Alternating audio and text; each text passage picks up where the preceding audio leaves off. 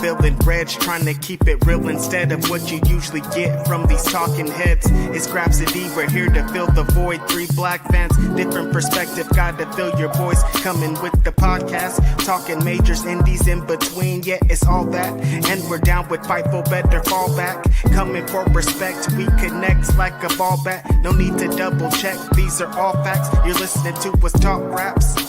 You're listening to us talk raps. Will, Phil, and Reg. Yeah, we're Grapsody, here to talk raps. Yeah, we're Grapsody, here to talk raps. Welcome.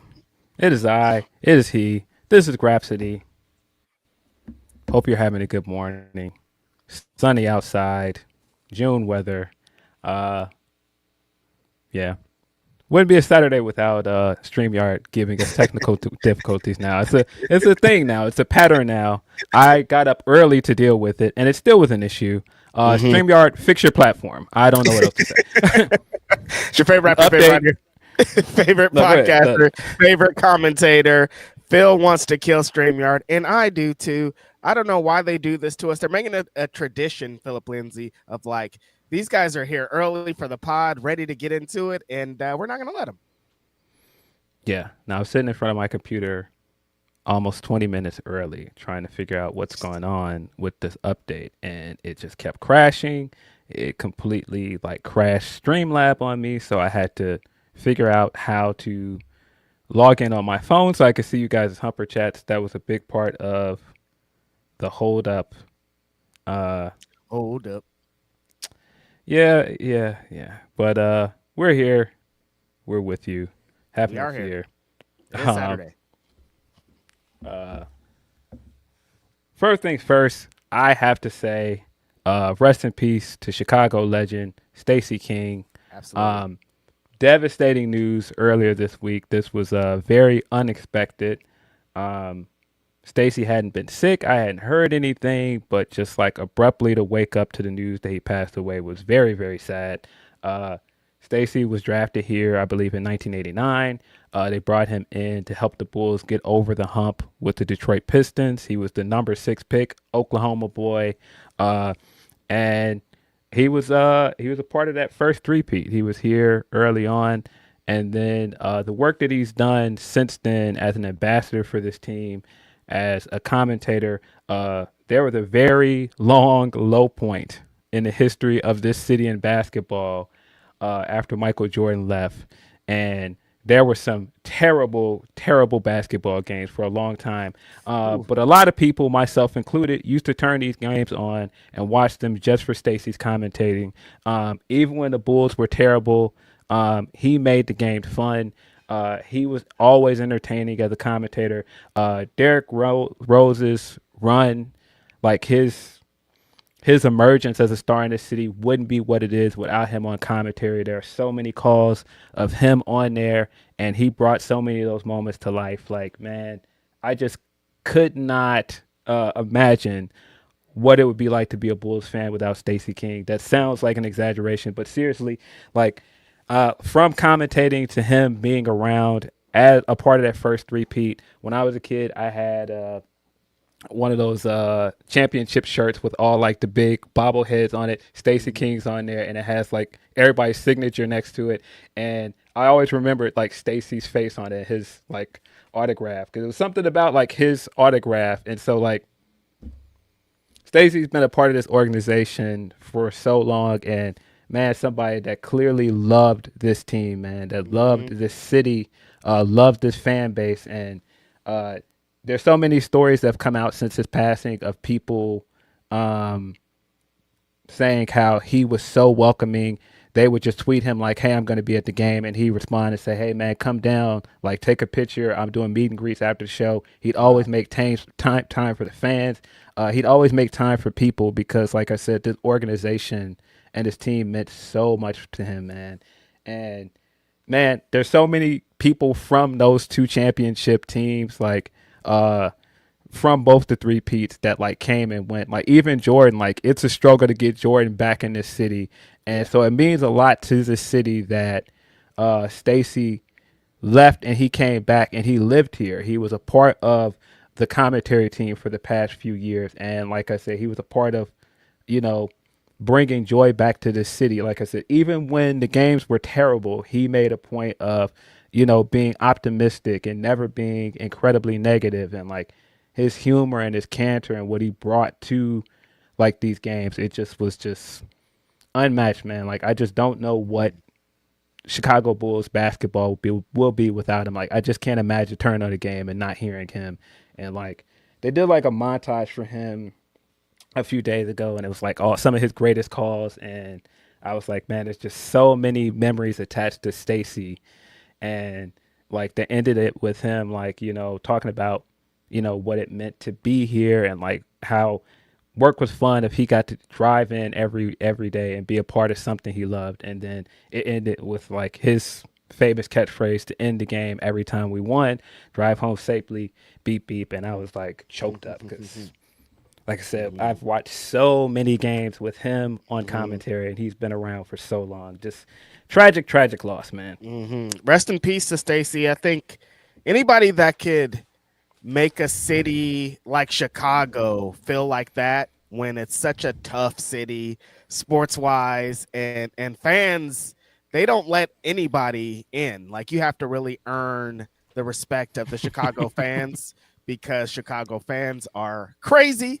I know one personally. He's here talking right now, and the way that he continued to have you guys be down with the Bulls when times were hard, and D Rose was trying to bring you guys back to something. Like just those connections are always going to be lasting. So rest in peace to him. Rest in peace. I mean, sending condolences out to him, everybody out in Chicago, his family. Seems like a pretty big loss to the community. Yeah, just wild. There was a story of one of his friends was talking about how they were preparing for the summer, and they were talking about things they wanted to do over the summer, making plans and trips and stuff. And the next day he got the call from his son that he was gone. It just was that, it was that sudden. It's just crazy to think about, man. Like, and like I said, it wasn't like like I said, he's from Oklahoma, but he lived here. He was a Chicago guy. And one thing this city appreciates is people that don't come here and get their claim to fame and leave, because so many people do it. So many people grow up here, are born here, and then they move to LA or move to New York and they move on. And so like when somebody plants their flag here and like proudly like lives here, it means a lot to Chicagoans. And he meant a lot to this team, man. I just can't. Man, I cannot put into words like how devastating this was. Like just really sad news. But yeah, just, you know, to take the good out of it. I think a lot of people, you know, no matter how small your role is in anything, want to leave an impact on something. Absolutely. And to be able to leave such a lasting impact on this organization and so many people is like a blessing. Being a commentator in the world, knowing humans like him existed and left their mark and inspired and the next generation means a lot to me too. So yeah, rest in peace to him. Rest in peace to, you know, black men at this age, at this time, Phil. It is crazy, man. It feels like every time I open my phone, somebody in some facet of thing that we love, whether it be hip hop or basketball or anything, movies and things, anybody kind of around that generation that we love is starting to get like this, and it's starting to be pretty scary to say the least. So I guess stay on top of your health, guys. Get checked out and live it up. You just never know. Today could be your last day. So like have fun, enjoy yourself, be nice to people, be good to your community, to the next man, because you just never know. Yeah, I always think about the line from the Childish Gambino song. I think it's "We Ain't Them," when he's talking about Questlove, like, damn, we can't even make it to 50, and Stacy was only like 58, 59. He wasn't even 60 yet, and he didn't look old. Again, like the fact that there were no like signs of this, like the official word is that he collapsed in his home, and Then he was taken to the hospital and he passed away. Like, they still haven't said what the causes were. It sounds like a heart attack. But I'm not a doctor. I can't diagnose it, but just everything about it just sounds really, really awful. Like, he had a family and he was so beloved by his friends and, the fans. So again, just a tragic loss, man. Chicago's going to be reeling for a little bit on this. So shout out to all the Chicago homies. Hopefully they are good. Hopefully they stay down. Basketball, though, Philip Lindsay. I'm still blown away by Game 4. I was refreshed on Game 4. I have a lady friend that's an older New York woman, and she came over yesterday, and things happened. Then after things happened, the homegirl. let me tell you, Phil. After things happened, the homegirl said, "Hey, do you want to watch the fourth quarter of Game 4 to see how it all went down one more time?" And I'm just like, she wanted to rewatch. She wanted to rewatch, Phil. This is how New York fans and New York people are. Do you want to run it back so we can see this spectacular transition one more time? And I'm like, sure. And like, what, Nas is somehow playing in the background in my house. Like, there's a lot going on. I don't know what they did. I don't know what kind of spell New Yorkers put over the world, but it's going down right now. Man, Danhausen lifted that curse, it's man. Danhausen. It's been crazy times. The New York Knicks jumped up to a 2-0 lead in this series, went to San Antonio, got the job done, won 2 games in San Antonio. This is the team that beat the defending champions, the OKC Warriors. And a lot of people thought, myself included, all right, Spurs beat the defending champions, man. Like, this is it. This is their year. Now, I did say during the OKC series, their youth was showing a lot. Their inexperience was showing, and we'll get back to that in a second because it showed its ugly head again in this series. And I was like, oh, yeah, these guys are a bunch of young guys. They just haven't been there yet, and it shows. But I was looking around like, hey, man, the series might be over. These guys are going back to the Garden, up 2-0. This is the best-case scenario for the New York Knicks.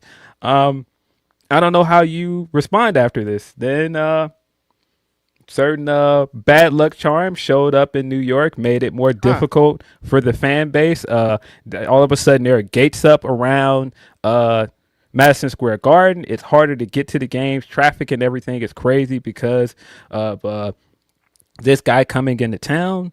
The watch parties around Madison Square Garden got canceled. Just a real bad, negative vibe around this game. And the Knicks have had such positive buzz around their fan base, and like their fan base is really galvanized around this team all playoffs long. And this was the first time it kind of felt like divisive. And, yes. Totally. And so, yeah, I kind of figured when Drumpf said he was going to this game that they were going to lose. I was like, yeah, this guy's bad luck. He's going to show up. And of course, fall asleep. you can't have good things when this guy is around. And of course, he showed up, and the San Antonio Spurs won that first game. This was the Knicks' first finals appearance in Madison Square Garden since 1999. And what they had won like 15 in a row or something at that point? 13 in a row. 13 games in a row. 13 games in a row in the playoffs up to that point. This guy shows up, brings his bad luck with him, and the New York Knicks lost their game, their first home game in the finals. This started this beef between him and Stephen A. Smith, which is ridiculous.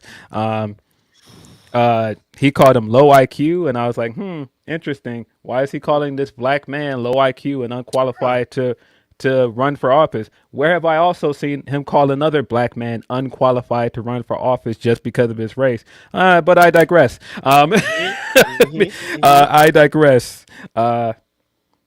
And yeah, so after that game, I was like, oh, we got a series now. It's 2-1. If the Knicks lose game 4, they're in trouble because you're going back to San Antonio and you officially let these things reset, and they're getting home court advantage again. So this could have gone either way.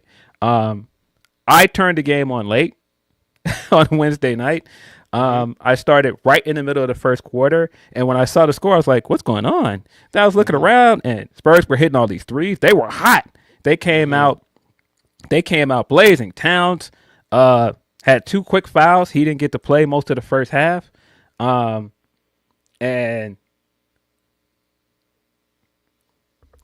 sorry, got distracted by something. They came out blazing. You got that great optic of Mitch Robinson. Politics are in my brain. Sorry. Mitch Robinson elbowing Wemby in the face, and he's on the ground doing the "I'm in your head, boy." Fantastic stuff. I have to say, some people are changing their minds about Wemby, which always happens when you're the guy, and it's clear you're the guy. And buddy, even though they're losing, it is very apparent Wemby's the guy. This is going to be his league. If you don't like him, you better get ready. This is going to be his league soon, man. Like it's all of the signs are there. And let me tell you, as somebody that doesn't like the last guy that was the face of the league, it's apparent when it's going to be somebody's time. And totally, it's going to be his time. And unfortunately, a lot of times when somebody is getting ready to be the heir apparent, a lot of people start changing their opinions on him. And people do not like this kid now. And I like him talking his shit. I like that he's leaning into like being a villain and all of this. I was like, I like everything about this. Get your shit off. People were like, he was playing dirty. And I was like, no. When you're as big as this kid is, and Shaq can attest to this, and that's why I was glad that Shaq said it at halftime. When you're as big as this kid is, people are going to try you. They're going to grab on you. They're going to get their little shots in. They're going to hit you because nobody notices it when some smaller person is hitting you. It's like a gnat, like running, flying around and biting you at every turn. As soon as you swat it away, though, everybody sees you. So when he threw Brunson to the ground, everybody saw that, and they were like, how is this not a flagrant? Now, I saw exactly what that was. That was Wemby saying, hey, stop playing with me. Like y'all keep doing stuff. Y'all keep thinking y'all could punk me in the lane and push me out of the lane. Nah, dog, stop playing with me. That's what that felt like. Also, Phil, it feels like I was just telling somebody this yesterday. Every time Wemby talks to someone about basketball, they're like, you need to be more aggressive. Like if he talks to a coach, they're like more aggressive. If he talks to Shaq, they're like more aggressive. He watches TV, everybody's like, he's big, he's great, he finesses, but he needs to be more aggressive. And then he's more aggressive and everybody's like, hey, whoa, hold on. You can't be doing all that. It's like, no, where's the line going to be? Like he's tired of being pushed around, being the biggest guy. When he starts fighting back, like you can't be mad at him for fighting back.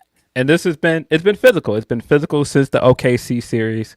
And when you're as big as this guy is, when you're as good as this guy is, it's like, what can you do to stop him other than like try to get physical, hold his jersey? That's why they brought Hartenstein in last series to get physical with this guy and grab him and pull on him. And you've already seen some of this in this series. And that's why Knicks fans that are whining about it, I'm like, nope, this is playoff basketball. This is what happens, especially when you've got a guy that is seemingly on the cusp of being the best player in the world. And again, I know what that looks like. I saw it when Jordan was on the cusp and getting ready to emerge. That's why the Jordan rules existed. That's why Detroit had to play him the way they did, because you didn't have another choice. He was too good. You're not going to be able to just guard this guy up close. No, every time you come in this lane, we're going to give you something to remember. Don't come in here. Take one of these elbows, take a little bit of this. We're going to shove you, shoulder blocks, all the things. They're going to try to put pressure on him because he's not just going to keep doing whatever he wants. That's not what this series is. Yeah, that's what it feels like coming out of this, Phil. Like beyond kind of the collapse of the San Antonio Spurs, it's like the best player of the next generation is playing basketball on this court right now. We're seeing something special. Like we're seeing like the building blocks of what this kid is going to be. And a lot of what he's experienced in this series is growing pains. And we all knew that was going to happen. Really? That's why I was surprised that he made it all the way to the finals in the first place, because I was like, I just don't know if this team is ready. And from what I've seen, I don't think they're ready yet. I don't think that means they're not going to eventually get there, because this kid is just too good. I do think, like, even if he loses this series, which it sure looks like that's going to happen, he will be back. He's just too good. And they've got too many young kids on that team. Like, their average age is like around 25 or something. Like, Like you see Dylan Harper emerging. He's only 20 years old. Stephon Castle's only like 22 years old. Like even Wemby himself is only 22 years old. Like these are really young guys, so they'll figure it out. But man, that first half, you couldn't have played any better in that first half. 29-point lead, and I thought, oh, this game is over. I started the game on, but I was looking around the whole time like, oh, this is over. And you hit the group chat at one point to be like, this, I don't even know what the Knicks are doing here. They're out of here. And I was like, I remember being on the watch along and looking at your text and being like, oh, I guess that game's over. Yeah, it was unbelievable. Up 29 points, like they were hitting all their threes. Wemby was looking confident, and then that second half happened, and they started chipping them more and more at that lead. And I don't know what happened to the Spurs. They got arrogant in that second half. They started playing really terrible basketball, taking a lot of threes. You're up 20 points. Why are you taking all these threes? And it wasn't like we're just taking threes here. They were like coming down every possession taking threes and bricking them. I was like, what are you doing? And bricks, dog, and not setting up, just like careless. I'm like, what's happening here? Careless turnovers. It was awful to watch. And I was just like, what is their coach doing? Call a timeout and tell these guys, hey, man, settle into your game. We got these guys. Yeah. We're up. We're up almost 30 points. Why are we playing lackadaisical? Why are we playing? We don't need. They're the ones that need to play with urgency. This is a must-win game for them. This is their home court. No, we're potentially on the way to go home with a tied series. Nobody thought we were going to win 2 games in New York. Finish this game. Put this game away. And just watching this collapse was just like one of the most baffling things to watch. Like, and I was glad that Chuck said it in the post show. And I can always trust Chuck to tell the truth. This was just awful basketball all around. God awful. And I get it. I know a lot of Knicks fans are going to be like, oh, well, the Knicks stole this one. I don't think that's true, guys. And I watch a lot of basketball. This isn't me hating on the Knicks. I don't think that the Knicks were playing that great on defense to cause this collapse. These were unforced errors. This was a lot of careless turnovers. Some of those turnovers that De'Aaron Fox got before the last play of the game, which we'll get into, some of those passes he was throwing where he would just throw the ball carelessly off to the side and there was nobody there. I was like, what is he doing? Is he throwing this game? Like, what is he doing? Like, no look passes, but like there's no look over there. I'm like, wait, what's happening? Bro, it was like spinning and things. I'm like, no, something's going down. Just taking bad shot after bad shot. And it's like, if the Knicks were coming out and forcing turnovers and forcing them to take bad shots or forcing Wemby out of the lane, I would get it. But the play would start and Wemby would be at the top of the key. And I'm thinking, okay, run, pick, and roll. He's at the top of the key. Roll him to the basket. There's nobody on that team can stop this guy going downhill to the basket. And he would just settle for shots. I'm just like, what are you doing? This guy is 7'4". Nobody on this team can stop this guy from laying this ball in. Why are we settling for jumpers? And they just kept doing it for 2 quarters. It was insane to watch. And so when the fourth quarter started, it's now getting to a 15-point lead. I said, okay, I still think this game is over, but I don't understand why they're letting their foot off the pedal. The further this game started going, and goddamn OG Anunoby, he's been doing this for 4 games now. He will hit a big shot out of nowhere, contested. Somebody will have a hand basically on his face. Basically, their fingerprints are on this man's eyeballs, and the ball is still sailing in like nobody is there. I'm just like, what is going on? And so he hit a 3 in this fourth quarter, and I was just like, "Oh no, it's happening! This is done." So the crowd kept getting louder, and you could just see it how this was happening. At one point, Fox threw this ball off to the side and got a turnover. Josh Hart is driving all the way to the basket. He somehow misses the dunk, completely smokes this layup, and I was like, "Okay." At this point, it's a 1-point, 3-point game, something like that. They get the ball back down there. Wemby smokes 2 layups. I was like, bro. And I think some of this is Wemby was tired, and this is another bonehead coach thing. You're up 29 points in this game at one point. Why did Wembanyama play 48 minutes in this game? And I don't have the exact number in front of me. He played over 40 minutes. Why is he playing over 40 minutes in a game where you had damn near a 30-point lead? That makes nobody's sense. When the question coming into this series was how many minutes is this kid going to play? We've seen him get winded in the season. We've seen him get winded in some of the other series. Why would you even risk that in this game? Why would you let this kid play this many minutes in a game where he didn't need to? Orion said in the chat he played 43 minutes.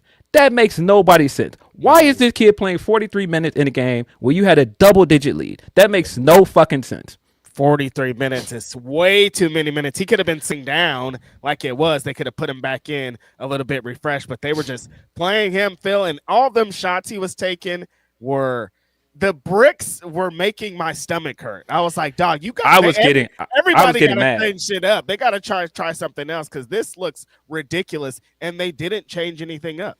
No, I was getting mad, and I'm not a Spurs fan. I really have no dog in this race, but the basketball was so mad, I was getting mad because it was getting egregious. I was like, what are y'all doing? Like, what? Why? Like, so by the time, like, New York got back into this game, I'm like, y'all blew this. Y'all gave this game away. There's no excuse for this. They completely blew this.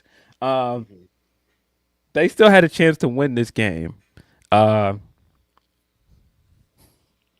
get this breakaway, fast break, and De'Aaron Fox, who was putrid in the second half. There's no way around it. And I like De'Aaron Fox. I liked him when he was in Sacramento, and I thought when he came to this team, they got a chance. Like the combo of him and Wemby, that's great.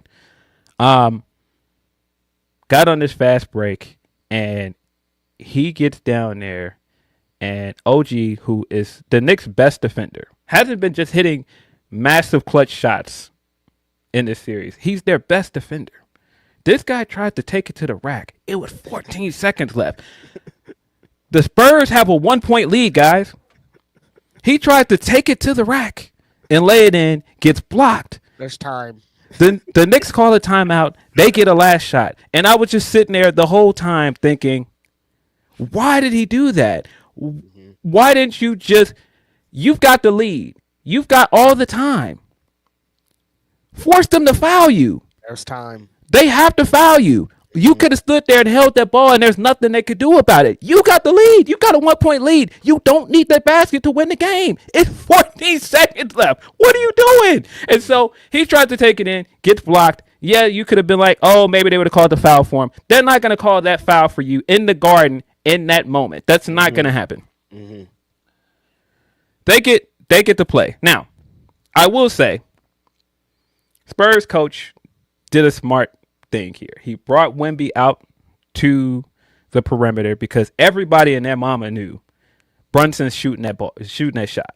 Absolutely. You want the last shot in the game. This is Brunson's shot. Mm-hmm. Brunson gets the ball, and Wemby is out there on him. He goes to shoot over Wemby, takes an awful shot. I mean, awful. It clanks off the basket, and I'm watching this thing going, okay, game might be over. And out of nowhere, that hand emerges out of nowhere and tips that ball in. And when I went back and watched it, because, again, this is just how these things go when a game is slipping out of your fingertips. When quicksand starts to happen and when somebody's playing bad, everything's starting to go wrong. Everything is going wrong. And if you go back, who was guarding OG Anunoby, who was supposed to be on him when he went all the way from the top of the key, ran all the way into the paint and tipped that ball in?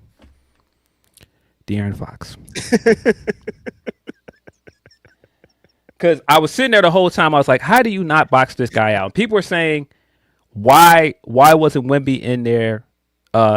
No, they made the smart play. He was standing there, contested that three, and he was about to miss. He did miss. He missed. Brunson missed. That was game over. All you got to do is box out, get the rebound. Game is over. Fox let this guy run all the way into the paint and tip this ball in. And I was just like, how? How? How do you let that happen? So then they still have time. They have, I think, like 2 or 3 seconds to get the ball and get a shot up. At that point, it was over. You cannot. You've given up a 29-point lead at this point. Knicks are winning. It's over. Like, even if you can get one last shot, no, this is demoralizing. And so, it's over. Inbound pass, Town gets a finger on it, tips it. Towns hit a big 3 in the fourth quarter as well. He did. He kind of kicked the momentum into high gear with his 3 where he was falling out of bounds. Yes. Spurs lose this game, and I just was sitting there the whole time when this game was ending, and like the fans are like going crazy. Larry Davis on the floor, Spike Lee's on the floor. My man from Do the Right Thing that worked at the pizzeria with him, he was on the floor. They were like singing New York, New York, and I was just like staring at my screen, like, how did they let this happen? Like, this game could not have been any further in the bag. I mean, this was over, man. Like, I just cannot believe it. Like, I was like astonished by this. And again, you do have to give some credit to the Knicks of showing some heart and coming back. But no, the Spurs threw this game away. I mean, they blew it. I do like the bits, though, of the halftime. It was bad at halftime, but the halftime show was the Wu-Tang Clan. Yes. And they kind of got the city back to where they needed to be, and that kind of started the transition to get them back, because the curse was still on from Donnie the night before. Like, they were like, bro, something was bad. Wu-Tang came and cleansed the garden and cleansed the fans, and I think something changed. Yeah, I saw a friend of the show, Cass, out in front of the stadium with the sage trying to get this negative energy out of there. And when the game started, I was like, oh, they must have had some bad sage. They didn't light enough because it didn't work. It was looking bad. But like, this was the most baffling collapse I've ever seen.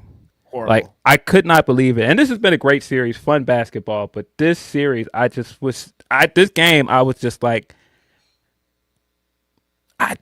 I don't know how you blow this lead. I don't know how you lose this game. And it was the youth, like you're saying, that it really showed how young this team is, because they were playing like a high school basketball team, just like running and gunning. And it's like, you guys are in a serious finals game here, dog, and it does not look like it. Unbelievable to watch, man. And yeah, this was definitely a youth thing. This was an inexperienced thing. There were some things that Wemby was doing in the second half that I'm like, you gotta demand the ball, dude. Like, yes, you can't keep settling, and you gotta take over when the game is slipping away. And I don't think that he did. And a lot of blame is gonna rest to his shoulders because he's the star of that team. But a lot of blame could go around. Of course, De'Aaron Fox is going to take a lot of blame. But I think their coach should take a good chunk of the blame, because he didn't call a timeout and settled things down. When De'Aaron Fox started screwing up, because, again, he started screwing up way before the last 2 plays of that game. He kept trying to play hero ball. He kept trying to do certain things. I'm just like, what are you doing? I was like, take this guy out and put Harper in. Harper has been great for you all series. Yes. And I just was like, why wouldn't you take him out? And yeah, just whew. Yeah, series is probably over. New York is heading to San Antonio tonight for Game 5, with the chance to put this thing away. New York Knicks are a game away from winning their first championship since the 70s. And what, dude? What? I mean, half the cast of Seinfeld's at the game. Nas is there. Fat Joe. Like, yeah, they got the energy. They got the New York is trying to win this bad, Phil. They are ready for this. Yeah, so many great things about this as a fan of basketball, as a fan of like a lot of things around basketball. We were joking. There's that picture of Jadakiss' dad with Whoopi Goldberg, and I was like, oh, Eddie made it to the game. Like, if you know, you know. That is a classic Whoopi Goldberg movie. Eddie. Eddie showed up, man. How could they lose if Eddie was there, man? Like, Larry David doing his best like Sanford impression when Josh Hart missed that layup. He looked like he was heading to the upper room for a second. I was like, man, we almost lost a national treasure, man. They're holding him up like he was Jesus or something on each side. I was like, nah, get Larry up. Larry's like 85 years old or something too, and he was having a great time out there. Yeah, there's a moment in the comeback where they hit a three, and he's sitting there like with this boo boo face, and they're like, "Yeah, see, look, we're coming back," and he's like, "But," and you put that next to his reaction when that tip in goes in, night and day. Very funny stuff. I have a friend. I have a few friends from New York, but I have a friend that's from here, and it's easy to root for somebody that's like, oh, they haven't won nothing, they deserve this. And my friend called me. It's like, man, you gotta give it to New York. They deserve this, and all these other things. And I looked around, and I was like, man, fuck all that, man. I've heard the way New Yorkers talk to us, how they take credit for everything. I was like, hey, man, great for them. I'm indifferent about all of this. I'm not rooting for New York to win nothing. I don't give a fuck about that. I don't like it. It always feels like they deserve this, and like, but do they really though? Like the Yankees have won some championships since then. You can't bring up New York hip hop without New York being like, we invented this. This is all ours. For the last 50 years, we've been hearing about how they are on the cusp of everything existing. So it doesn't feel like they need this win more than anybody else. You don't really need this win. Look, man, great for them if they win, but I'm not actively rooting for New York, man.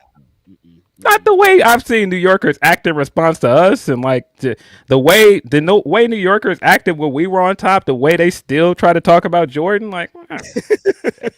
But again, hey man, have fun. A lot of New Yorkers are having the time of their life, having a blast. That's cool. But like, if you think I'm about to join the chorus of "Hey, rah rah New York," you think I'm about to be like playing fucking New Empire State of Mind with no. Dun, dun, dun, dun. Phil comes out. Dun, dun, dun. Got 100 guns, 100 clips. I definitely did think of that at one point. Like doo doo doo doo doo doo doo doo doo doo doo doo doo. That is a lie. Justin called it wrong. I know a lot of New Yorkers. That is a lie. Some New Yorkers like Chicago. Some of y'all be talking crazy about New York. I mean Chicago. Some of y'all still try to little bro us and be like, "Oh, y'all are the second city for a reason." Nah, dog. It ain't the same love. Again, the way the Knicks fans have talked for years about the Bulls and enjoy our suffering. There's a reason why I've kind of been for years pointing and laughing at New York never winning, because I was like, "Oh, y'all would love this for us." Well, we don't win, so. But I mean, listen, man. I know a lot of New York fans. I know a lot of New Yorkers that are having a blast with this, man. Yeah. And so, man, I listen. Have fun. Sounds like a great summer for them. But if you think I'm about to be like, man, this is a good moment. I haven't seen New York men show emotion like this. Like I've been seeing grown men crying from excitement. Like they are so happy, and they haven't even won yet, Phil. And they're just like praying, hands in the air, jumping up and down. I'm like, these men, like, New York is about to be magical this summer if they do win, and like, shout out to y'all for that. But like, let's reel it in a little bit, I think. Some of you guys also calm down. There's stuff like people beating up fans and stuff. See, that's sad. Like, to stop doing that. Like, that stuff like people trying to burn off people and burning the jerseys, throwing eggs at Wemby. Stop doing that shit, man. That shit is corny. Like, win gracefully. Don't do that shit, man. Like, and the 17-year-old kid that got beat up the other night, that was really terrible. I guess that kid was a Spurs fan. Sorry, that kid was a Knicks fan. He got beat up by a Spurs fan, and they put that kid in a coma. Like, it's not worth it over basketball, man. Like, don't do that, man. Supposed to be having a good time, and now someone's in a coma. That's not what is going on here. Like, there has to be a line, you guys. There's not going to be a line, Phil. If they win, it's gonna. What are they? They're gonna set New York on fire, I think, if they win. Yeah, all of that stuff is. It's god awful. Awful, man. That video of them ripping the guy's jersey off. I'm just like, what's going on here? That's awful, man. And again, like throwing eggs and stuff at Wemby, don't do that shit, man. Like if people be like, well, he got away with that flagrant foul, that don't mean it's okay to throw things at that guy. Don't do that. Shit's whack. Shit is whack. Going too far. There has to be a line. Do they close? Is there a world where they not throw the game, Phil, but they kind of like let it happen so they win tomorrow. They win in New York on Tuesday. They should not do that. That would be a mistake, in my opinion, because anything can happen. And Yes. we see crazier things happen in a Game 7 situation. The worst thing that could happen for the Knicks is if this goes 7 and you're going back to San Antonio, because anything can happen. I think if you're the Knicks, you got to be trying to go into San Antonio and close this series out. If I had to guess, I think that San Antonio is going to show some fight. They're probably going to try to force this to Game 6. My bet is it's going to go 6. But if you're the Knicks, you got to close this out tonight. Yeah, you can't wait. You can't let any momentum try to gain, because them San Antonio fans are crazy. They're going to be rabid tonight. They're going to be ready for this. But if you just, they see that they could weather the storm. I love after OG, they did an interview with OG, and he's just like, we've been here, we've been down. It's about runs, and we just knew that our run was going to come, and that's what happened. I'm just like, when there's confidence like this, and he was stoic and cold and just ready for the next game, I was like, that's who they got to worry about. That's a cold brother right there. Yeah, listen, man. Sometimes it be like that, man. It feels like that acoustic guitar started playing in their huddle, and it got the my man from North Carolina. And when you're down and confused and you need a helping hand.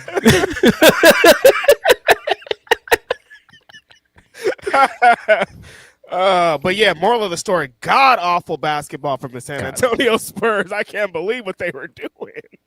God awful. But man, look, man, it's man, this has been a very fun series. I would be lying if I said the energy around basketball being in the Garden in the playoffs again hasn't been like special, man. Like something about it, like special.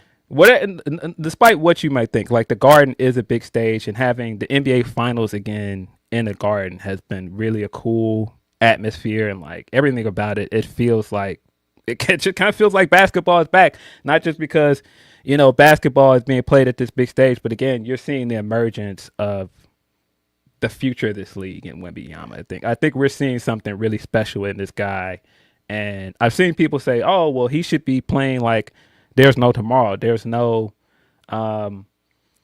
There's no like safe bet that he could be back. Like anything could happen. He might not end up back. If I was a betting man, no, I would think this kid is going back to the finals.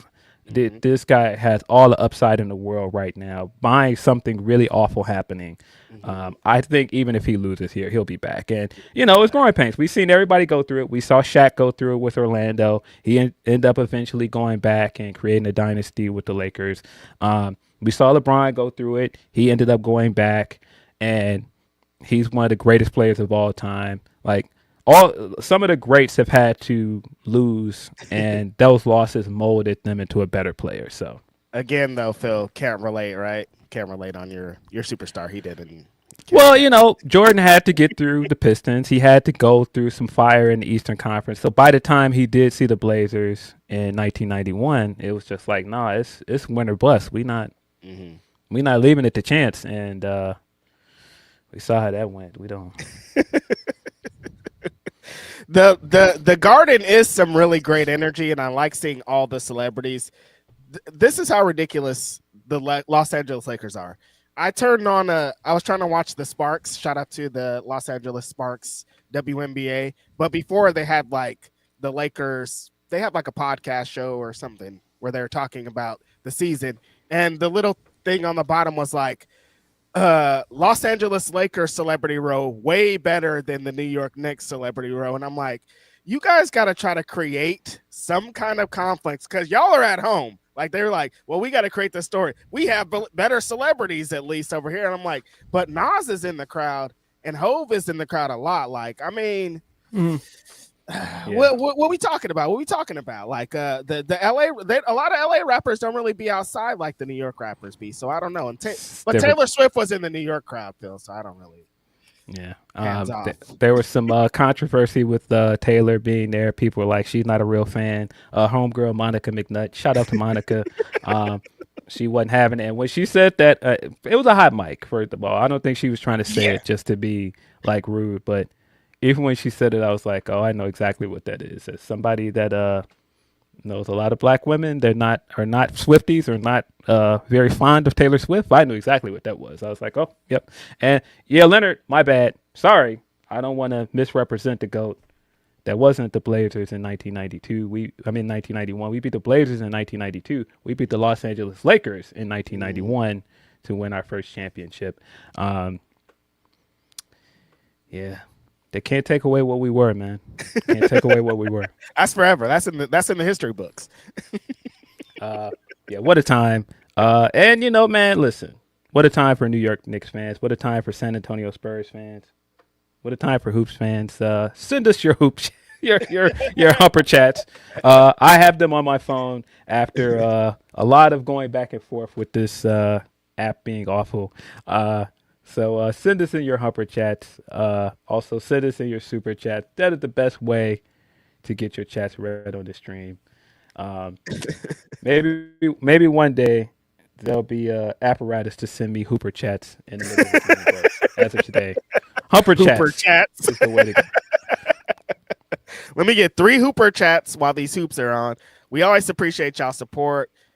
Super chats, humper chats, any kind of chat y'all send to the pod. Y'all are the best. Y'all are always being crazy. We want to shout out all our New York homies. Y'all are wild. Y'all are insane. That video of Cass, like, there's spit coming out of his mouth because he's so excited. I'm like, these New York guys are crazy, man.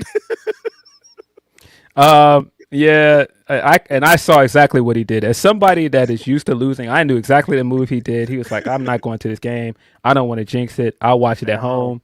And so if I'm disappointed, I'm here. But if we win, I'm here around my friends. I knew the move. I saw that move, Cass. Shout out to Cass. It's Zeno, a great man, move for your mental health. Watch your mouth now. Friend of the show is not in here, but like, watch your mouth on Tay Tay. Like, she's a bandwagon fan. I guess the story is she was like a Amari Stoudemire fan, so she's been a New York Knicks fan. But people was not trying to give her any credit, man. No leeway. No leeway over here. Nothing else. Denise yelled at me for like 30 minutes the other day talking about Taylor Swift, and I'm good. I was just like, "Hey, what are your thoughts on this?" And she was, Phil, you saw a little bit in the group chat. We talked after. She was so mad. Leave Taylor alone. Denise, okay, all right, I get it. I'm sorry. Leave Taylor alone. I'm like, she's up though. It's not like if she's up, what does it matter that anybody's talking? But you know, whatever. Taylor Swift fans are crazy. Man. Listen, like carbs. Listen, man. Even though I am reluctant to say it, New York is up, man. Fat Joe's having the time of his life. A lot of these people that are like famous New Yorkers are up. Hove is back outside. We've had like a whole week of discourse around the Hove verse, and New Yorkers are up, man. Hove's playing in L.A. Yeah, he just announced he'll be in L.A. Damn, I wish I was rich. No way I could get into that show. You know how much that money that show's gonna cost? What could I do? Yeah, let's get into some of these super chats. What can I do? Freaks51 says, okay, fellas, everyone else is already doing it. Might as well join in. We need reckless speculation, Grapsody edition. What have y'all heard about Punk? Who is Punk, Phil? I don't know. I don't know who Punk. Starting in hot with these super chats. I've seen a lot of this discourse around Punk, and I've seen people making their jokes, and I was like, oh, I can't comment because very famously a fan of the guy. And so there's a lot to think about this, though, because some rumors came out about Punk this week. And of course, anytime there's a rumor about him, whether it is unsubstantiated or not, it is going to become headline. Like every time. This guy, I don't care what it is. That's the sign of you're a big deal, you're a big star. As soon as we can put your name in a thumbnail, or put your face on the thumbnail, put your name in a headline, and get some clicks off of it, every time we're going to do this with CM Punk. And a lot about this is very fraudulent, guys. Very, very fraudulent. And the immediate thing I thought, because Sean Ross Sapp, if you have not seen it, he did a whole conversation with John Alba this week about it on the Hump. And when I was listening to him talk about it, and the source of some of these Punk rumors, we gotta get serious out here about some of the people we're listening to, guys, because this era where some random Twitter account or somebody that might have a connection to somebody in a locker room or might have heard something can just say something and then it turns into like discourse and people start running with it. We got to cut that out. People also got to be more responsible with the things that they're sharing. And it's really the wild, wild west with these things because of what Twitter is now. And, you know, how easy it is to get engagement, you know, with the blue check marks and getting paid for engagements and stuff. And just the fact that now everybody wants to be an insider. Everybody wants to be somebody. Everybody wants to aggregate something and be the first to put something out so they can get all the engagements first. Wow. And it's a very dangerous landscape for information. And of course, that was done intentionally by Elon Musk. And absolutely. A lot of people that want to spread misinformation. And there's a lot of misinformation around everything. And a lot of this Punk stuff is fascinating to watch because I don't remember if that was last week or the week before that I told you what I heard. And I have been hearing things for a while. And that was last week. I hear things all the time, guys. Mm-hmm. And I'm not a scoopster. That's not what I do. No. But me and you could probably, if we wanted to, make a little bit of money off of breaking news. To say the least. There are things that we've known before it became public that's like, oh, I knew that. Or I'll hear something. But you got to be careful because when you hear things. Is it worth it? Unless you do the due diligence of sourcing these things and double checking, triple checking these things, you cannot just go with I heard. I heard is not. That's not enough to run a story. That's not journalism. Anybody can get on and spread gossip. Anybody can get on and say, I heard something. Mm-hmm. And like I said, we hear things all the time. But we would look crazy if I got on here every week and told you guys what I heard. Because sometimes I hear some unbelievable stuff that's like, that can't be real. There's times where I've heard something directly from the person's mouth. Like somebody has been like right in front of me saying something like, oh, the internet would go nuts if they knew you said that. But I can't just get on a podcast and say, hey, this person said this or that's what I heard, because that's irresponsible. It is. And it just... where does I heard land? Because like I've been in that same situation that you described, Phil, but I'm not in that conversation to be like, oh, this is for me. Or even at the other side where you are in the conversation with the person and they're giving you up information. I just don't. That's not really what our place is here, first of all. And like, it's just the lines are too blurry. The everything's too gray on how it is. Like you could just tweet, I heard blah, blah, blah. And then that becomes news and that becomes all of this. It's just too muddy of a place to exist in. And like, what good has ever really came from it? Well, that's the other part. Once your name is on something, that's journalism 101. And I'm not a journalist, but I've heard this from people that are journalists, and no, you've got a rule of thumb every time you have some information. What can I do with this information? Do I want my name on it? Can this come back and bite me? These are all a bunch of questions that you have to ask. And it's more than those three questions, but those are among some of the questions you need to ask if you have some information. And again, I've had some information. There have been times where I was annoyed at certain things people were saying because I'm like, oh, you have no idea. Yeah, you have no clue. Like you have no clue how wrong you are. And I can't say that, but you're wrong. Very often. This whole Punk thing, I heard a few weeks ago, at least the part about him being unhappy. Yeah. And what does that mean? Yeah, often people hear such and such is not happy with their their booking, or they don't want to do something, or they're not happy with something. That could mean anything. You mean like every wrestler almost ever? Yeah, that could mean anything. So I had heard before that was the reason why he hasn't been on TV, because he hasn't been on since the week after WrestleMania, and they started teasing the stuff with Cody, and it seemed like that was going somewhere. Cody, of course, was not cleared to wrestle at that time because he still was dealing with the orbital injury, and we haven't seen Punk. We haven't seen Punk then, so it then became the question of, all right, well, why isn't he on TV? Did they not have creative for him? I find that very hard to believe. One of the most popular wrestlers in your company, you have nothing for him. No. I don't believe that at all. Absolutely not. And then you add the AJ Lee bit to it. AJ Lee is seemingly done for now. I don't know if that means she's done for good, but that at least seems like the case, that she's not coming back anytime soon. And that's based off of her IG post that she put out. That interaction between her and Bayley in the lobby, that also was controversy because Punk slapped the phone out of the guy's hand. It seemed like Bayley was trying to give her last goodbye because she's not going to see her for a while.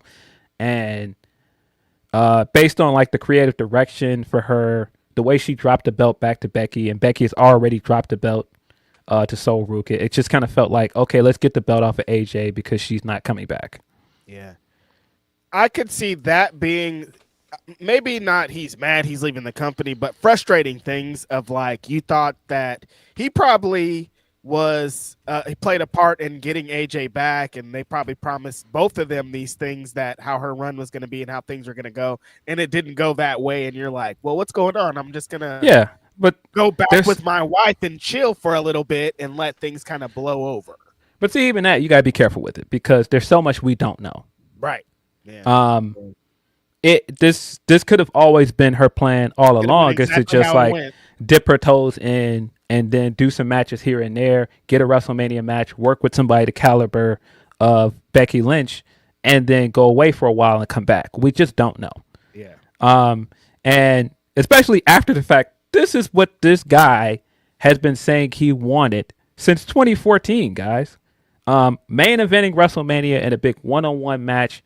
No, this is what he's been trying to do for the longest. This has been his career goal, to headline WrestleMania since the longest. And this isn't a night one main event. This is night two, biggest match of his career with the biggest star of this era, arguably the biggest match of this generation. Yeah. And it delivered.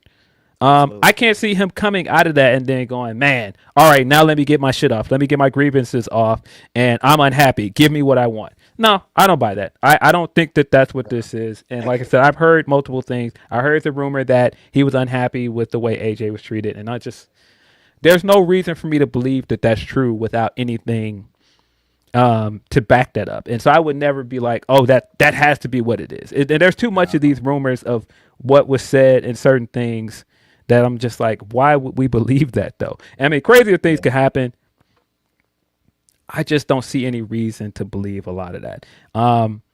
I just landed at it because they were like, oh, he hasn't been here since WrestleMania. But I'm like, what happened before WrestleMania? He's been going hard. I'm talking about hard for like 3 years straight. He's been to Saudi. He's been at all the shows. He's been the world champion. Like, he's been getting beat up, and he culminated with this big match. The bro's just probably taking a rest.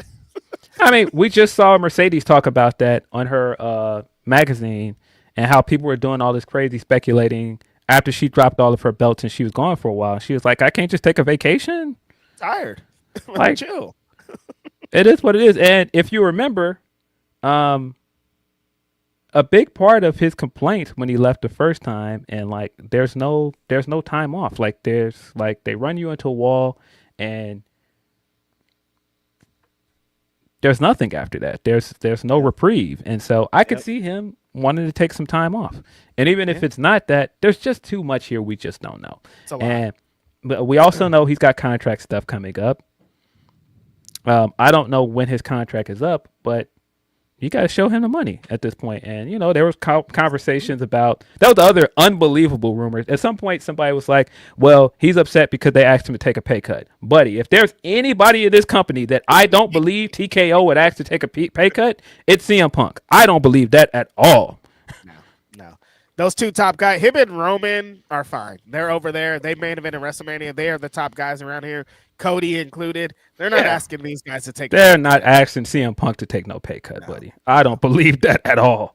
No, yeah. So this could be him angling, trying to get some leverage, because of course this also led into discourse of, hey, maybe he might be interested in going back to AEW. That bridge isn't burned quite yet, and like all of that discourse being on the timeline. We've seen how this guy moves. We've seen how he's moving with AEW. Might be a little bit of a play to get some leverage. Well, let's shake the table up a little bit. Let me see what they're saying out there, because they might have me fucked up. Let me let them know for sure. Y'all got to pay me. Because wouldn't you, Phil, if you're Phil, be like, yo, hold on. Yo, who do y'all think I am? Like, I'm not just going to be some guy. And like, everything on the other side could be true. Like, when I saw that Sean Ross Sapp put out the thing that he talked to AEW and they're like, the bridge is not burned, I was like, yeah, no shit. Like, when everything that people have been talking about CM Punk and AEW, I'm like, none of that matters. None of this shit matters, dude. This is pro wrestling. Tomorrow is a different day than fucking yesterday, and that's all that matters. If CM Punk was legit available and AEW had a chance to sign him, they would throw all the money that they fucking have at him. Absolutely. And I've seen all of the conversations. Well, he got fired. He got fired from WWE initially. Oh, yes. We were saying at one point 12 years ago, he was never going to wrestle again. And he came back to wrestling. And then after that, we were like, oh, he would never go back over to WWE. Headline WrestleMania. I never thought this guy would headline WrestleMania at one point. I thought, man, that's just not going to happen. The closest we're ever going to get to this was New York, and he didn't get his main event that year. I don't know when it's going to happen. Crazier things have happened. I don't think it's out of realm of possibility at all that he could go back to AEW. And on some levels, I wouldn't be surprised if he knows he handled that situation wrong. I would not be surprised if he feels like he wanted to make things right with TK and wanted to go back over there. I wouldn't be shocked at that at all. And I'm not even that's very on. I don't know if I'd say he's very online, but he's aware. Every time his name is attached to AEW, there's a certain tone, there's a certain something. He doesn't want that. There's no way that he wants that distinct universe, you know? I wouldn't be shocked at all if he would want to go over there and smooth things over. And you've got the possibility for him to go back over there and have a heel run. He hasn't done that since he's been back in wrestling. He hasn't had a real heel run. And believe me, if he showed back over in AEW, he would get heat. Absolutely, big time brother. Heat. And if you think he wouldn't revel in that heat that he got from over there, come on, bro, he would love that. And everything about this, like people being like, oh, well, that bridge is burned, and this is like, yeah, but he said a lot worse things about WWE than he had said about AEW since he left AEW. Absolutely. I don't even think it's the same. It's not even close. Everything about like the Saudi Arabia stuff and him wrestling in Saudi Arabia, apologizing to Saudi Arabia, like, dude, like nothing's out of the realm of possibility. So with Triple H all the time, like this is he ain't do nothing the same over there. And buddy, I gotta tell you, I've been thinking this for years at this point. It sounds like it hasn't been that long, but Punk has been gone from AEW since 2023. Mm-hmm. I've been thinking this for 3 years. I think if TK could get that guy back, he would take him. He never wanted him to leave. I feel it. That's always been in my heart. Like that was the most reluctant thing he's ever done. Even when he was saying it, I was like, he doesn't want to do this at all. I was there. I seen how he came out there and talked to that crowd. He doesn't want this. And there's never one moment where I felt like he wanted this. Even when he was like, we had to do this. This is the thing. I'm like, you do not believe those words, brother. Every step of the way, I feel like he has felt like I have to do this because it's not just about him. Yep. When we thought he was going to get fired the first time, and he spent all that time away. And every time anybody asks him about Punk, he's just like, well, I can't. I knew exactly what that was. I hear exactly. He's not closing that door because he was like, "No, I'm trying to figure out how I can bring this guy back, and it's not a big deal." And I think the last time it had just got too hot. It was nothing he could do. Right. Like based on the scenario and people advising him to fire him.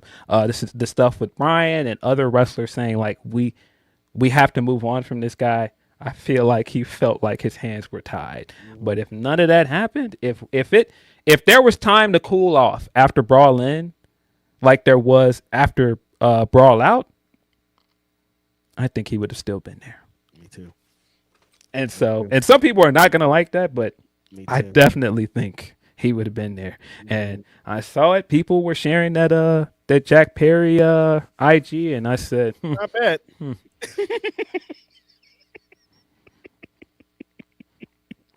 I bet. That does not matter, guys. And people are acting like, oh, well, the wrestlers don't want him back. Boy, I got some news for you. It was wrestlers that did not want him there to begin with. That did not matter. You think there weren't wrestlers in WWE that didn't want him to be there? That didn't matter. They still brought him back in. None of that matters. None of this matters, you guys. That did not matter, bro. From what I understand, Rollins really did not like this guy. Don't matter. Roman. Sam Zayn and Kevin Owens, they had beef. Long-term beef with this guy. I think it turned into a work with Roman in the feud, but initially he didn't like this guy, and that was very apparent based on the stuff he was saying in interviews, and everybody kept going, he's working. Nah, man, he was going out of his way to bring up bring up Punk. When he did, I always go back to Roman doing that promo and looking right in the camera days after Punk said, tell me if I'm telling lies. And he looked straight in the camera and was like, you are lying. You don't just do that as a work for somebody that is not on your show. Right. He did not like this dude. And there are multiple people in WWE that did not want him back there. That don't matter. If there's money to be made, don't matter. And that's why I kept saying initially with the elite stuff, people were like, well, why do they got to work with him? Because it's wrestling. They don't have to do anything. But this is a money feud. What would WWE have looked like if this guy comes back in, you're telling us two of your biggest stars don't like this guy? I don't give a fuck about none of that. We got it done. We got a WrestleMania main event out of this with Roman. We got an extensive feud with him and Rollins out of this. Got it. Buddy, if you think they don't think there will be money, there's money to be made in a Elite versus Punk feud, and people could not get in a room after years, after some time has gone by, and we could possibly make that happen. What you mean, the Kenny Omega match that we never got? You mean that match? Nah, man. If there was money to be made, some conversations could be happening. I don't think that's out of that Max is back there. You think that Max wouldn't welcome having CM Punk to stand in the fucking ring? We never got that third match. Come on. There's so much stuff you could do with him over there. A lot of money to be made over there, brother. And I'm not one of those people that's like, it's definitely happening. But I did laugh at the conversation of people going, never. That was the only time I was responding. When I was responding this week, it was me seeing people be like, AEW fans don't want that. We could blah, blah, blah. I'm like, hold on a minute, because I'm an AEW fan, and I see endless possibilities over here, brother. Don't include me in that. If we're being honest, and I try to be as honest with you guys as often as possible. There's sometimes that there's some things I need to keep to myself. I still think his AEW run is better than his WWE run. Thank you. I still enjoyed a lot more of his stuff over there. Now, you have high points with the WWE run, like the Drew feud, Hell in a Cell match, of course, WrestleMania main event, and all these other things. I still think like the matches overall were better in AEW. I think he had like bigger moments. Well, I won't say bigger moments. He had more consistent moments over there. The promos were better over there. I don't care what nobody said. Them promos was hitting over there. Every time there's this was 3 years ago or 5 years ago and CM Punk was saying this in AEW, I'm like, damn, he was cooking. Every time. It never fails. Yeah. I don't think it's out of the realm of possibility. Now, with that said, with us doing our speculations about things, I don't think that's happening, guys. No. I don't think he's going anywhere. I think all of this is just conjecture. I think it's speculation. I don't think he's going anywhere. I don't really believe that he's unhappy. And even if he is unhappy, they're not going to let this guy go. This has been a home run for them. They're not going to let him go somewhere else, especially back to their biggest competitor. No. You think after what Nick Khan went through to get this guy here that he's just going to let him slip away after some bullshit? Exactly. And that's exactly what I thought. With everything that Nick Khan did to bring this guy in, he had to essentially move mountains to get this guy in here. You think they're just going to let him go that easily? Again, we're not even a whole year removed from him main eventing WrestleMania. They're not letting this guy go nowhere. No way, dog. He's not going nowhere, guys. He will be 0%. Back up in Stamford soon. And if you did not think that, hilariously, they did the advertisement last night for him doing Fanatics Fest. Just to let you know, this guy, y'all wondering where he is? He'll be at Fanatics Fest.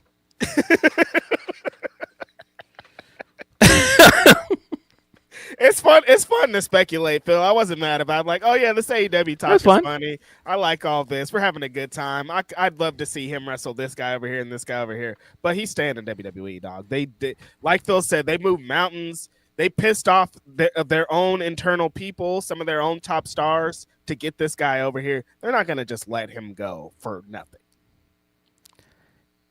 Yeah.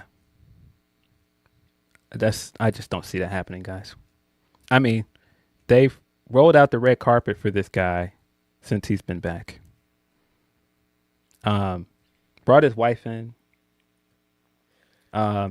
See, that's the other side where I do kind of land though, Phil, because it's kind of the thing that I was having with Cody. What happens when you check all the boxes though? Because he's kind of like, he had like, if there's a checklist of what I want to do when I go back to WWE, what's left? He main evented WrestleMania. He's been champion. He's been on top. Like, the boxes are checked off over there. So is there a world where he's like, well, we're good here. Maybe I try something else.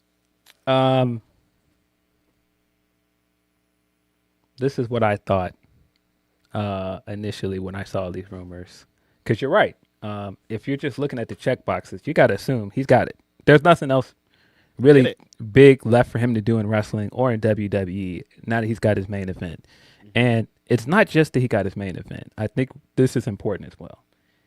He got his main event, and for all the talk about him possibly being washed and all this other stuff, that was possibly one of the best matches of his career. Yeah. Not just in terms of like star power and all the rest of this stuff. No, he like really showed up and delivered. No, this was it. And with everything people said about Roman and like the conversations about the two of these guys, Roman don't have no other 5-star match at WrestleMania. From now, a lot of main events, brother. From now on, Punk has the bragging rights of being able to say, I got you a 5-star match at WrestleMania. It don't matter. You can say you have 12 WrestleMania main events or whatever the number is. You don't have one that was received like that was talked about like that. And he's going to forever have that now in his back pocket. And so, yeah, you could easily just like, queue up the end of the Black Album and ride off into the sunset. But I don't think he will, though. But I think there is a world where he's like, I checked these boxes. Because every time I see him in the gym, I'm like, oh, this guy's, he's about to get back to work. Yeah, and that's the other thing. All these gym pictures, those are not pictures of a guy that's like, okay, I'm done. No. But I was going to say, beyond the fact that he can check all these things off, he's been talking publicly quite a bit about contracts and money. There's that there's a soundbite about him regularly and feeling like if he had to, like if the Vince situation wasn't what it was, he might have still ended up back over there. And of course, I'm paraphrasing him, but it's a bunch of things that he said recently that I just kept thinking, like, why would he say that? And he has to know this is it. Like this last run, This is it. Like you kind of know in basketball when a guy knows like this is the last time I'll be able to ask for a max contract. Mm-hmm. And I think he knows that. I think he knows like the big money he can get in wrestling. He don't have a lot more time left to make that kind of money in wrestling anymore.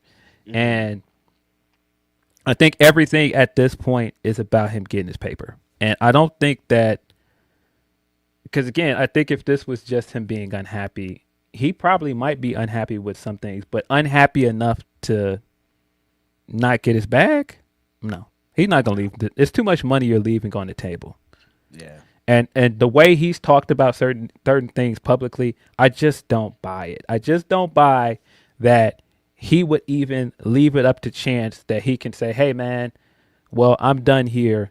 Maybe TK will still have a bag for me. Maybe. But right after that main event, why would you roll the dice on that? Mm-hmm. Yeah, even if me and you are both sitting here saying that we think he could show up over there and end up back on AEW programming. Sure. I wouldn't roll the dice on that. No.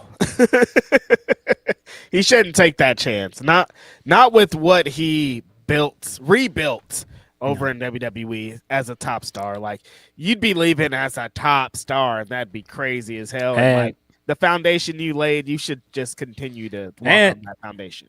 And this is where we'll close this CM Punk conversation, because I think a lot of things are very funny. At one point, when he was wrapping up the AEW run and Collision numbers were what they were, and there was a lot of discourse about, hey, why did anybody ever think this guy was a draw to begin with? He's not drawing like that on Saturdays. The gates are what they are, with or without him. And I was just like, oh, y'all kind of got this guy fucked up.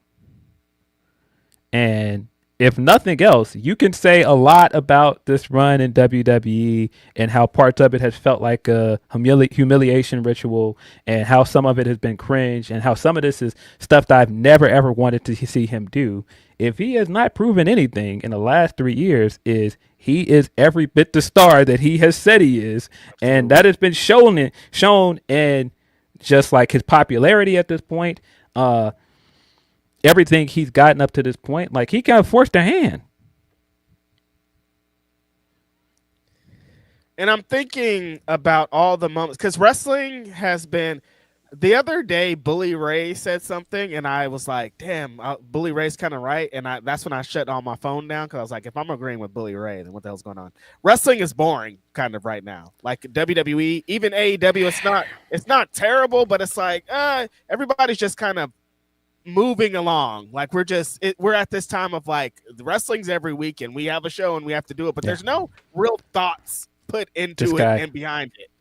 And so I was thinking like, all the biggest moments that WWE has had within the last year, he's been on one side of it. Like, if it's not like bloodline lore bullshit, if it's like there was an exciting promo, there was something, it's been him. And like when people were saying that we would never want him back in AEW, what would he do over here? I'm like, he would, as Roman Reigns said he wouldn't, move a needle. He would make some kind of excitement, put some kind of wrench in these boring ass plans that are just existing. That was always Cap. That whole needle mover thing was always Cap. That was Cope. Yeah. Mm-hmm. The thing that he always has working for in his favor, and I feel like I've been saying this since 2021, since we started this podcast, is he brings chaos to wrestling that nobody else brings. And for better or worse, like the fact that we've been sitting here talking this long about speculation around this guy, he hasn't even been on TV. Just the very idea that this could turn into a big controversy around him, because we know what this does. We know who this guy is, and people can say what they want, like him or hate him. This guy brings chaos to wrestling, and it is fun. If nothing else, he is going to make things interesting, even if he's not on TV. I mean, he spent 7 years not on wrestling, and people still talked about him all the time because that's what he represents. He's such a polarizing figure that he's gonna make it interesting, and everything about this is interesting. The rumor is that he's going to SmackDown. I don't know how I feel about that. The SmackDown is not a great show at the moment. But that kind of tells me that we're closer to Cody versus Punk than I thought we were. Because I thought they were probably going to save that for a year from now. Maybe they were going to do that at WrestleMania 43. I think we're closer to that than we think. And honestly, I think Cody needs it. Cody needs a feud to shake things up because a lot of the stuff he's doing right now is uninteresting. And you could see how much Roman in some ways needed him. I think a lot of the Roman stuff on Raw has been good. But a lot of this bloodline retread is just not for me. I find a lot of it to be boring. I feel like it's as much as people complained about that build, I was like, dang, but at least I gave us something to talk about, man. I'm not that interested in talking about a lot of this Roman stuff at the moment. Seriously. And that's all I'm saying. I'm like, sometimes chaos is needed, you guys. Like, when wrestling gets super squeaky clean and we're just moving by the numbers, I'm bored, you guys. Like, I need something happening, and like, something's happening. Yeah, he'll be back on TV soon. I have no doubt that he'll probably be back on TV before SummerSlam. I just don't know in what way he'll be back on TV, but I don't think he's going anywhere, guys. I think all the speculation is people talking, and if nothing else, it did get me a little interested in the idea of him back in AEW, but I don't think that's happening anytime soon. But just people that are like, no way, no how, no never. It's just like, yeah, boy, I don't. Especially after he headlined WrestleMania. If you don't think that they were sitting around like, dag, we could have had that over here. That's what I keep saying. I'm like, Cody's headline like 5, like, bro. What? I don't care what happened a year ago, 3 years ago, dog. We're on to something different. This guy just headlined WrestleMania and got 5 stars for it. Come on, dude. You want to come back? Yes, here's money. Dude, and his last ever AEW match in what is considered AEW's, the closest version to AEW's WrestleMania. Yeah. He opened the show. And he opened the show with one of the best all-in matches to date. Yes. And he might be better now than he was then. Like, what do you mean? He's definitely in better shape. Forget it? No. Come on, dude. Do you want to wrestle here? Yes or no? Oh, some people are going to be mad. I don't give a fuck, dog. Do you want to work? Yes. And I think the same thing with Cody. When people are like, there's no way Cody would ever go back. If you don't think that that there is money in Cody going back to AEW, if you don't think that there might be interest over there in him coming back, boy, you're crazy. He's never held our world title. He's never held our world title, dog. Come on. He's never carried our belt around. Come on, dude. Guys. And I feel like there are more possibilities on the table for Cody than there is for Punk. Yeah. Like, there are more big matches for him that we never got. Yep. And honestly, based on where Cody is in his career, what he's done in WWE, you gotta sign me up, because there's a Cody Swerve feud in there that I think would be great. There's a Cody Max title feud that we have not gotten. Absolutely. That would be incredible. There's a Cody Darby feud based off all the history together. There's all these being world title feuds too, Phil, would just be gigantic. No. And even the stuff that's not title feuds, there's still a lot of stuff we haven't got. Like, he checked all the boxes over there in WWE. There's still a lot of boxes to check in AEW. That's all I'm saying. Like, it's another never say never of like, if they had the opportunity and Cody was like, hey, they'd be like, what do you want? How fast can you get here? Come on. Buddy. Just think about this hypothetical for a second. The first year of this company that we started this thing, People thought two guys were going to be the champion in the first year over Chris Jericho. It was either Cody Rhodes or Kenny Omega. Yep. And the idea of Cody showing back up in this company whenever, and he can get on a mic at any point and go, hey, man, I was here the first time around when a guy came from Japan and they told us he was the best import to Japan, and he came over here and everybody told us he was going to be the face of this company and all of this was going to be his. It was going to set out right in front of him. But the only thing was I took myself out of the running that time, and I did not want to be champion because I didn't want the perception that came with that. Things have changed. That right there is just those few lines is an exceptional build for Cody versus Ospreay. It's right there. Mm-hmm. Things have changed would be it, and be like, oh shit. Just like people hearing like, oh no, Cody is actually going for the world title this time would change everything. Yes. Again, don't think that'll happen. Like, this guy built a castle and he's about to fucking live in it. But I think there is a world before it's all over where he does go back. He's got too much unfinished business there, man. I don't know if I would say that it is absolutely going to happen, but there's too much unfinished business there, man. And Cody's like Punk. I think doesn't want to leave those things on the table. He's not going to want to finish his career and be like, damn, what if I had, it's going to be like, no, I'm going to check all the things that I need to do before it's all said and done. He seems like too much of a people pleaser. Yes. And I think that he knows that there's in a good way. Yeah. I think that he knows that there's a big part of fandom that would like to see some things. Yeah. I mean, again, as somebody that has been a fan of AEW from day one, and I was there when he won the NWA championship at All In. If you think that was a moment, him holding up the AEW World Championship for the first time, that's a moment, buddy. I don't know. I know people are like, we don't ever want to see him again. I'm not in that crowd. Listen, Cody ain't my number one when it comes to in-ring work, but I think there's a lot of stories to be told. Like the Cody Now and Hangman story, like that's we're making this gazillion dollars, you guys. And he's seemingly gotten better in ring since then. Absolutely. I don't know. Yeah.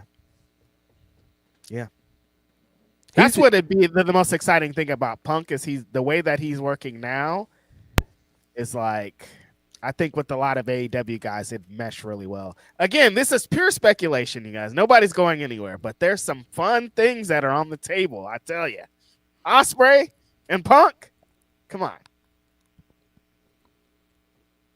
Pure speculation, guys. Yeah, see, I see like a chat in our chat now where it's just like that's never they will never leave WWE. I would never say never, guys, because again, we have seen crazier things happen. Yeah. With how things move now and TKO's on top and wrestling is at wherever it is, there's no lifers. Nobody's gonna stay forever. Tomorrow, everything can change. That's how fast things move in wrestling now. Yeah, to wrap this up and get into our super chats, though. They're absolutely going to try and give this guy whatever he wants. They're not going to let him leave. Would you? They're going to do everything in their power to make sure that doesn't happen. Nick Khan is queuing up the Wale and Eric Bellinger joint right now. Everything you need is right here. Everything you want is right here. Blank Check. They're going to redo the movie Blank Check with CM Punk. You can have whatever you want, dog. Do you want to name a wing of the WWE headquarters after you? Do you want the main event next year, WrestleMania? Do you want this belt? Do you want that belt? What do you want, dog? We have it. I'm telling you right now. Right here. Eric Bellinger is blaring through the speakers right now, dog. They're not letting that guy go nowhere. Where you trying to go? I'm just thinking of Nick Khan on the phone to broker them deals. Like, there's no way that guy's gonna let he's laughing seeing these rumors. I've seen how this guy's moving, buddy. When he wants something, I've seen it. Like, we've had this conversation before off mic. I've seen it, brother. That brother is a shark. He don't care about Nothing. Nothing's off the table. What do you want? You want a basketball team? We'll try to get it for you. Like, the dog is crazy. Buddy, I'm trying to tell you right now, dog. Like I said, the Wale and Eric Bellinger record is playing, dog. Everything you need, it's right here, dog. Where you going? I think it's Triple H. No, Nick Khan is running things, you guys. This guy is a mastermind. Like, the way that he plays games, I always think about when he's like, oh, you like that? Hey, what about this thing? And he's like, oh, yeah, you like that, don't you? I'm like, Nick Khan's a sick individual, you guys. That's a sick guy. And there's nothing that will stop him from doing what he needs to do. Unbelievable. Bro, EPW show, right on the money. Nick Khan is absolutely pulling up the 112. What is this number in your pocket? I remember when you used to throw those things away. Why do you want to keep in touch now? Who gave you a reason?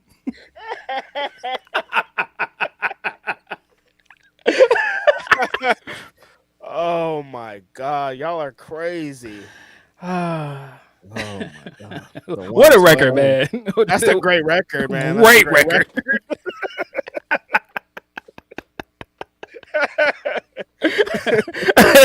Let's get into some more of these super chats, man. Send this to your super chats. That is the best way to get your chats read on this podcast.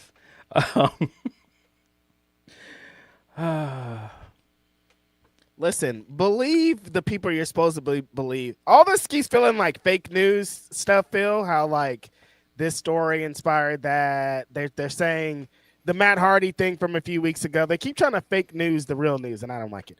BR82186 says, not watching the show today. We'll be in New York City for the Brazil versus Morocco game. Hey. Potential fuckery if the Knicks win tonight. Here's to a good show. Hey, careful out there, man. The Knicks are the New York people are going to go crazy if it goes down. But I hope you have a ton of fun getting into this World Cup stuff. There's a frenzy going on, man. People are excited about this, and I'm loving the energy. Yeah, be safe, of course. But despite a lot of what I said early, have a good time, man. A lot of people are going to have fun in the city if absolutely New York wins. Like, the parties are going to be legendary. This is like once in a lifetime moment. Like, bro, these guys haven't won anything since the 70s. Like, I don't even know if New Yorkers are gonna know how to act. They're not. They're not gonna know how to act, man. Like, this is new territory. But this is exactly why I kind of say when they're like they deserve it. I'm like, but the Knicks haven't won our entire lifetimes, but we still know about them, and they still are contenders, and they're still blah, blah, even though they shouldn't. New York. Like, why do we know about them? It's New York. It's either the first or second biggest market in the country, bro. Yeah. So good on them. Good on y'all. I hope that y'all have a good time. I wasn't gonna say I hope y'all win, but I kind of hope that the Spurs come back and beat y'all.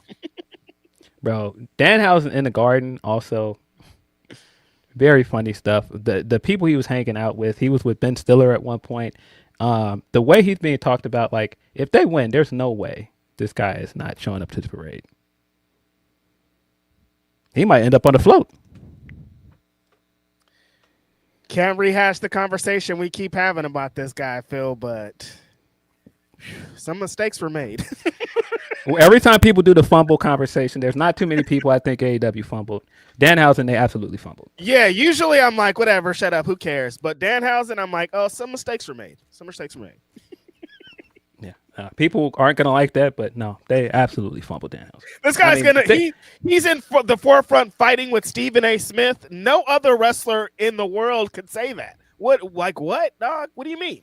Bro, 5 months ago, this guy wasn't even on TV. At the beginning of this year, he was not on TV. Anywhere. Not even on Ring of Honor. Yeah, not even on ROH. Couldn't even do his teeth thing. Yeah. Came out of a box and they were like, put him back in the box. And now look at him.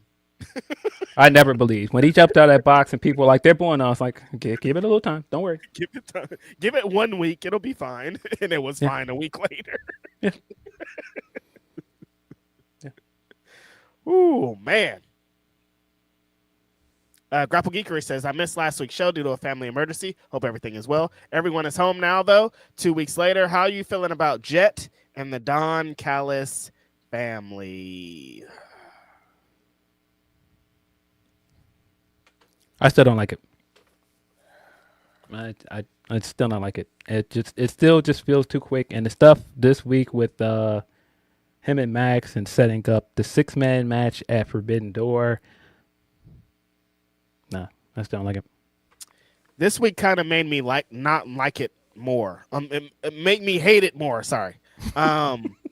Him doing the promo and Don Callis is back there. And the whole time I'm just thinking, what is Don Callis is not needed here? Like, the point of this whole thing is to get heat. And then they start the fuck Don Callis chants, and I'm like, yeah, Don Callis gets heat, but this isn't about Don Callis getting heat, you guys. This is exactly my issue. And I don't think people heard me a week or two ago, and where I was like, none of this feels like it's in service of the Jet.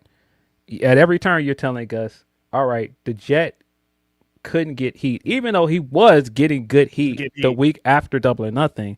But it's like, oh, well, he needs Don Callis to get the heat. And this was prime example. Don is getting booed. Yep. And they're cheering fuck Don Callis. They're not cheering fuck the Jet. All right. This is like, nah, I just don't like it. I don't like it. And I don't like how quickly we moved on from the speedball stuff. I don't like...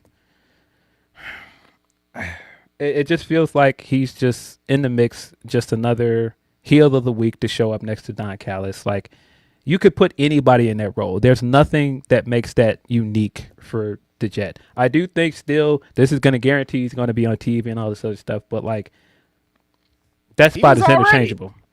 That spot is interchangeable. You could have did that exact same promo the exact same way this week with Kyle Fletcher, and it wouldn't have been any different. Probably would have made more sense.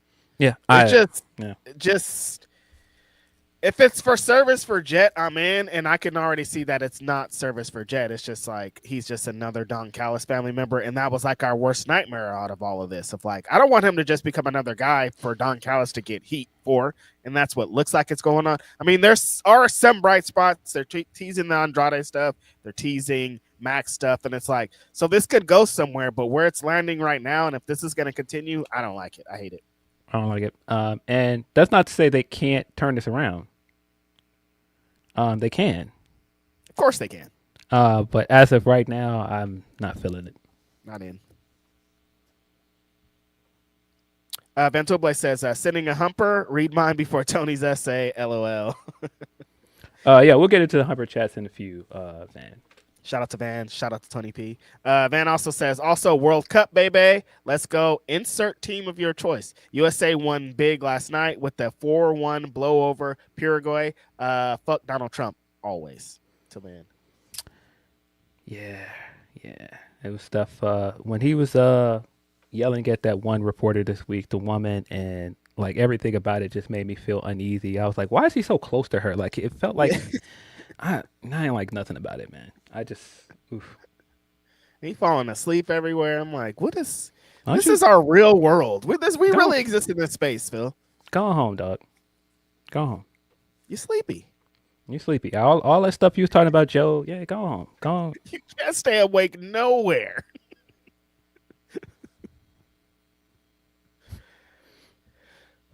Ben Sifner says, Phil, did you see the tribute on CHSN for Stacy? Horace Grant made me tear up. I can't wait to see what they do to keep his memory alive. Let's go White Sox. Man, White Sox back in the hunt, man. What White Sox are winning games, guys. Like, what is this? White Sox are top in the division.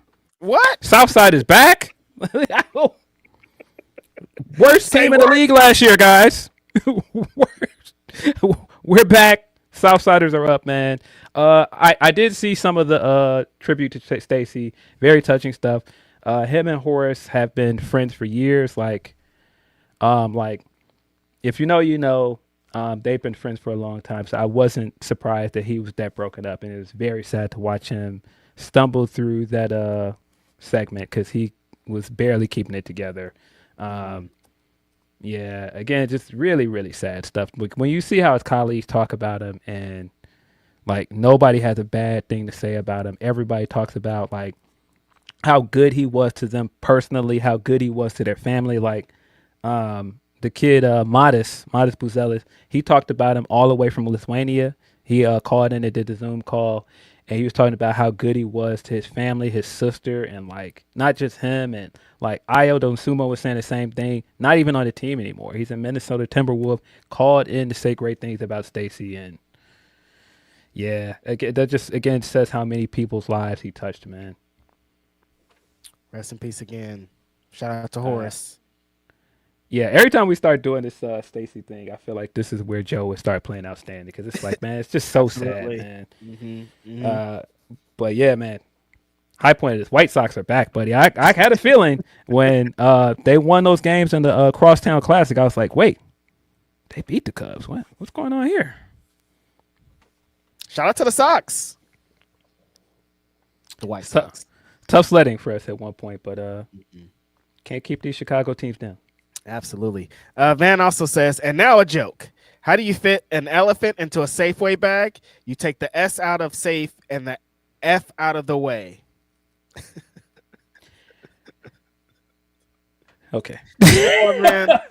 All right. Ben, you know what? All right. Thank you. Appreciate it. Y'all take that in. I watched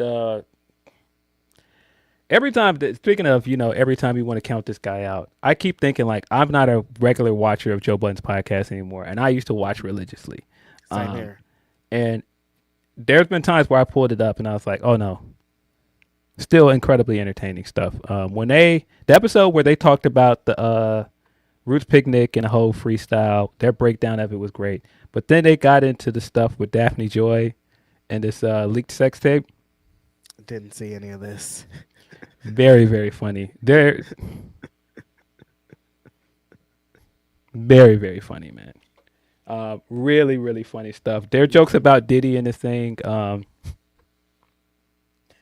really, really funny, man. Mm-hmm. Definitely gonna pull this up. Can't wait. I won't get into the lewdness of what they were joking about, but it has been I didn't even know where this joke was coming from because I just saw it on the timeline. I didn't know anything about this tape being leaked. But I was like, what are all of these jokes? What are all these jokes about Diddy and like homegirl to Daphne Joy? She did like a Q&A on IG and somebody asked her what size does size matter, and all of these people were laughing at it. I was like, what is this? And then when I saw very funny stuff, man. A lot going on. Yeah, very funny podcast. Mark Lamont Hill, man, just like one of the best we have, man, doing media. The fact that he can, go and do something like Piers Morgan and sound incredibly intelligent and break down things in a very logical way, but then could also do the barbershop talk on the JBP and all this other stuff, man. Mm-hmm. One of the best to ever do it. Sharp mind, very sharp mind. Yeah, very. And I was one of those guys like, what is he doing over there? Why is he? But very entertaining guy. Very funny guy. Needed. Yeah, no, absolutely. Ben also says Game 4 was a great example of why so many former NBA players think the league sucks today. I mean, you could hear Chuck talking about it afterwards and how he felt about the San Antonio Spurs and their whole breakdown of you like I said, you saw the youth in these kids and you saw how being in high pressure moments can affect different players and different people. So they definitely weren't happy about it. Yes. Leonard Aaron says De'Aaron Fox can be trusted to do the stupidest things in the worst possible time, like triple rerun, reheating, stale-ass creative for all the Fed heads. Knicks still need to end this tonight. Yeah, I think the biggest storyline coming out of this, not just, this historic run for the Knicks, but just the fact that San Antonio has not been able to finish a game. They've had at least 2 games in this series where if they finish the job, they're up big. They really should be up 3-1 because they blew game 2 and then they blew that game on Wednesday. Now you got to finish the games, but again, that's inexperience, man. Clutch moments. There's a couple of shots that it's like, you got to make that shot, man. Yeah. Leonard also says analytics in sports is numbers that are making people play dumber and stupider in the case of the NBA. I can't with this, and game 4 is a textbook study of what not to do with a huge lead. 3-2 better than 2-0 or 3-2, 2-0. Yeah. That was a lot of talking points around Boston as well. Yeah. And the way that Boston lost. And it's kind of the same conversation around analytics and all the threes they shoot. It's just, I don't care about the analytics and the numbers talk. You got to have a feel for the game. And as a coach, there's no way you shouldn't have the common sense to go, hey, man, let me call a timeout and get my team together. Let me tell them, slow it down. Let's play our game. Let's play at our pace. Really, there's a clip of Stefan Castle talking about this, and people got mad at Stefan Castle and tried to make him arrogant, but he wasn't wrong. At this point was their coach told him, like, we have really dictated this entire series, and win or lose, like, and I was like, they have, like, their inability to close out these games is a big reason why this series is the way it is. Right. They've dictated in a negative way with a lot of things that they've been doing of like, well, if you guys would have changed strategies maybe at certain points, things could have been different. But like sticking to your guns, I guess, can do something, but it's not working for you guys. Yeah. It's crazy. The other Mikey V says, all the love in the world to Maya. Tony did the right thing, putting her in the match, and the result. Hate that some people were mad weird about it. I can't anymore. That was a big story coming out of AEW this week. Maya World entered this year's Owen Hart Foundation tournament, replacing Sari. Sari was, of course, one of the most noteworthy names on the bracket this year. Had a lot of people excited for possible matchups, but unfortunately, there were some questions of whether she would be cleared from the very beginning. They were holding out hope, pushing the match later into the month, hoping that she would be cleared. And unfortunately, she was not cleared to wrestle on Wednesday.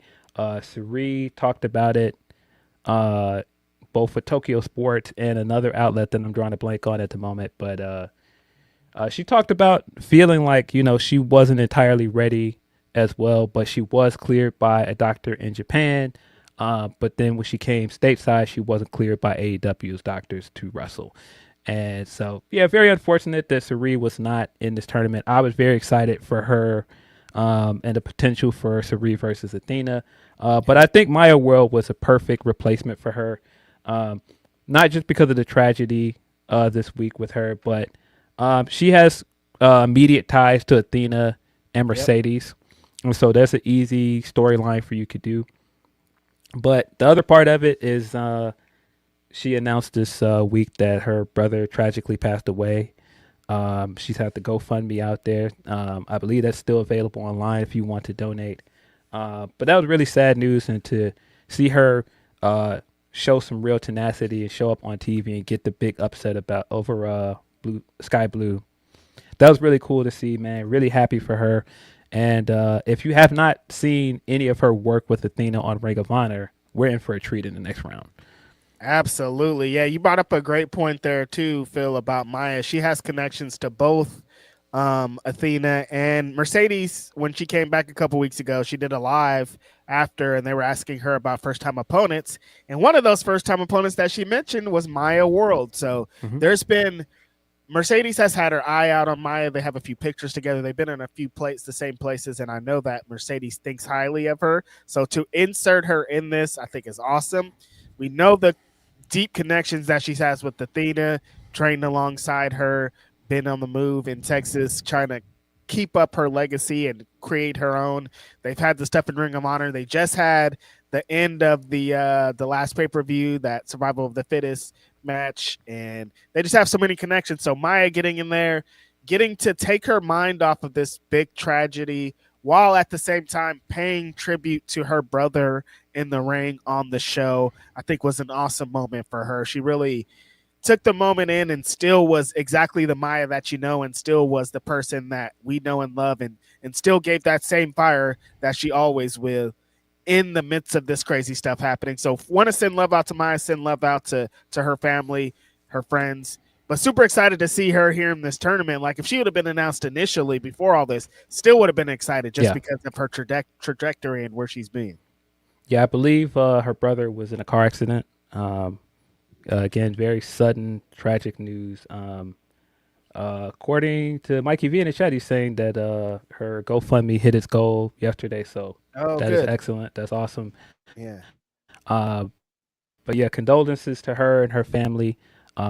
She talked about how her brother is a big part of the reason why she decided to be a pro wrestler, and she wanted to keep going, and she's dedicating her career to him. So really, really cool to see her in this tournament and to see her get a moment. I thought she wrestled really well on Wednesday against Sky Blue as well. And I think the upset there and the story you could get out of that, because of course she's been saying as well that Mercedes was her role model, one of the reasons she wanted to wrestle as well. So she has a big motivating factor coming into the next round to want to get to the finals and see Mercedes. And that might not be like, you know, the dream match scenario for Forbidden Door, but there's such a great story there, and there's such that could be a good moment as well. I don't know. I had assumed if Sari was in this tournament that she had a very good chance of going to the finals. Now it kind of feels like Athena's going to the finals, if I had to guess. Right. I mean, that's feels like where it's moving. I'd be really surprised if it ended up any other match. I mean, that's an amazing match to have. Athena and Mercedes have been on this collision course for a while. I think Forbidden Door needs more big matches, that this match is going to be the story pretty much, and I think this tells that story. Yes. One of the things that came out of this, people were upset about it because one of Sari's mentees, Tagumi, she announced her as her second, that she was going to be traveling with her to the U.S., and if she wasn't cleared, she was hoping that Tagumi was going to take her place in the tournament. And when it was announced that Maya was taking her place, some people were upset because they made this into, well, Tagumi traveled this whole way, and Sari had already said that's who she wanted to replace her, but it doesn't matter. Work like that? No, it doesn't matter if Sari said that would be her choice. She's not the booker of this company. Tony Khan is. That's his decision at the end of the day. And going into the next round with Athena, you need somebody that's going to work that match and who is going to get booed. Who's going to get Athena booed. A lot of your audience doesn't know Takumi. Takumi is a fantastic wrestler. If you have not seen her work in Marvelous in Japan, she's great. But a lot of this audience doesn't know her. So it's a different dynamic if you put her in there with Athena. Yeah, they were going to have a good match for sure, but you're not going to have the same heel-face dynamic that you would get out of this storyline with her and Maya, because now you have the history from Ring of Honor. So I thought it made sense. But then also, you know, people turning this and making it personal and saying, oh, well, Tony treats the Joshi so poorly. I don't think this is a good example of that. I think this is just a matter of that's what Sari said she would have liked. And there's also a bit to this of Sari saying that she wanted to travel with somebody because she doesn't like to travel alone and all these other things. So I think regardless, even if she was booked, Takumi was probably going to end up traveling with Sari anyway. And Takumi ended up getting booked for the Ring of Honor tapings. So people just wanted something to be mad at. Yeah, and I think if it was one of those things where Tony was just that dismissive of Sari, because Sari is a freelancer. She's not with Stardom. She doesn't have any allegiance to any company, and there's already some politics in play anyway. And so I have to imagine it's not just that this is probably the better storyline, putting Maya in the tournament, but also we don't know how that would have worked. Okay, let's put Takumi in this spot. You've already got a relationship with Stardom. I don't know how the politics there work. And I don't know if that was just an easy, okay, we'll just give her the match. You would think that that's the case, but we've heard stranger things about politics in wrestling that you would think it's not it's not what it is. You would think it's just cut and dry, but it's not. So I'm not so sure it would have been that simple to just plug her into this tournament to begin with. Too many politics to try to go out on that limb when you already have a built-in story and you want to tell the stories of people in your company that you can continue to tell stories with. Inserting Maya there's already a story. There's already something that AEW fans can latch on to. So it made sense to just do that. And I don't think it was like, we're trying to screw Takumi. She does this, like anything against Sari. No, it's just like kind of how the story lands. And like, I've seen this happen before. I've seen wrestlers come with a friend and be like, hey, I can't be in the match. Can my friend be in the match? And it just doesn't ever work like that. Yeah. And I mean, again, you at least got Takumi booked on Ring of Honor. You've made a relationship with Sari, and I have to assume, based on what Tony has been saying, he wants to continue to work with Sari moving forward. So I don't think this is the last we'll see of Sari or Takumi in this company. Right. But you also potentially don't want to have like tricky politics in play here with this, because again, we don't know the whole story. We don't know everything that's at play here. And yeah, if you're gonna replace Sari, why wouldn't you put somebody in that's your signed wrestler? Like, and I mean, based on everything we know about Maya's addition to this company, from the stuff on Collision and you know how she's been rewarded for her hard work and showing up, this kind of plays right into this. They gave her an opportunity and she did very well. And I think we're going to continue to see her get these kind of opportunities. And, you know, we should be praising that. We should be saying that that's a good thing. Sure. You know, I didn't like that it turned into, well, who is Maya to even get this match? Like, Takumi is worlds better than her. That don't matter. Like, why are you making that the thing? And I didn't like the energy around that. I didn't like that whole, because there's definitely a crowd of women's wrestling fans that are like, oh, the best women's wrestling is happening in Japan. Nobody in the States can lace their boots. And listen, you have your right to feel that way, but don't put down the talent for getting an opportunity that had nothing to do with this. And we're not going to talk about Maya like she's some scrub. Like, don't do that. Not. Yeah, she's not a scrub at all. She can work. She deserves this spot. She deserves all of this. Like, I hate that war that they still try to create over there between women's wrestling too. It's pretty ridiculous. Yeah, a lot of that is very, very unnecessary. But I think all of it worked out perfectly well. Unfortunately, Sari's not in a tournament, but like I said, Takumi did get booked. Maya got a great opportunity, and I hope this leads to more of her because she is tremendous. I've loved a lot of what she's done on Ring of Honor, and man, we're getting a third Athena match at this point. And man, we know how Maya feels about Athena. We know like how highly Athena has spoken of Maya as well. Nah, I feel like this was the best outcome for this. And like two black women about to rock it. Like, come on, dog. You know, I'm all in. It's gonna be awesome. Like I said, I wouldn't mind Maya making it all the way to the finals. I don't think that's going to be the outcome, but I wouldn't mind that. I mean, if we all are expecting Mercedes to just go over anyways, you know? Yeah, like, I think the story there of Maya getting the match against Mercedes and getting the pay-per-view match at Forbidden Door, I think that would be a cool moment for her. Mm-hmm. And it could go either way. I'm not mad at either outcome. Same. Zagan is saying here, because I've seen a lot of this. He's saying, well, he or she is saying, I don't know. They're saying, if Japanese doctors said she was cleared, what is AEW supposed to say until she gets there? Yes, what I'm saying, there's too much here we don't know. Mm-hmm.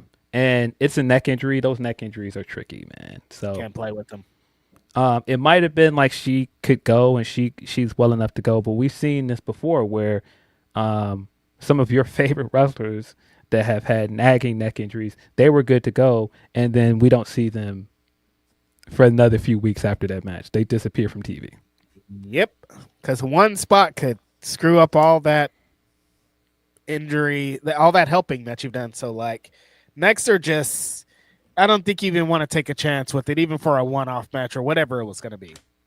Yeah, and the other kind of funny / like unfortunate thing about this is we want the companies and the wrestlers to stay on the safe side. And I've seen people turning this into, well, why not just let her wrestle if she was already cleared in Japan? No, I would rather we double and triple check these things and be precautious than just say, well, just let her wrestle. No.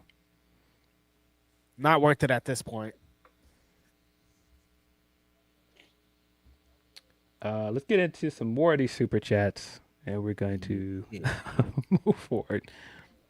Leonard Aarons also says that basketball pro tip: when Wemby's guarding someone in the perimeter, do not double. He got that covered. Stay on your man, dummy. De'Aaron, jeez.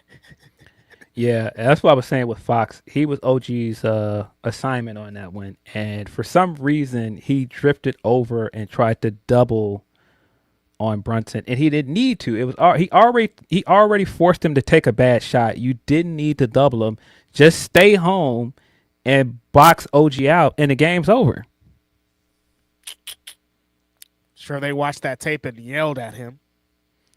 Yeah, there's a clip going around of Mike Brown talking about De'Aaron Fox, because if you don't know, Mike Brown used to coach the Sacramento Kings when De'Aaron Fox was there, and some people think that De'Aaron Fox cost Mike Brown his job. So it is kind of a funny full circle moment that now this is happening on the other side of the ball, and he could end up winning a championship because of this. Basketball karma, it's always there. Yeah. And I'd be happy for Mike Brown. I think he definitely deserves this. He got a bad rep coming out of Cleveland, went to the Warriors, won some championships as an assistant coach, really turned that organization around in Sacramento. They were like one of the most exciting teams in the league that year, and they completely squandered all of that goodwill they created. And so, man, if he can win a championship with the Knicks, I think that'd be awesome for him. I don't like how people are erasing my guy Tibbs' impact on that team. I don't like that, seeing that from afar, because a big part of the reason they're showing the grit and heart that they've shown as a team is because of Tibbs, and people are trying to make it out to be like, oh, well, he don't develop nobody and all this other stuff. That's not entirely on him, man. It's not. My ears perked up because I saw Walt Frazier talk about it, and Walt Frazier was like, yeah, the big difference is he didn't develop a bench here. He didn't develop a bench in Chicago either. And I was like, hold on. Speak for yourselves in New York. He did develop a bench here. I all the way to the point. If you guys can't tell, love basketball. Watch a ton of basketball. He did develop a bench here because all the way to the point when Derek got injured, we still had a 50-win season because he developed that bench. And when I push back on this, people were like, who from that bench did he develop? I don't know, Jimmy Butler. Big Jim. Yep. Don't say he didn't develop nobody on that bench. Yes, he did. Yeah. I mean, New York Knicks benefited from guys that he developed on that bench. He got Taj Gibson a contract because of that. Yeah. Don't say he didn't develop nobody. Like, there were guys coming off that bench that people were acting like they were starters. I remember Nate Robinson coming off that bench, and people were like, he was here hooping. Pargo, John Lucas III. There were a bunch of guards here that he coached up off of that bench, and they were playing great ball. Don't do that. Don't do that to Tibbs now. No. New York has gotten a lot of Chicago's players, huh? You saying all this? I'm like, damn, a couple of these guys went from Chicago to New York. That's funny. Yeah. Tyrone, I think you mean Ben Gordon, not Ben Jordan. That was sad what happened with Ben Gordon. I hope he's doing well. It was looking really scary for him at one point. I think he was dealing with some mental issues. So hopefully he's doing well. Damn. The homie Aaron Busby, the Buzz 408, says, what was the wrestling equivalent of how the Spurs blew that 29-point lead? I don't know if there is, because you can't write that. Like, no one would write that bad. Like, how could you come back from something so guaranteed, it felt like? Somebody having something in the final hour and then it just being just completely dropping the ball. In wrestling, I don't know if there's a wrestling equivalent.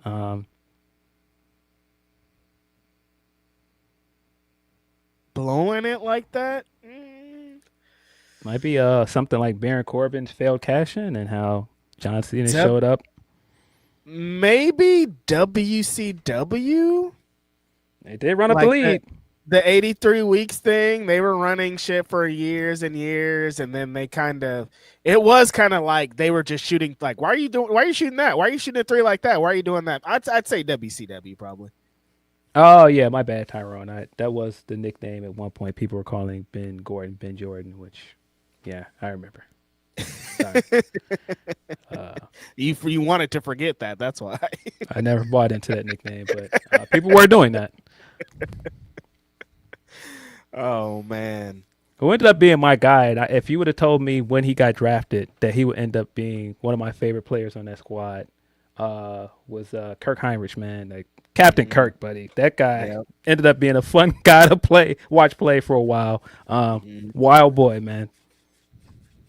That was a fun time for the Bulls there. Yeah, there were a few draft picks we got that I was like, I don't know about this draft pick. I famously was not a fan of the Noah draft pick, and he ended up being an all-time great Bulls player.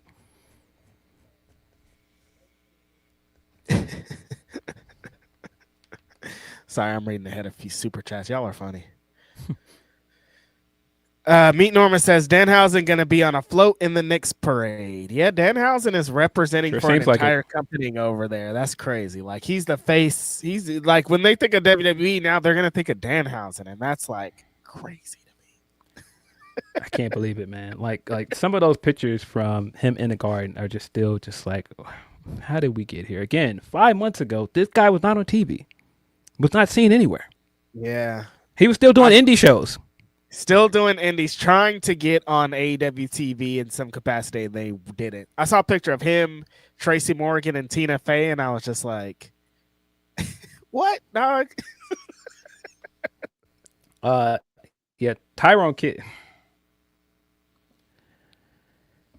asking me, was I mad Chicago didn't get LaMarcus? One of the worst trades in the history of this team. If you don't know, the Bulls drafted LaMarcus Aldridge, and they traded him to Portland.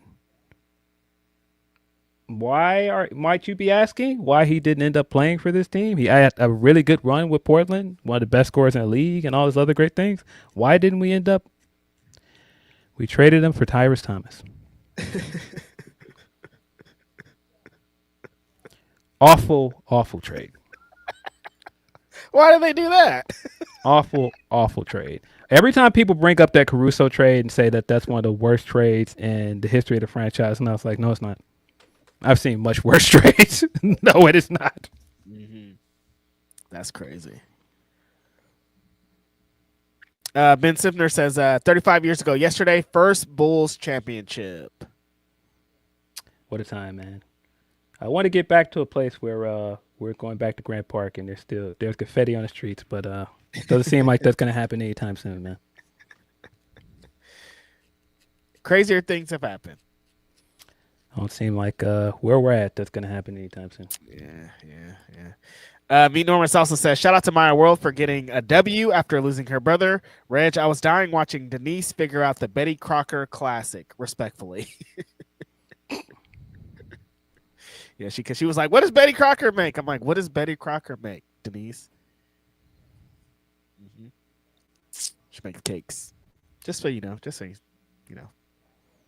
Yeah, there are certain things I've seen her not understand, and I'm just like, oh yeah. But see, at least the thing I respect about Denise is Denise will be like, I just didn't know.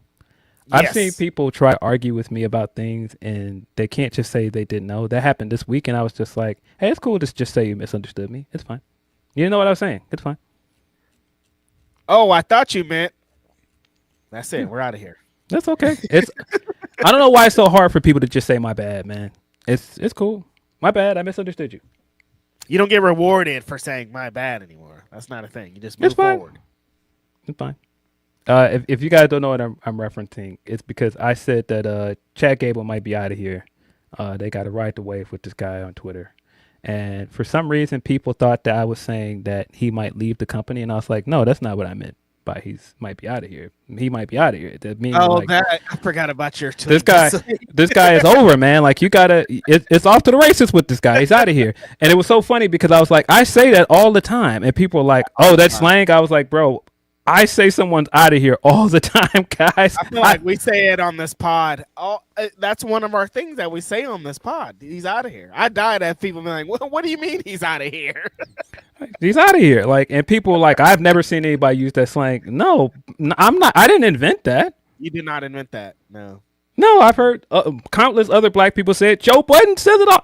Yeah. I didn't make this up. It's slang. It's okay to say I didn't know. It's all right. Super simple. I won't get into the conversation of how I think some people need to stay out of black folks' conversations, but people think everything is for them as well. It's not just that they can't say my bad. They think everything is for them. Sometimes I wasn't talking to you and you can stay out of this conversation. It's cool. Wasn't talking to you. I want to say that all the time. It wasn't for you. It wasn't for you. It wasn't a conversation for you. I thought the same thing when I was talking about that Booker thing, and some people was like, why are people still mad at you? If you don't know why people are still mad at this, stay out of this conversation. Easy as that. That's cool. Every conversation ain't for you. You don't know what the drawback is? That's fine. You don't need to be, you don't need context. You don't need none of that. I hate when people say that. Context. If you don't get it, it's not for you to get. Yeah. I've seen people do that with people like, why are you vague tweeting? Like, give me context. I ain't got to give you nothing. This is my account. I ain't got to explain nothing to you. Stay out of grown folks' conversations. Why do I got to explain my tweet? I don't got to put context to what I said. Yeah. Context. No, I'm good. I'm okay. Oh. Who knows? The homie Grapple Geekery says, count me amongst the AEW fans who wish he never came back there in the first place. Brawl out and all in. Wreck the vibes there for sure. Punk can run NXT. See, this is the thing that I have. Who says Grapple Geekery? Like, what? This is... most people were complaining about rumor and innuendo. Like, that all the things I saw against CM Punk were, like, stuff we're not even supposed to know. And, like... that's how every wrestling company runs. Like, it's chaos. That's better. That's how things flow. I think we get too hung up on, like, how many things did he do in front of the camera that caused him, that are reasons for him not to be on TV? Zero? Or, like, maybe calling out Hangman, but, like, as a wrestling fan, all I care about is what's presented on the TV.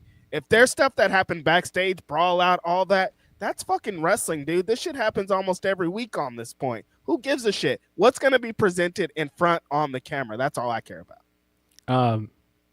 Yeah, I think some people get too tied up into like the personal stuff, and none of this stuff is personal to me. I don't know this man personally. I'm not in the middle of his personal beef with anybody in his company. And I mean, look, I can get why people are like, it wasn't worth the risk to bring him in. Because it was too much negativity that he brought into the company, and it took them over a year to get that dark cloud from over the company. I can totally understand that, but at the same time, it's wrestling, guys. Like, it just it didn't bother me. It didn't bother me enough. We've seen people die, and wrestling companies come back from it. It's fine. The worst things have happened, you know. Yeah, it didn't bother me enough where I just be like, nah, don't ever get in the business of working with this guy again. It's not worth the risk. I don't know if I would say that. I can understand why people would think it's not worth the risk, but I personally don't agree. I just don't agree. I don't know. I just I understand, but also don't understand. Like, what does the company getting their needle moved? Why is that against the thing? I just think this is where I'm really landing on it. A lot of the stuff that they complain that CM Punk did in AEW is still fucking happening in AEW without CM Punk being there. So what is the problem? All the stuff that you guys complain about is going on right now, and he don't work there. So what's the difference? It's just not loud, but it's still happening. What's the difference? People have gotten into fights backstage in wrestling before he got into a fight backstage with somebody. It's not going to stop. People have politicked and had creative control in the company before he showed up. That's not going to stop. A top guy using his power to influence things in a company, that's not going to stop with Punk. It's going to be a thing. In WWE, that's happening in AEW, that's happening in TNA, that's happening in MLW, it's that's wrestling. happening in GCW, that's happening in West Coast Pro, that's happening in every fucking wrestling company there is. That's what these guys do. It's wrestling. It's going to keep happening. And again, it's a matter of opinion. I'm not mad at Grapple Geekery's opinion. I can understand how he feels that way. Yeah. But a lot of the talk around it was annoying. Of like, and we're still talking about Brawl Out, but like, it get to the point where let's move on.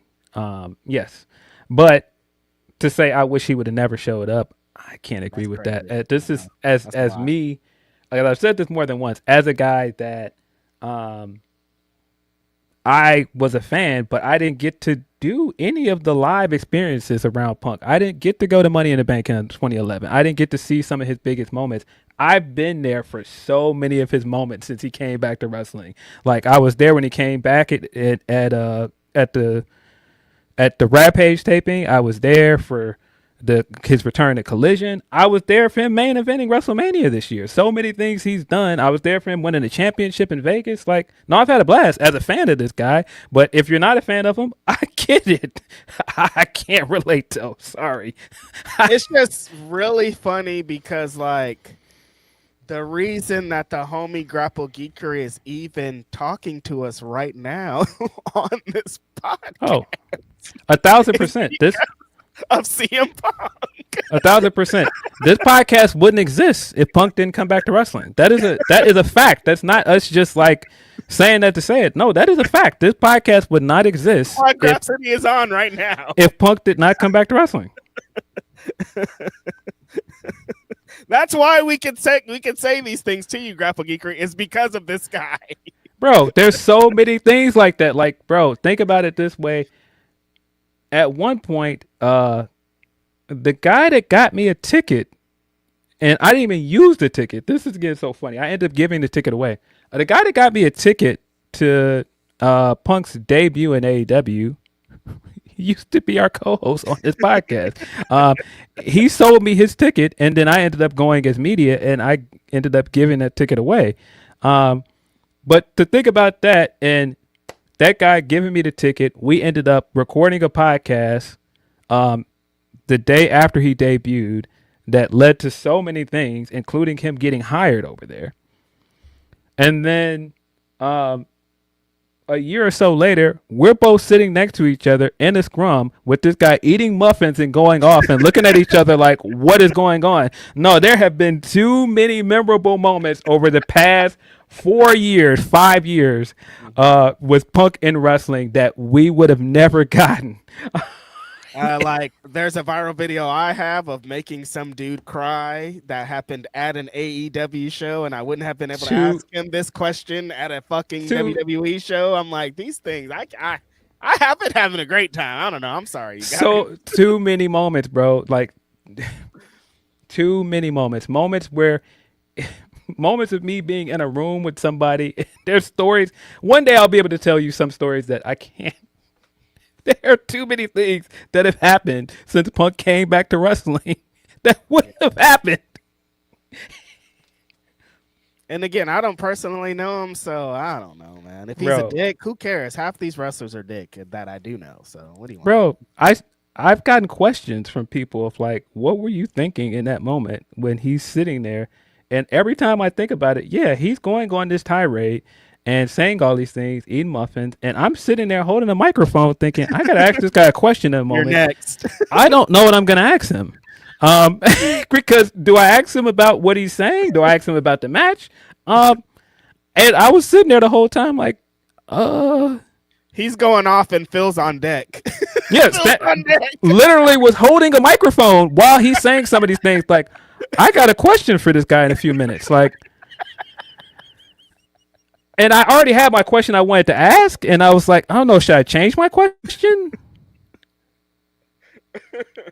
That night was so much fun. I know it was chaos, but I had a bunch of fun because I was at home watching, and my friends are both there in the media scrum, but they're not responding to me because so much chaos is going on. So I'm just like, what the hell is going on, you guys? What's happening here? And like, nobody's responding to anything. Very funny night. There were a few astute moments for me in that moment. I was sitting there watching him, and if you go back and watch it, when he's talking at one point, he's flexing his arm, and I was like, I think he's hurt, and turned out he's really hurt because I kept looking, I was like, I think he's hurt, and ended up being injured. But also, if you remember my question, I asked him about the foot injury, and I was like, your foot injury came into play in the match with Moxley. Moxley used that to his advantage. It didn't really come into play in this match. What was your preparation for the match? What changed from then to now?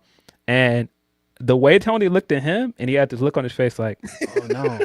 And it wasn't attached to everything else he was saying. He was already going off, and he was looking around like, oh no, this is going to set him off on another thing. And I was like, what happened? Did I touch a nerve? What happened? And he gave the great answer about Danhausen, but he kind of didn't answer my question. If you go back, he gave a good answer, and a lot of people were like, I humanized him. I didn't. I just asked the question. But later when I rewatched it, I was like, why did he do that? And I was like, oh, I don't think he wanted to tell us something about that match. And that's when I put two and two together at that time. I was like, oh, he didn't want to get into that. He didn't want to bury somebody with that match. And that ended up being that he wasn't cleared for the match. And that's how all the stuff with Mox happened via the IG post. And I was like, that's why he reacted that way. That's why Tony reacted that way. There's just way too many things attached to that. But again, even after all that, who cares, man? Is the wrestling going to be fun on TV? Yeah, okay, bring it. Yeah, bro. There's a John Moxley Punk rematch that I would really like to see. I don't think that's going to happen anytime soon. And he was beefing with my favorite tag team of all time, and I'm like, who gives a shit? Oh, the Young Bucks are going to be mad? Who cares, dog? Like, is wrestling good? Yes or no? Yeah, no, I've had a lot of fun in the last 5 years as a Punk fan. Yeah, I don't know. No, Desi, he technically wasn't cleared for the Dynamite match where he lost the belt to Moxley. He was cleared for the Brawl Out match. Yeah. The short match.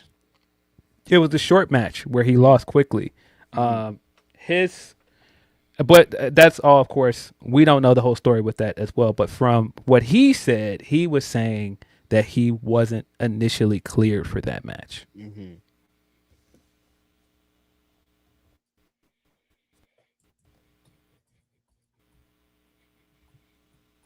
Grapple Geekery says, I would not call the chaos of either brawl fun. But again, these are like personal things, Grapple Geekery, because like... Kind of. I don't know. Define fun because yeah, exactly. Define fun. Define fun because I laughed really hard initially at Jack doing a real glass Cry Me a River, and I was like, oh no, why did he say that? And I got a good laugh out of it. And then when I thought about it later, I was like, oh no, why did he do that? But it was funny in a moment. I'll say this: the only things I didn't think were funny, AEW did to themselves. Like, you didn't have to show me that video on TV. You didn't have to have the Young Bucks talking how you got, like, we could have not known about all this shit, but you guys are trying to prove some kind of point on TV half the time. I got a lot of hate for saying they shouldn't have aired that footage. And I think they didn't have to do that. CM Punk didn't make them do that. My take has aged very well about that. I won't relitigate that, but I think that was a big mistake. It didn't do anything for anybody but him. It helped him more than anybody. And he only worked here. I wouldn't say it helped him, but I don't think it was damning in a way that they thought it was going to be. No. Because we already knew the story.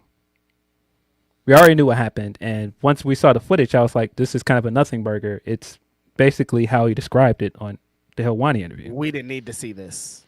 And again, I won't relitigate it. There are other thoughts I have about airing the footage that I was just like, Or Or the Bucks doing they're my favorite tag team of all time. When they went in there and did that victory lap in the middle of the ring, like, why is this? What's happening here? That's not what they were doing, Reg. They weren't doing a victory lap. I fucking bet. Yeah, they ran around in circles in the middle of the fucking ring. Yeah, okay. Again, my favorite tag team of all time. They could do no harm, but like, that's what they were doing. You guys causing kind of this on yourself, dog. You don't even need to be over here. I always say, if this shit isn't ending with a match between people, this is why I hate Don Callis so much. If they're not going to beat Don Callis's ass, why is he getting all the heat? Guys, there's a funny story of us sitting watching Tony Khan come out at the start of that Collision taping and telling us that he did this for the wrestlers, and he felt like his life was endangered. And my immediate reaction was like, there are things I said in that moment that I will not repeat. Oh yeah. And that was a very funny moment. And then the Bucks thing happening and the conversation we had after that. There are still people that to this day have come to me and had conversations to me about that night.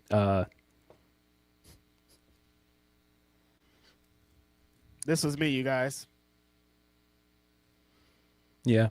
If you've ever watched the Tribe Called Quest documentary, and there's a spot in there where Q-Tip and Fife are arguing, and Ali is like sitting along the wall, and he's just sitting there with like this awkward look on his face, like, get me out of here. And if that doesn't describe Reg in that moment where he's just sitting there looking around like, get me out of here. And I was sitting between these two guys. I'm like, why I gotta be in the middle right now while this is happening? And yeah. There are many things from that weekend I was just like, That was a good one. That was my first time in Chicago. I had such a good time. I ate Harold's. Like, we lived it up. We had a great time. And then that's how it happened. I'll never forget that when we're walking in Chicago, you're showing me all these sites, and that press release came out, and we just like stopped and read the press release, and we're just both like, yeah. All of a sudden, my phone started blowing up. Phil's giving me this great sightseeing. He's like showing me all these great Chicago historic buildings and stuff. We're just like taking it in. It's a beautiful day outside, and we stopped to read this fucking stupid ass press release, and we're just like, what's happening? There's so many things about that time period that are just unbelievable. The way that Bomani does this thing on his podcast, like where he'll go back and like revisit certain games at a certain moment, and he'll like break down things. I feel like there's an entire podcast we could do on like a breakdown of that day and that weekend. Because that was also when we did the StarCast podcast. We did that on Saturday. Yeah. And there's so much to that weekend that I don't think people realize. And there was a specific conversation that we were having at one point that weekend. And people probably know now because we've done a few podcasts since then, but that was like a week after my grandma passed away. Like, it was like very fresh in my head. And it was just like, we were having a conversation. I was just looking around like, nope, I'm not taking a bait on that one, buddy. I see where this is going. I don't want nothing to do with that. I don't like what's being said right now. I don't want, no. And it happened more than once that weekend where it was just like people have this idea of me that I just like blow up at things. And you know, sometimes I've blown up at things where I'm just like even last week when Homeboy was in our chat and I was just like, all right, dog, get the fuck out of here with this. But I've been like, nah, I'm not doing that. Like, that was also like that weekend when people were mad at Denise because of the Big Show question. Oh yeah. And I didn't, as her friend, I didn't like how some people were talking about her. And then some people started like trying to go in on you because you were like I'm team Denise. And I was just like, y'all don't even know. I was like, yeah, let me stay out of this because I don't think people would like my response to them because you could just shut the fuck up and it had nothing to do with you. I wish people would shut the fuck up all the time. Like every day I go online, I'm like, all people that I like, Phil, that makes it the worst. I'm like, even you, man, I like you. Just don't. Why are you in it? Is what I think all the time. What you doing over here? I saw someone say something in response to you, and that's when I was like, I got to get off the internet because I just don't like where this is going. I wasn't in a great place either, and I was like, nah. This is so pointless in the grand scheme of things. This is so fucking pointless. And I think that was like because I haven't ever gone into detail with everything with my grandmother. She had diabetes and she also had dementia, but like everything had escalated, and she had a she all of a sudden had like this liver cancer diagnosis out of nowhere, and like this had never come up, like, and it was one of those things where somebody's getting sicker and sicker, and it's like this is it. You can tell this is it. Like when we got that diagnosis, I was like, she doesn't have long left. And I already was kind of figuring that, but like once we got that diagnosis, I was like, nah. And that was like the same day that Denise thing was happening. I was just like, this doesn't matter, guys. Like, This matters. doesn't matter. But everybody knows everything. Everybody knows how to do everybody's job better than them. Everybody knows like journalistic integrity, the questions you're supposed to ask, all this other bullshit. I would have did this if I was in the like, situation, and it's like, all right, chill on that. It was dad and somebody. We'll get into a tangent. Let me move on because I saw something. There was something else you said, and I saw the response to it, and I was just like, "This ain't got nothing to do with you. Why are you commenting? It ain't got nothing to do with you. Stay over there. Stay over there. What are you doing over here?" And it was one of those where I was like, "Oh, I'm gonna make people mad if I say something," and I already know how some people feel about me, and so I was like, let me not, because it was one of those where you were like, because there's so much that goes into our podcast, and again, that's one of those we don't have a whole bunch of conversations about certain things, and you know how this is like one of many things that I do.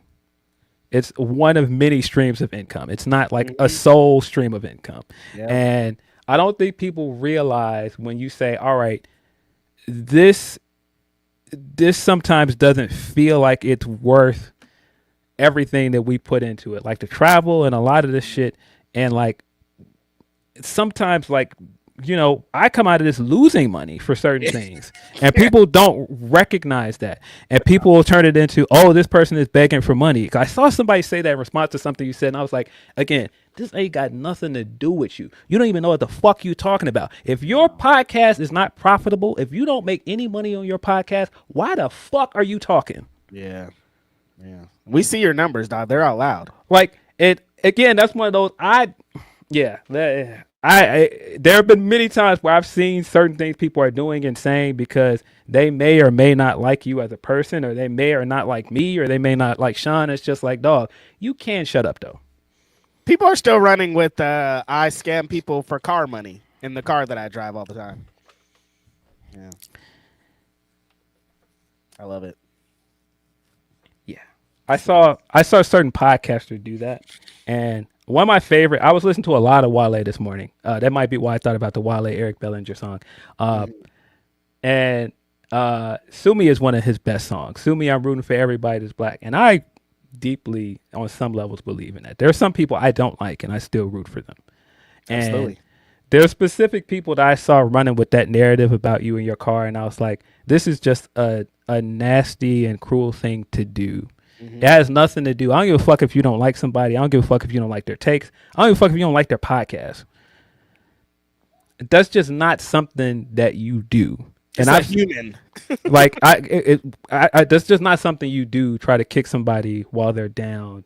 And I just, there's people that you talk about burning bridges. There are some people in this space that I will never get along with. There's no kumbaya moment. There's no conversation to be had. There are certain people that don't bring them up to me. Fuck them. Don't ever bring them up to me. I'm good on them. Won't say their names, but nah. I'm good. Yep. And for what? For some wrestling, you guys? It's all over wrestling, you guys. Jeez. It's all over wrestling.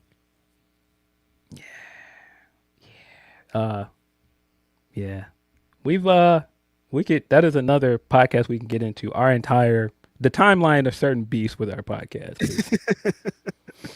There's people that have said and done things, and I was just like, well, wait a minute. I was just over there giving it up to this person. They don't even recognize that somebody had them on their podcast because they called and asked me, hey, do you know this person? Should I have them on my podcast? And I was like, no, they're cool.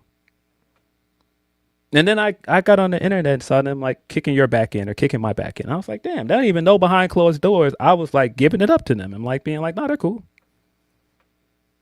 I just never had any reason to be malicious like that towards another podcast. Because what does that do for me? Yeah, because again, there's many black people I tried to root for them and being like, hey man, I don't really fuck with the content, but like, man, hey, kill it, man, kill that shit.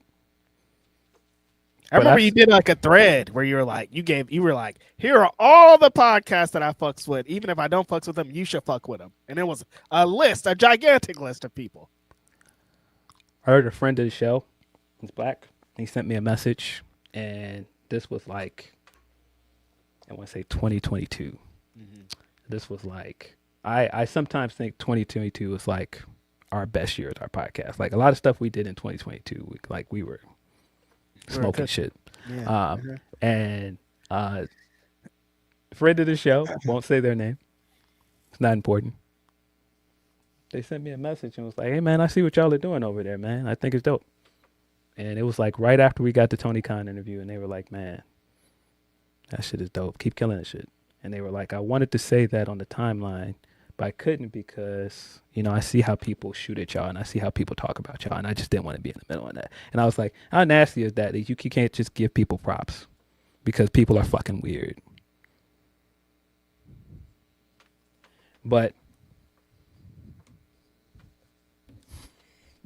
people are fucking weird. There are certain people that I won't give props to on the timeline at this point because people are weird. Don't deserve those props. Well, it's not even that they don't deserve the props. I just don't want to be in the middle of some stupid shit. And it'll be like, I'll give people props and it's not reciprocated, or it'll be some other weird shit attached to it. Even a certain guy that I don't care for and like had like stupid things to say about us publicly, I gave this dude props. People don't know that part, but I don't, because I don't get into some of these things. I just let people do their thing. But I'm like, that's kind of crazy. Like, but all right. Huh. Again, people don't know these things. But homie Kill Dansby, I saw him in Vegas, and at one point he was like, why are you like the heel of your show? And I was like, I don't know why people think that's the case, but that's not what it is. I think that's what people have made up their minds, that that's what it is, but no. And Phil's not the heel of the show at all. 0%. I don't think I am either. I don't think we have a heel of the show. It's probably me by default. I mean, if we were going with it, yeah. Because a lot of people like, a lot of people really like Will. He's the popular one. He's and so the face of the brand. But they're funny. I'm comedic relief, They're funny. There are funny things about that as well, and I just think a lot of things are funny, man. Absolutely, young. Oh, the people putting heel and face dynamics on this are funny, but the Kel was just like, why do I see more people like shooting at you, and you have the least to say about some of these people? And I was like, I don't know. A lot of it also comes because I don't shoot back either. I just let people I don't even see half of the tweets that people be talking to me. Like when I said all the time, if a tweet, my mind goes viral, I mute that shit. I don't even know. There'll be people, I'll go back to a tweet sometimes and it'll be like 845,000, blah, blah, blah. And people are going off on me. I don't even know. Even know. Will has not been around in almost 3 years at this point. He left in 2023. And a lot of things are funny about that as well. I just think the way certain people talk is just funny, man. I've seen the way certain people behave in his presence when they think it's not going to get back to me, or the way people behave in my presence when he's not in there. People are weird, guys. People are very weird. Will told this story in our group chat about he saw somebody in Target. I don't think he'd mind me telling this story, but he saw someone that was a fan in Target, and they were like, "Man, in the old days," and he was like, "That made me feel old." And I'm just like, "Bro, you ain't been on this podcast since 2023." Yeah. When they say the old days of Grapsody, that's a long time ago, dog. Like, that's some years at this point. At this point, we've recorded more episodes without him. Yeah. I mean, the fact that he's still getting recognized for Grapsody is crazy, though, in a different city. I mean, wrestling's going on, but like, he's done Unrestricted. He's done all these things, and they're still like Grapsody, and like, I think that's cool for us. I like that. Yeah, there's a story with that as well, of me sitting somewhere and somebody popped up and was like, "Hey, Grapsody," and they were like, "Love the show, love what you and Reg do." And I was at the time I was talking to Will, and after we finished talking, he like walked away, and I don't think he noticed Will was there, or he might be one of those people that started watching the show after Will left, and they don't know the podcast with him on it, and so. The response after that was very funny. I've had the opposite where I was standing next to Will and they recognized him from being the Elite or something. Yeah. And the guy was like, "Hey, Will, love your content, blah, blah, blah." And then he walked away and Will was like, hey, this guy was on Grapsody. And I was like, I don't need that, Will. You don't have to yell that where I'm from. Like, it's okay that he didn't recognize me. So I've had the opposite effect, and it's like, I'm chill. I sometimes don't be wanting to be recognized. I'm saying, like, I'm chilling, dog. I got my hat down low for a reason, big dog. Like, let me get out of here. Don't take that the wrong way, guys. You can always come and say hello. I think that's cool. Like, I never am like, "Hey, man, I don't want to be bothered." But sometimes I've seen what certain people do, and I'm just like, duh. I'm also like famously kind of like antisocial. So. We're people can be introverted. I know. I remember at All In Texas, there was a couple times where I was like overwhelmed, where I was like, "This is a lot. There's a lot going on. Let me go over here and drink my little coffee in the shadows." There are BTS moments that are just very funny to me that I'm like, boy, if people could see how funny this is to me, but it would also change. It goes back to how I said there are things that we know and things we've heard that I can't repeat here. Absolutely. I've definitely wanted to just do vlogs sometimes of like travel and stuff, but I'm like, there's stuff that I would just have to cut out of there because I can't leave in there. Because I've had the same thing. I'm like, that'd be cool, but I'm like, I can't show all the good stuff, so what's the point? I mean, I wouldn't just say even good stuff. It's just certain stuff that I would not want recorded. We've had some good times. I remember Waffle House after Wale Mania. Daniel Garcia's there. Like, there was a lot going on that time. We got a few bits where I'm like, what was going on? How were we all there?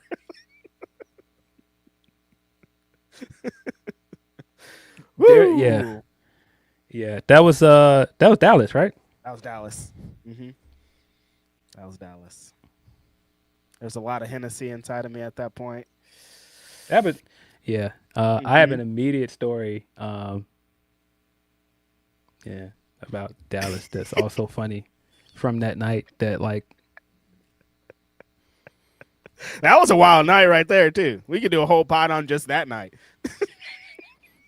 There are Wale moments. Like, I think we could do like an entire Wale moments podcast. Or like, we should. I was in a room with something happening, and I was just like, "Oh, I don't think I'm supposed to be in here." And we should. That time in Dallas, I was stuck outside with Ken Kennedy. Mr. Kennedy couldn't get in as alongside Westside Gun couldn't get in. What's going on? Cam comes out with 10 girls behind him. With a checkboard. With the clipboard. Like, why you got checkboard, dog? Like, what's going on here? A lot was happening. I'm like, get Mr. Kennedy in first. He's an actual person. And like, they still couldn't get him in. They didn't believe Kennedy. I was like, and then the homie Courtney's out there. He's security for some reason. I was like, what is... I forgot Courtney was there that night. Courtney was patting people down for some reason. I forgot he was there. Yeah. I was like, why are you patting people down? Oh, well, they gave me this job. I was like, who gave you this job? I don't think they want you to go that far with it. But yeah, I don't think this is what I feel you. Get your shit off. Yeah. Or I was talking to somebody and they were like, "Oh, that's such and such over there," and I was like, "Who?" And they were like, "Oh, you know who that is?" And I was like, "I said what I said. Who?" I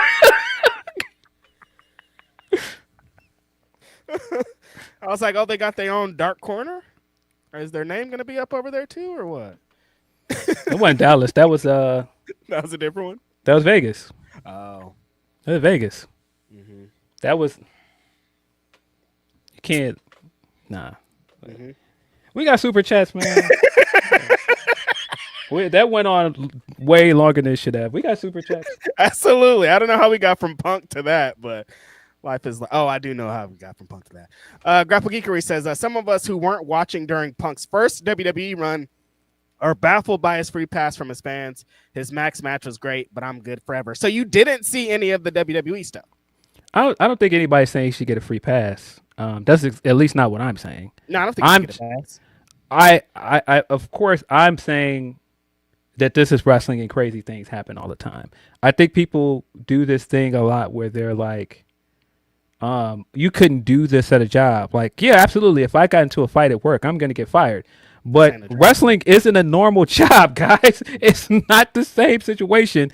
And there's so many things like this that happen and we never hear about it. And again, that's not to say it's okay for him to put his hands on anybody, but this is so different. When that whole thing was going down and they were like, he assaulted somebody. And I was like, we're saying some tough ass words. These are a bunch of wrestlers, you guys. This isn't like some things are out the window. Like, these are the same people that love Dark Side of the Ring. I'm like, Dark Side of the Ring is filled with this shit. Why is it different now?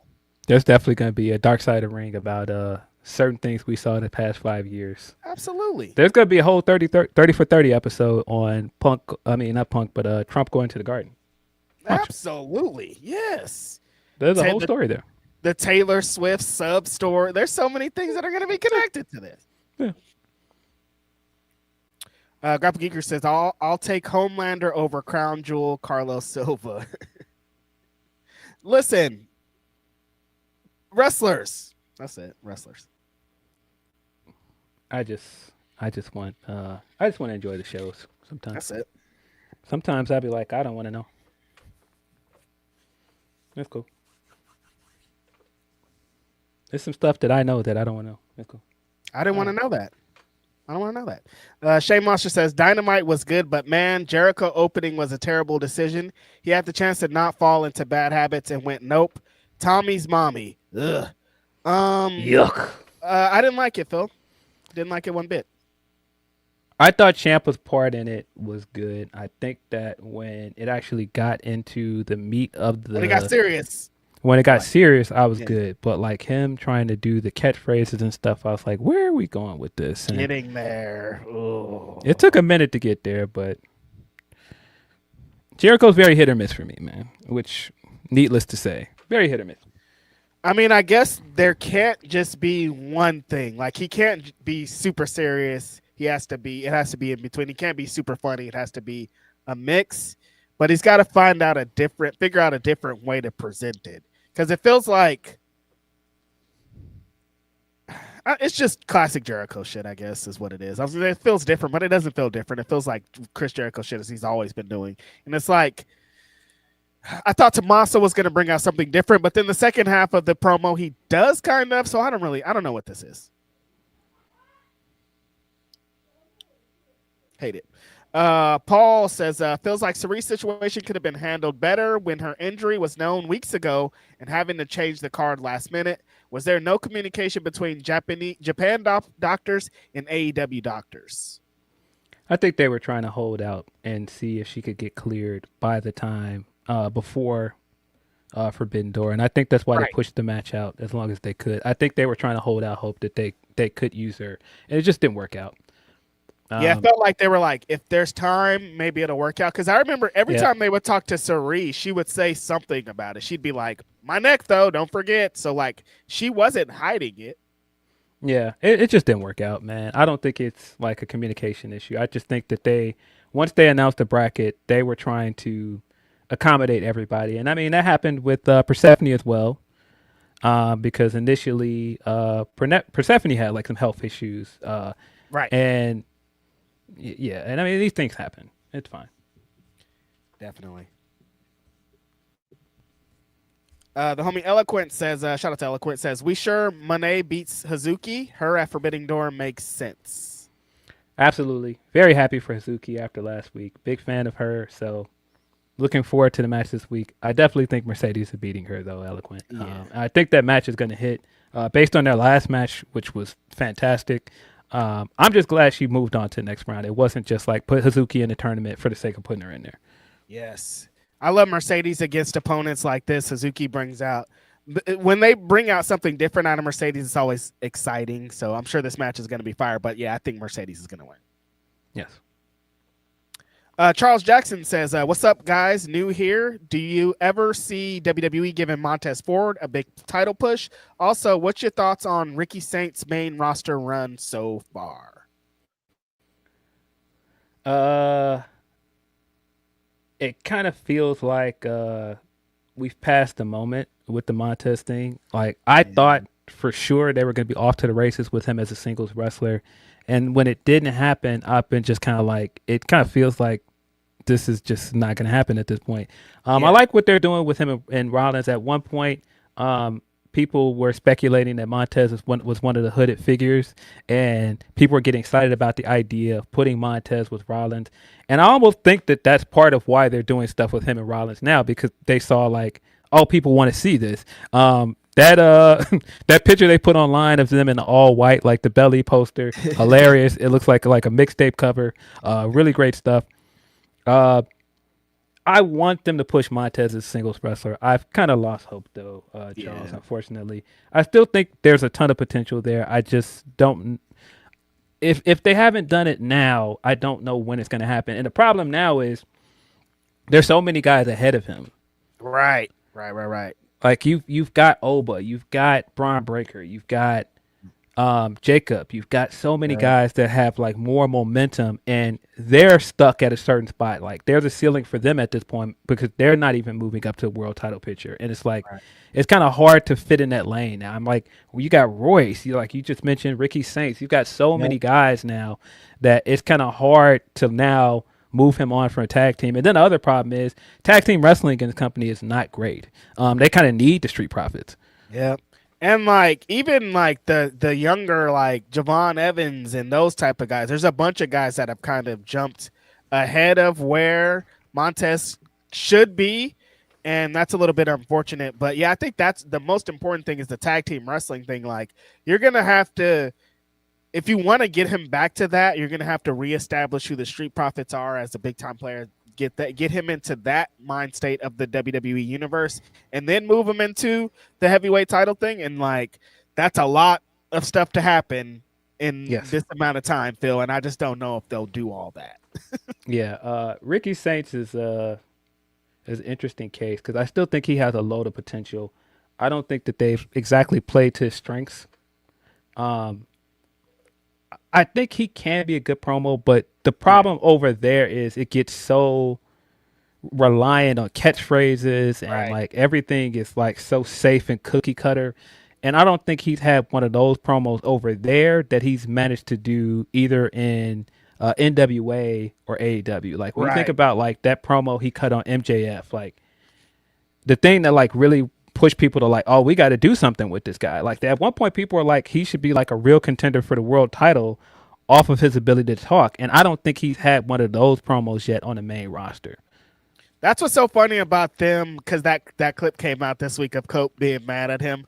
But like, I've seen people before make the comparison to The Rock, and I'm like, but as a promo, Ricky's not like a catchphrasey, get my bits off type guy. He's kind of like a personal, real, like when he gets fired, when you start to see the veins in his neck, when he starts to really go off, like he's a compassionate, passion type promo guy, and they haven't really. That's not the Ricky Starks that's been there. He's like, just like, I'm flashy, I'm cool, I wear better clothes than you, but like the real anger, the thing that you want to latch onto, they haven't given him that yet. He hasn't shown that fire yet, and I think that's what's missing on the main roster. I think once he gets to tap into that, he's going to be in a better position. The thing is, he's a WWE wrestler, and he'll always have that, so that's always going to put him a step above. Because no matter what, if they're just like, we need 5 minutes, give Ricky a mic, he can do it, and that's always going to win over people. Yeah, his Edge comment this week was very funny, and then he came back and said, I didn't even think about Edge. Ricky. I bet. Ricky. Come on now.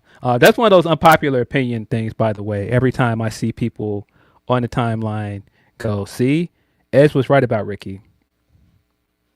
No, he wasn't. He wasn't. I actually think Edge was in the wrong in this situation. And a lot of people don't think that way, but I absolutely think he was in the wrong. And it's kind of funny, vet, dude. Like, you're the vet. You've been at WrestleMania. Why didn't you? What are you doing? Yeah, and it's kind of funny watching some people that also hate Punk or hate some other WWE guys going in there and getting their shit off, and they're the main ones being like, "Oh, well, Edge was right about this." No, he wasn't. He wasn't. He was not right about that. He was not. He was not. He didn't handle that the way that a vet should. And he was flustered, as you can see on the video. Yeah. But shout out to Cope. Shout out to Ricky. I still Ricky, it's going to take time. I don't think he's one of those in a year he'll be world champion. It's going to be like in 3 years they'll finally figure it out type thing. But he might also get stuck in people are probably going to be crazy. Like, he could be like a LA Knight, and like, bro, I hope he's not. They got to figure out the LA Knight thing, because what are they doing?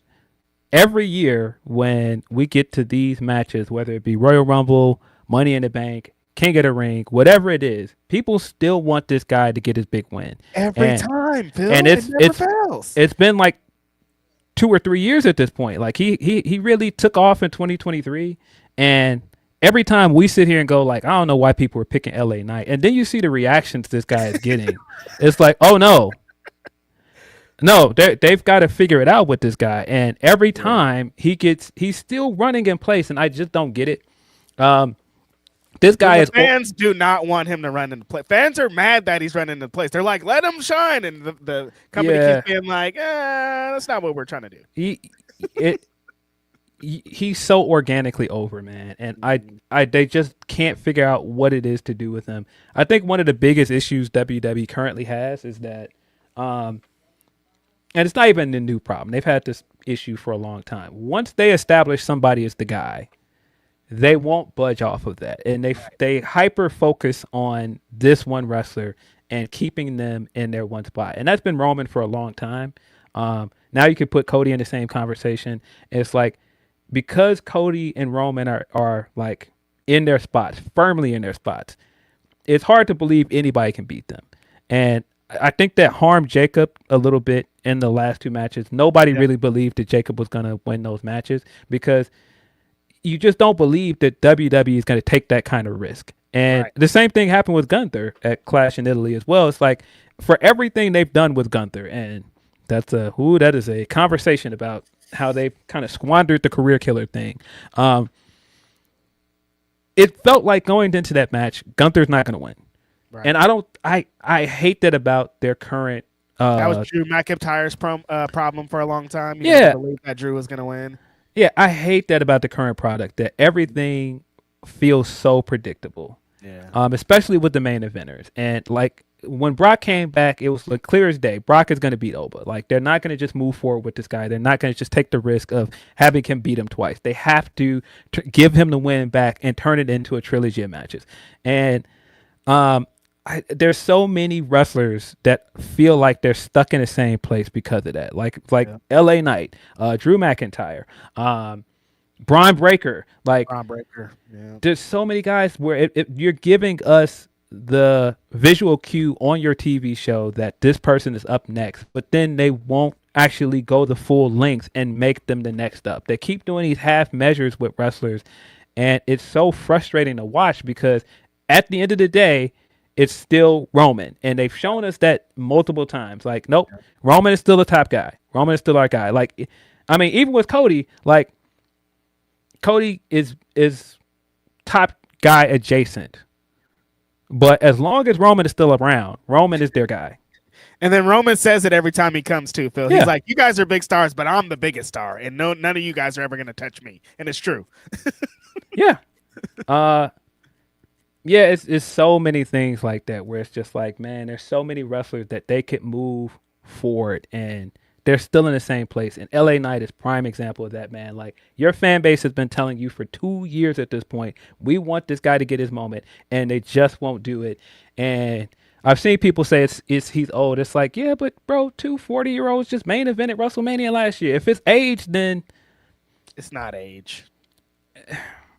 Yeah, I don't get it, man. And I keep thinking like, oh, well, this is gonna die down. Like the LA Knight popularity is gonna die down, and it feels like the more and more they deny him of his moment, the more popular he gets. It feels like the more like divisive the fans get in response to it. Like, no, they really want him to get his moment. The company keeps being like, this is not your guy. Well, this is not your guy. They showed on Unreal that video of him talking to Triple H and just like continuously being like, we don't really believe in him. But the fans keep being like, nah, brother.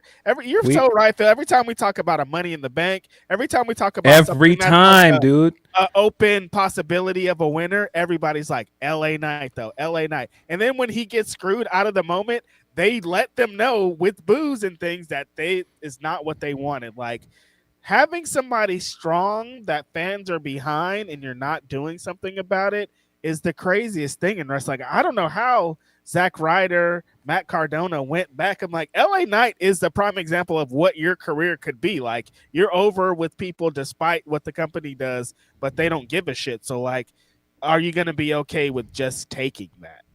Yeah, and I mean, that plays into the King of the Ring tournament.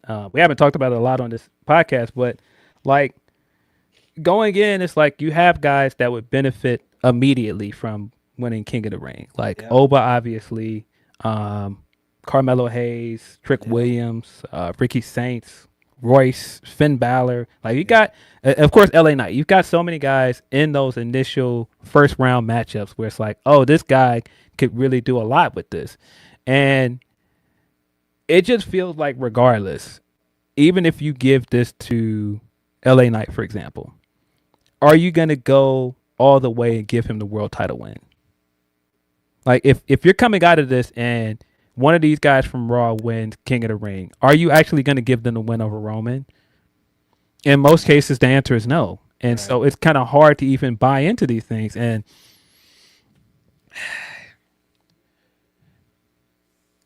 when we got to this 4-way and you got Trick Williams, Damian Priest, Braun Breaker, and Dominic Mysterio on the 4-way. And I was kind of saying right away, Dom is probably going to win this because that's the person that I want to win this match the least. And of course I was right. Dominic Mysterio ended up winning that match and moving on. Oba won his matchup and he's moving on. So the semifinals is Oba versus Dominic Mysterio. And I was like, okay, this has to make Oba the favorite to win this tournament, right? You would think. I would not be surprised if Brock cost him that match. I would not be surprised at all. Because there's the obvious parallels with him and Brock. Brock, of course, won King of the Ring, went on to win the championship from The Rock. And that was the start of like his dominant run in this company. So obviously a lot of people are like, yeah, Oba's going to win King of the Ring. And this is going to ignite what we expect. And there's been so much stalling with Oba since WrestleMania. Mm-hmm. I would not be surprised if Dominic wins this match and Dominic can come out of this with the bragging rights of beating Obafemi even if he cheated. And boy, do I hate that. And because I hate it, I can see it happening. Now, you writing the story right here, I think, is exactly what's going to happen. And like Brock stopping what Oba would have done the same as him. That's a story in it. It's like there's just too many things that are there for like, oh yeah, Brock's definitely going to interfere and do this. Yeah, and I hope that's not where this is heading. The other favorite, I think that was Ibu that reported that Seth was probably going to win the men's or the King of the Ring. And he was in this match with, obviously Javon, because Javon won the 4-way. It was Seth, Javon, Tolatonga, and Ricky Saints. And for some reason, Seth is still in this vision vortex. They're still doing the vision stuff with him. And so Seth loses. And I thought that was a good upset because they gave Javon a win. And I was like, oh, cool. We're moving forward with Javon. I thought that was a great moment for Javon. That was one of those where I expected it to go one way. And I was really happy with what they ended up doing.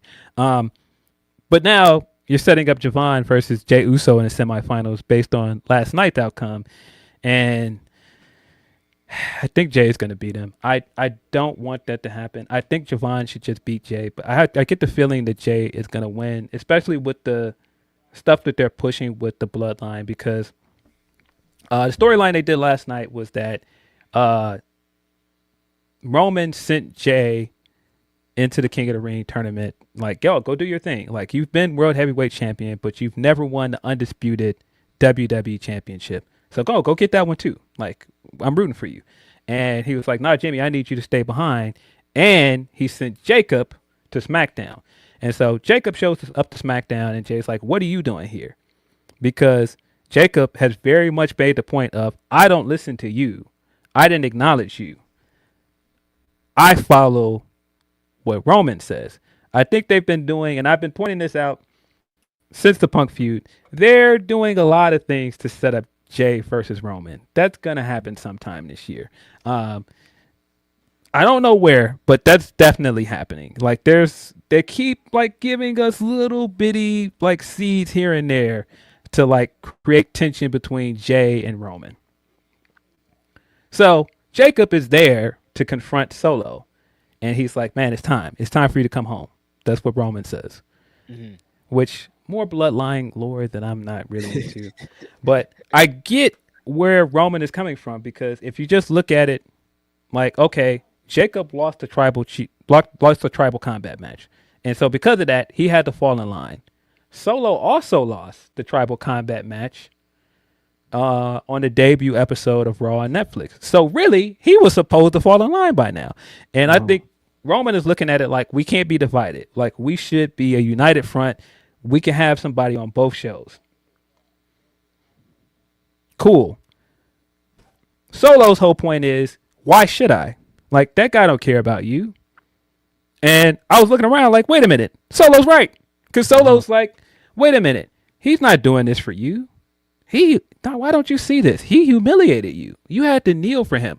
What happened to you? You came in this company as one of the most dangerous guys, one of the most unpredictable guys in this company. Everybody feared you. Now what? You're his lapdog? And that's what you want me to go over there and do? Be his lapdog? And I was like, nah, Solo cooking. He's right. Yeah. Yeah. He's right. Pretty much everybody gets with Roman. Solo's pointed out. Yeah. And it's just so funny that the Usos still don't see it. Like, bro, y'all were the tag champions at the beginning of this year. Y'all are just fell in line, and y'all are just following him again. Rollins said on Raw, he's like, y'all are just his bag boys again. I wanted more for you guys. This is all y'all want to be. And so the stuff last night, and this is funny because O'Shea last night was like, man, y'all not seeing that the bloodline is a different story, new day. And it's like, no, they're still cheating to win.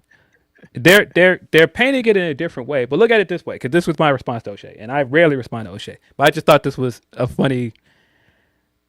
Roman beat Jacob at Backlash by throwing him into an exposed turnbuckle.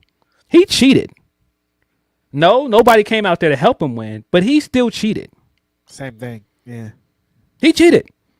And then he essentially manipulated him into taking the tribal combat match because he's like, I'm not giving you a rematch in any way. And he was like, oh, yeah, he challenged me to tribal combat because he knows I cannot deny the rematch now. And he made it seem like, oh, this is in Jacob's favor, but it wasn't. This gave you the advantage because you didn't have to beat him in a fair fight now. You could use the turnbuckle. You can use you can put him through a table. You can use the toolbox to slam on his hand so he couldn't do the Tongan death trip. No, all of this played into your hands. He was in the match saying to this guy, you think I have to throw you into an exposed turnbuckle to beat you? And then he proceeded to rip all of the turnbuckle pads off of the turnbuckles and throw him into the turnbuckles to potentially try to win. This guy keep lying in y'all face and y'all keep trying to tell me he's not a liar. Yes, he is. He stay lying in your face. That's his whole bit. And so at every turn, this guy is trying to rebuild what he's had. And people keep going, no, it's different this time. No, it's exactly what it looks like. Which has been Rollins' point all along is you can't let this guy be champion again. You can't give this guy a little bit of power because he can't be trusted. He didn't change. He's just going to do what he always did. And he's right. He is right. Look at everything he's doing. He came out of that Magic Clash in Italy and was like, man, I'm trying to do things the right way, but I can take everything. Y'all think I won't? And it's like, yeah, because you want to. You keep trying to act like I'm doing this because I'm benevolent. No, you want to take control over everything. Right. And yeah, people were like, oh, well, he beat Punk fair and square. Nobody came out to help him beat Punk. Yeah, because Punk lost that match because he ran out of gas. He beat him fair and square, sure, but Punk ran out of gas. It ain't like he just was like, he had him beat. He was getting ready to GTS him the same way he did Mox and Rollins. He just ran out of gas at the finish line. Roman's still playing games in y'all face, and y'all keep going, well, it's not the same. He's not cheating. Last night, Jay won the match to make it to the semifinals, but he won that match because Solo came in and gave LA Knight the Samoan spike because he was trying to help Royce win. And that's how Jey Uso won that match. So again, they technically cheated. Still run-ins and still things happening. Still the same bloodline shit. So yeah, I get the feeling that Jey Uso is going to win this, and he's going to get close enough where everybody's going to be like, oh, he's going to become King of the Ring, and he's just going to challenge Cody. He's going to go for Cody's belt. But I don't think people have considered that he could become King of the Ring and challenge Roman.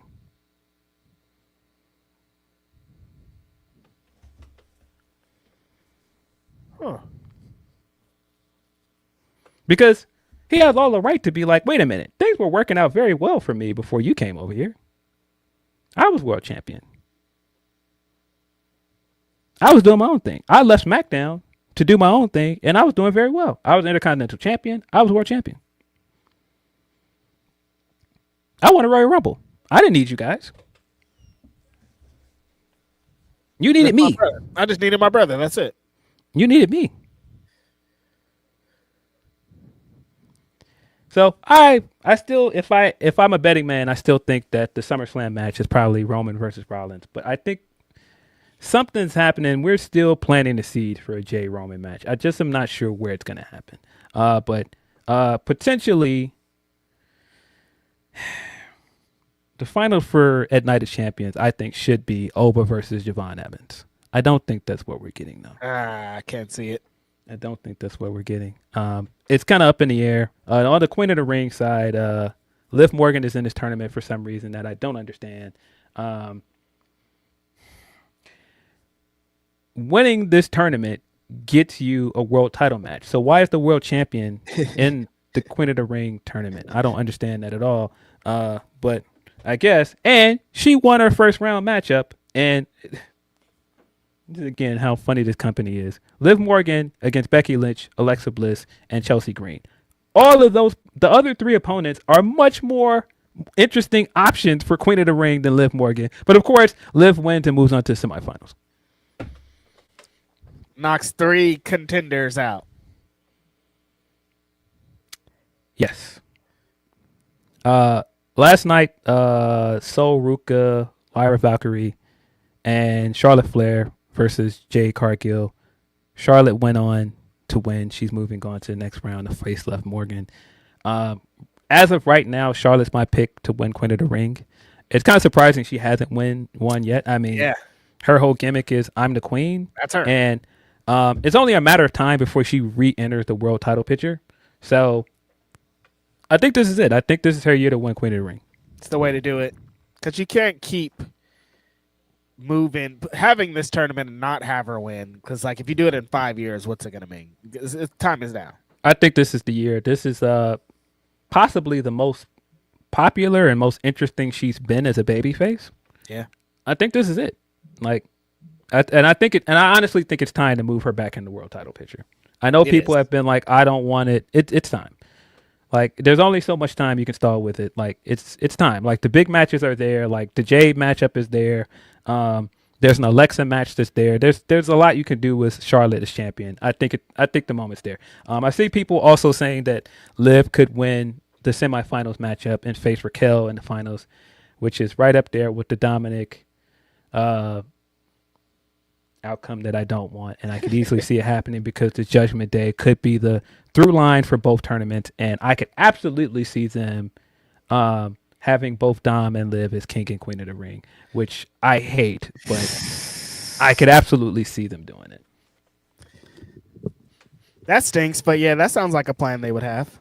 Yeah, and I mean, you can continue to build the rift between Liv and Raquel if that's the finals matchup. I personally think it should be Charlotte. But what are you going to do? I thought Sol Ruka versus Lyra Valkyria from Raw was really good. A lot of the matches from Raw were fantastic. I think from an in-ring standpoint, this week's Raw was one of the best episodes this year. And I thought they really showed up in the one-on-one match. There was stuff in this Fatal 4-Way that did not go over well. Jade talked about her worst fear on, I think she was on a Joe Budden podcast, funny enough. And she was like, her worst fear was her wig coming off. And it happened. It happened in this match. And the internet is sharing it everywhere, not letting her live. Of course. But all of the Jade and Charlotte stuff in this match, again, made me feel like this is the route. Charlotte should move on and win. There's a report that Rhea Ripley is injured. I don't know the extent of the injury. Shit. But if you need somebody to step in and be the next women's champion, like I said, it makes all the sense in the world for it to be Charlotte. You've got the Jade matchup. Like I said, you've got so many matchups on SmackDown for her. Blake Monroe cut a promo on Charlotte last night, and that's why I'm like, it kind of feels like with everything, they're setting up Charlotte as like the big obstacle for all of these challengers. And SmackDown really needs that at the moment for the women. And she should be. It's Charlotte. They should be utilizing her in that way. Yes. On the other side of the bracket, Io Sky ended up picking up the win over Roxanne Perez, Julia, and Lash Legend. She's going to face Raquel in the second round. Raquel has been a thorn in her side all year during the WrestleMania season. But now Io has the storyline coming out of the Asuka match that Asuka really Asuka wanted her to step up and really replace her as like the go-to Japanese wrestler on the roster. So she has motivation now to win this tournament. She's really a pick to win as well, other than Charlotte. That's why I'm saying, like, the idea of them going with the more uninteresting option of Liv versus Raquel in the finals. Why, when you could just do Io versus Charlotte? I think that makes a lot more sense. That's going to be a better match. And both of them have the better storylines coming in this tournament. You're saying all the reasons why they're not going to do it. Yeah, exactly. But I like that it's unpredictable right now on the women's side. I think, like, as of right now, that bracket is more interesting. I just feel like the obvious choice, at least in my head for the men, is Oba should just win. But as we've seen already, what I think is the obvious choice isn't necessarily what matters. I don't care about that. I don't care about no obvious choice. What is an obvious choice? Obvious to who? Yeah.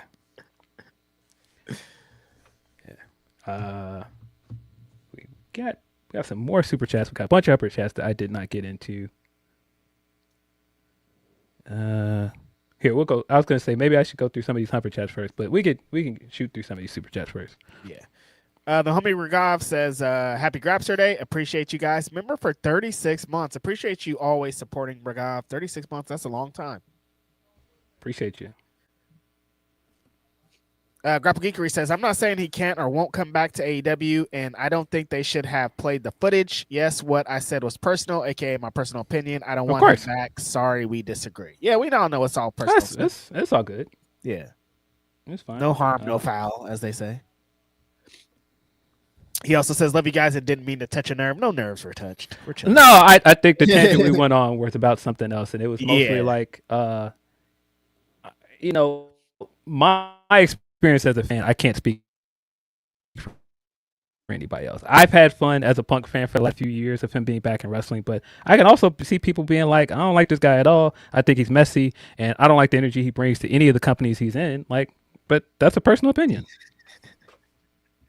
I'll go reading ahead again to these super chats. But yeah, it's chill. Grapple Geeker, I totally understand if that's not your vibe, because it's a lot when that fool's in your company, and there was a lot of news constantly attached to it. Manda says, started watching you after Big E got hurt, and you guys were my entryway to Fightful Multiverse. Your point of view enlightened me. Thanks, duders. Hey, thanks, Amanda. Appreciate you tuning in. We're still sad about Big E all the time, and we're glad we can enlighten you. Appreciate you.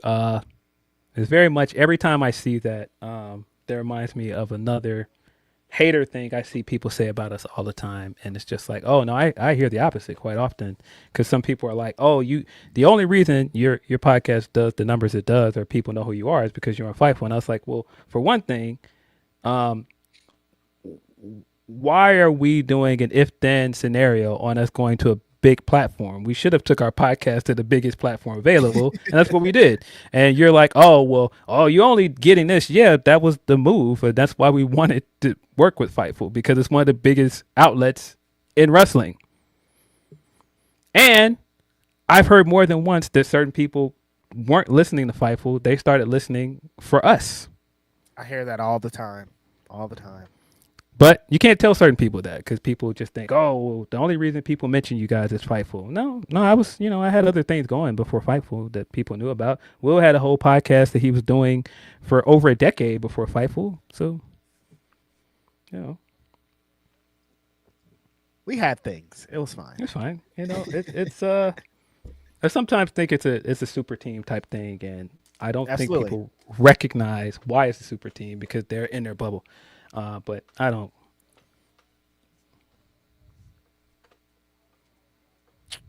We're still here though. No. Will took his talents to Fightful, and that's what happened. Absolutely. The homie Joseph Molina says, I still bad for not saying, hey, Will, when he saw us at Dynamite in San Jose. It's all good, Joseph Molina. He knows his place. He knows who he is. He knows his place is hilarious. He knows his place. You better stay in your place. It's hilarious. That was it, man. When that report at one point was going around from that one podcast thing with Homeboy on it, and people were like, is this true, Phil? And I was like, does this look true? Yeah. Why are y'all sending me this, man? Yeah. Don't send me stuff that Homeboy is saying. Like, why y'all listening to this dude? Like, exactly. It's like, did you read it? What do you mean? Is it true? Does it sound true? And there were certain people that, again, don't like Will, so they're running with, and it's just like, that don't even sound true. Grifters. Grifted. See where it gets you, bald ass. Ben Sivner says, I assume Tony would be more prepared to deal with Punk if he came back. I am bothered by many of his fans. He can do no wrong. It's like when Dick Cheney shot his friend, and his friend had to apologize for being shot. That is a wild comparison, my guy. But I feel you. No, there are definitely Punk fans that are like, he can do no wrong, and no.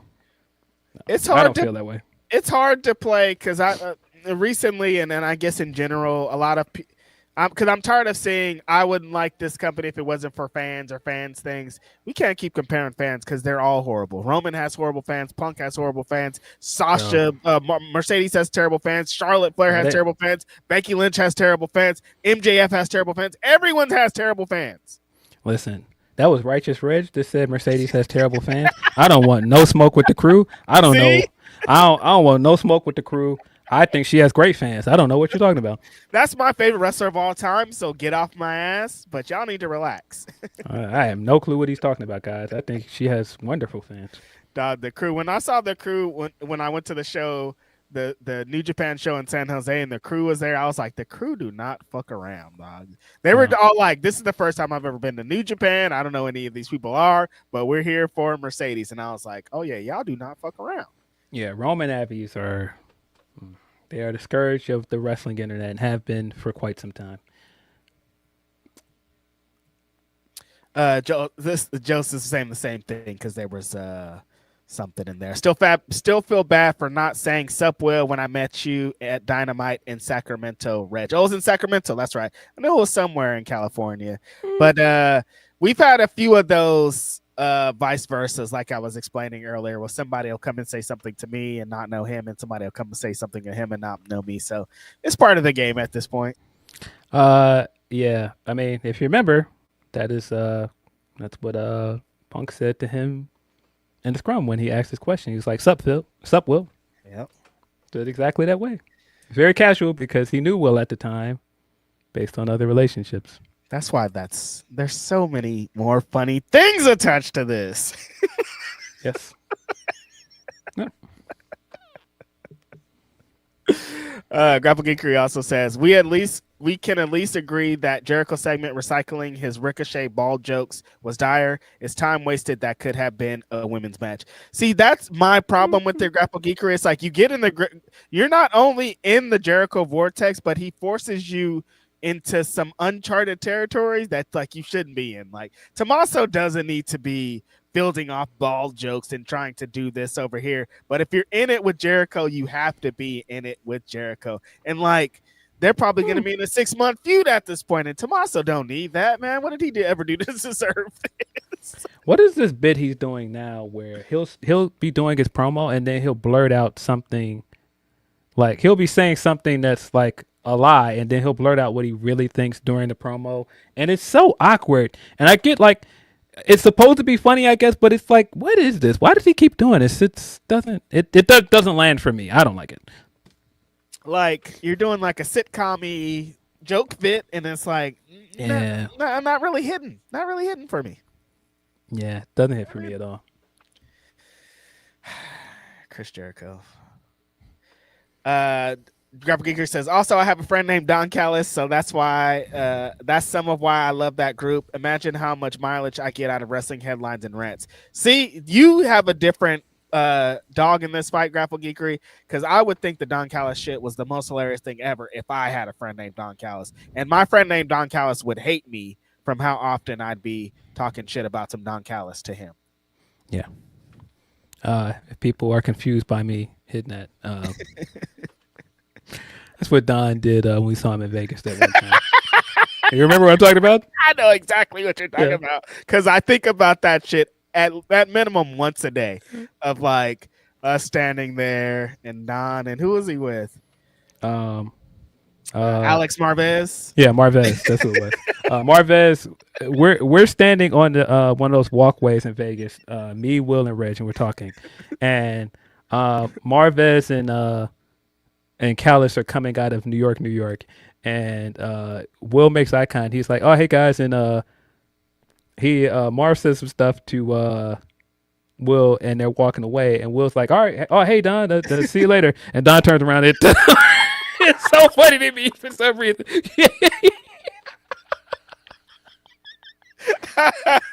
If you would have saw Phil and I immediately after this moment, dog, we died. The look on his face and everywhere. I don't know what they were doing in that casino. I don't know where they were heading, but that was at the point I started to wonder how long we were out there, because I was like, did the show just end? Like, how long how much time has went by? Because something happened. Bro, funny times, buddy. We've had some moments in New York, buddy. I mean, it's not New York, but in Vegas. Uncle Donk says, as a Leafs fan whose team hasn't won since 1967, I empathize with the Knicks fans. Let's finish this tonight. My biggest fear is becoming the Titanic lady. It's been 84 years. That every time people do that meme with the Titanic song with like the kazoos, I die laughing. It's so funny to me. Oh yeah, see, I try not to talk too much shit because Warriors are my team and we've won not that long ago. So like, I like to sympathize and empathize with other people too. So if the Knicks did it tonight, man, I'd clap for them. That's it. That's where it's gonna stop though. I'd clap for them. Yeah. Clap for him. Clap for him. Clap for him. Every day a star is born. What do you feel about? Did we talk about how you feel about Blueprint 3? Where do you land on the Blueprint 3 scale? I like Blueprint 3. I don't know why people are very there are certain songs on there that I don't like. Like I don't like Reminder at all. I think Reminder is awful. No. Reminder. Just I hate like the ad libs and everything over there. I do not like Reminder at all. But like the opening track with the lead singer from Empire of the Sun, like that's one of my like nerdy music fan. Empire of the Sun is a great band, guys. If you don't like that summer where Walking on a Dream came out, bro, and it was in all the commercials, bro, fire song. And I thought like the opening what we talking about is great. It's a great intro. Thank You is an all-timer, I think. Thank You is hard. Yeah, Thank You is super hard. The first half, like the thing with Blueprint 3 is there are certain songs on there that have gotten played to death that I feel like I can go without ever hearing again. Like Run This Town, I've heard Run This Town like enough to last a lifetime. Same thing with like great record though. Like Run This a great song. Great verses on there. And same thing with like Empire State of Mind. Like I could go without ever hearing Empire State of Mind again. Great song, but boy, it has been played to fucking death. It's just like how the conversation that they were having about Thriller. It's like, it's not that those songs are skips. It's just that you've heard them songs so many times that you probably skipped them. I don't need to hear Run This Town or Empire State of Mind again. Yeah, but I don't want to hear that at all. But the great records, Def Auto-Tune is still great. Like I remember when that dropped and like the video of him and he's getting his haircut, which is also again why I think he's in album mode. You can see the correlations. Everything about that time period, like the UT painted me now and like all of this. No ID on the beat. That shit is crazy. That's crazy ass. When he did that set and John Mayer played that melody for him and then it went into Def of Auto-Tune. Fire. I like Blueprint 3. I think the best thing about it is he brought a lot of the younger guys on there, which is kind of funny. Like this narrative, people are like, "Oh, he's holding young guys down." And it's like, yeah, but he also gave Drake a spot on that album. He's giving him a few nods. He gave J. Cole the spot on the song we just referenced, "Star Is Born." Cole has one of the best verses on that album. He does. On to the next one's on Blueprint 2, huh? Or Blueprint 3 also, right? Love on to the next one. Great tempo beat, like one of their best collabs in my opinion, which that's a high bar. Could they have like some I like Venus versus Mars. I think the bright spots on Blueprint are brighter than the dark spots. Like I think it comes out on the other side in a good place. Yeah, on to the next one is a great one. Venus versus Mars. I like the Kanye track on there. Which tough conversation, but that's still a great Kanye verse. How much they hate it. Up a bunch of good music, man. That son of a bitch. Yeah, I mean, we see now Hove don't even want to play Kanye verses like that. But bro, that verse, how much they hate it. Very kiss girls like Katy Perry. I am never sprung, but I spring her. Jerry, Don't try this at home. Results may vary. Hey, man, that shit is hard. Left a bunch of shit on the table, that fucker. But Jay's gonna soon be like Rick Ross is when you figure out like, damn, you dropping out all them Drake songs, but you got some banging ass Drake songs on there. You might want to put them back in rotation. He got a few Kanye joints. You can't. Like, you can't take that out. Yeah, Already Home is great as well, Desi. Great. Nah, I like Blueprint 3. People have mixed feelings on Forever Young. I like Forever Young. Sorry, guys, but mixed feelings on it. It's usually a skip for me, but you know, sometimes I get an itch and I want to hear that. I wanna be. It just felt like that and very pop rock. That and Beach Chair. There's a couple of like Jay-Z. He tries like this end of the album thing where he's like, "I'm gonna really jump out there," and it's like, you don't have to, dog. Like we like what you're doing over here. Yeah, I'm like Forever Young. Forever Young is better than Beach Chair. I think so. Yeah, I think it's better than Beach Chair. But they're still just both kind of like out there joints to me. You know what I mean? It's like, out there. Doing. It's out there compared to his early career for sure. Yeah, right. Because it's kind of like that with the other album where he kind of did his cheat code. You talking about Magna Carta, Holy Grail? Where it was already on all the Sprint phones. Yeah. And it's kind of up there with some of the songs on there where people are like, man, what is Hov doing with some of these? But the joints on there are joints though. Nah, Oceans is fire, dog. Dog. Yeah. Oceans is fire. The Tom Ford, nah. Hov got some joints on Magna Carta. Mm-hmm. Beach is better, even though it's super short. Beach is better is crazy. That verse on there it's crazy. I saw him live do that because I went to the On the Run tour, and I was like, nah, Beach is better. It's one of them ones, dog. Mm-hmm. Too short. That's the one I saw. I'm like, damn, I needed more. Usually I'm like, that's enough. That wasn't enough. We need a couple more bars, Hov. Desi, I've seen him again. I like Forever Young. I've seen him do Forever Young live, and field are there because it's like the whole point of the song is Hov is really reached this point in his career where this guy's an elder statesman. He is a guy that in some ways we didn't expect to make it this long in hip hop to still be making music. This guy retired at one point, and he's making a point, not that I'm going to be young forever, but I'm going to be forever this guy. I'm going to be forever present in hip hop conversations. And yeah. And he wasn't lying. What is the Justin Timberlake song on Magna Carta? I keep thinking of Suit and Tie, which is the better song. You take the ears and Holy Grail. That's the intro. Holy Grail. That's the yeah. Holy Grail. I don't mind Holy Grail, but Lupe fan of me. Piece of Paper, Cup of Jesus. Lupe goes crazy on There's there, a couple that Lupe stole because we were talking about Thank You earlier from Blueprint, and I'm like, Bro. I think Lupe might have Thank You though.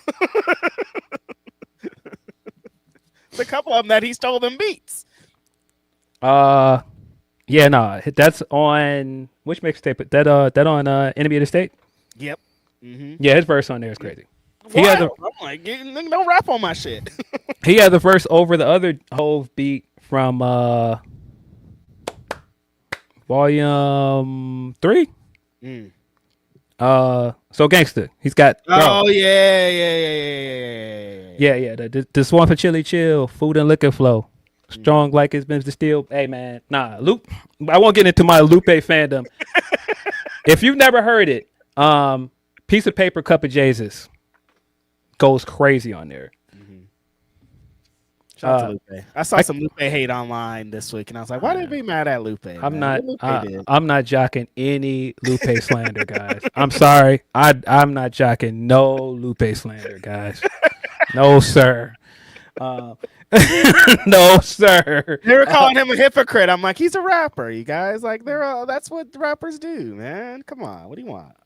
No, I'm not jacking no Lupe slander.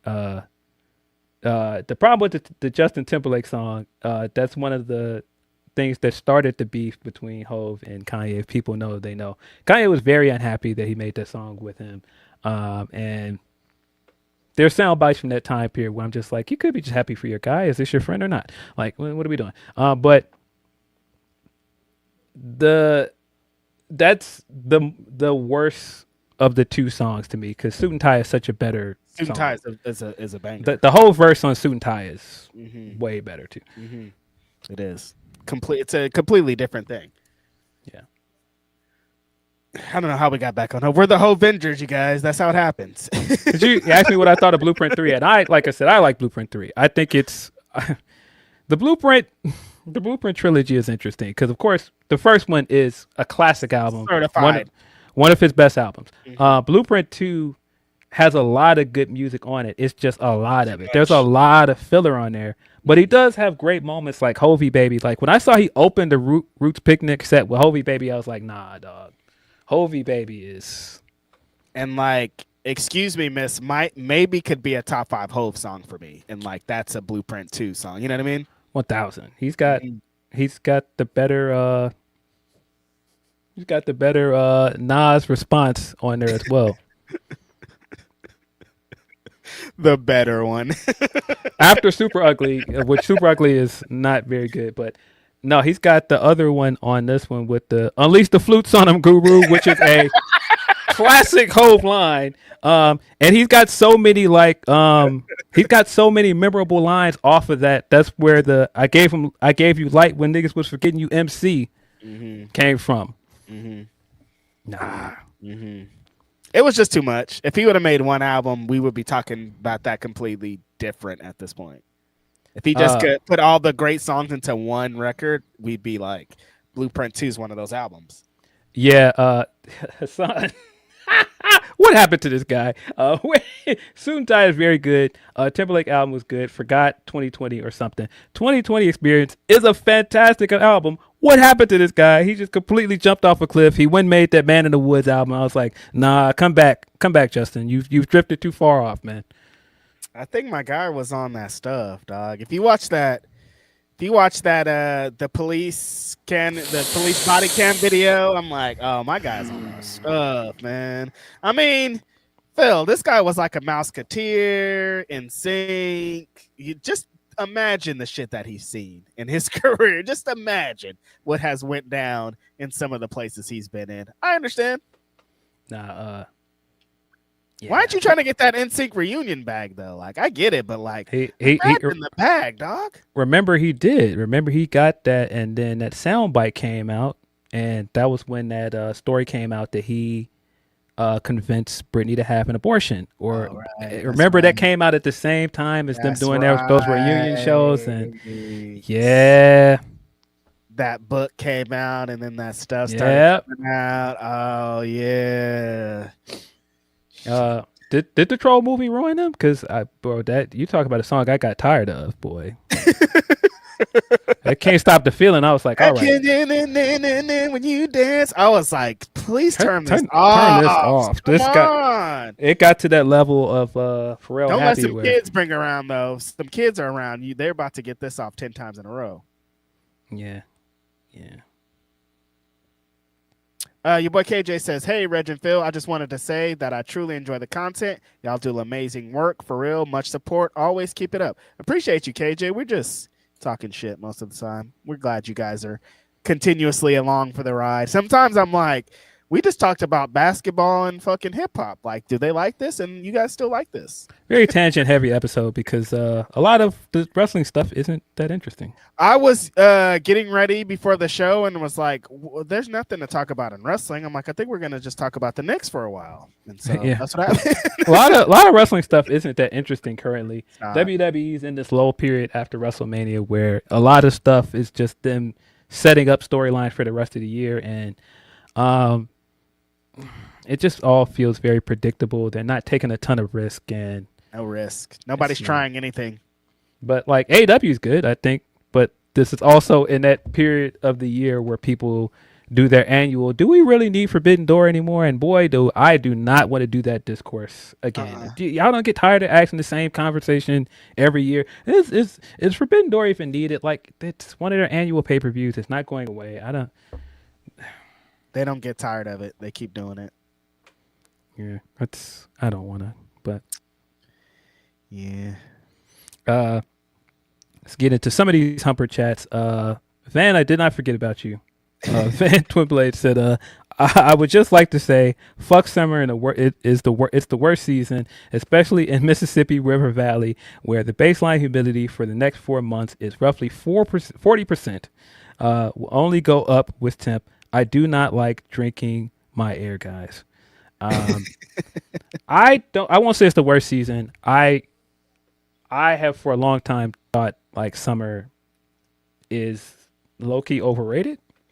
And I like summer. Summertime in Chicago. There's nothing like it. Summertime shy. I think fall is the better season. I'm from Bakersfield, California, where it gets up to like 115 degrees. So summer was always a piece of shit to me. I never even wanted to be there because it was just going to be too hot.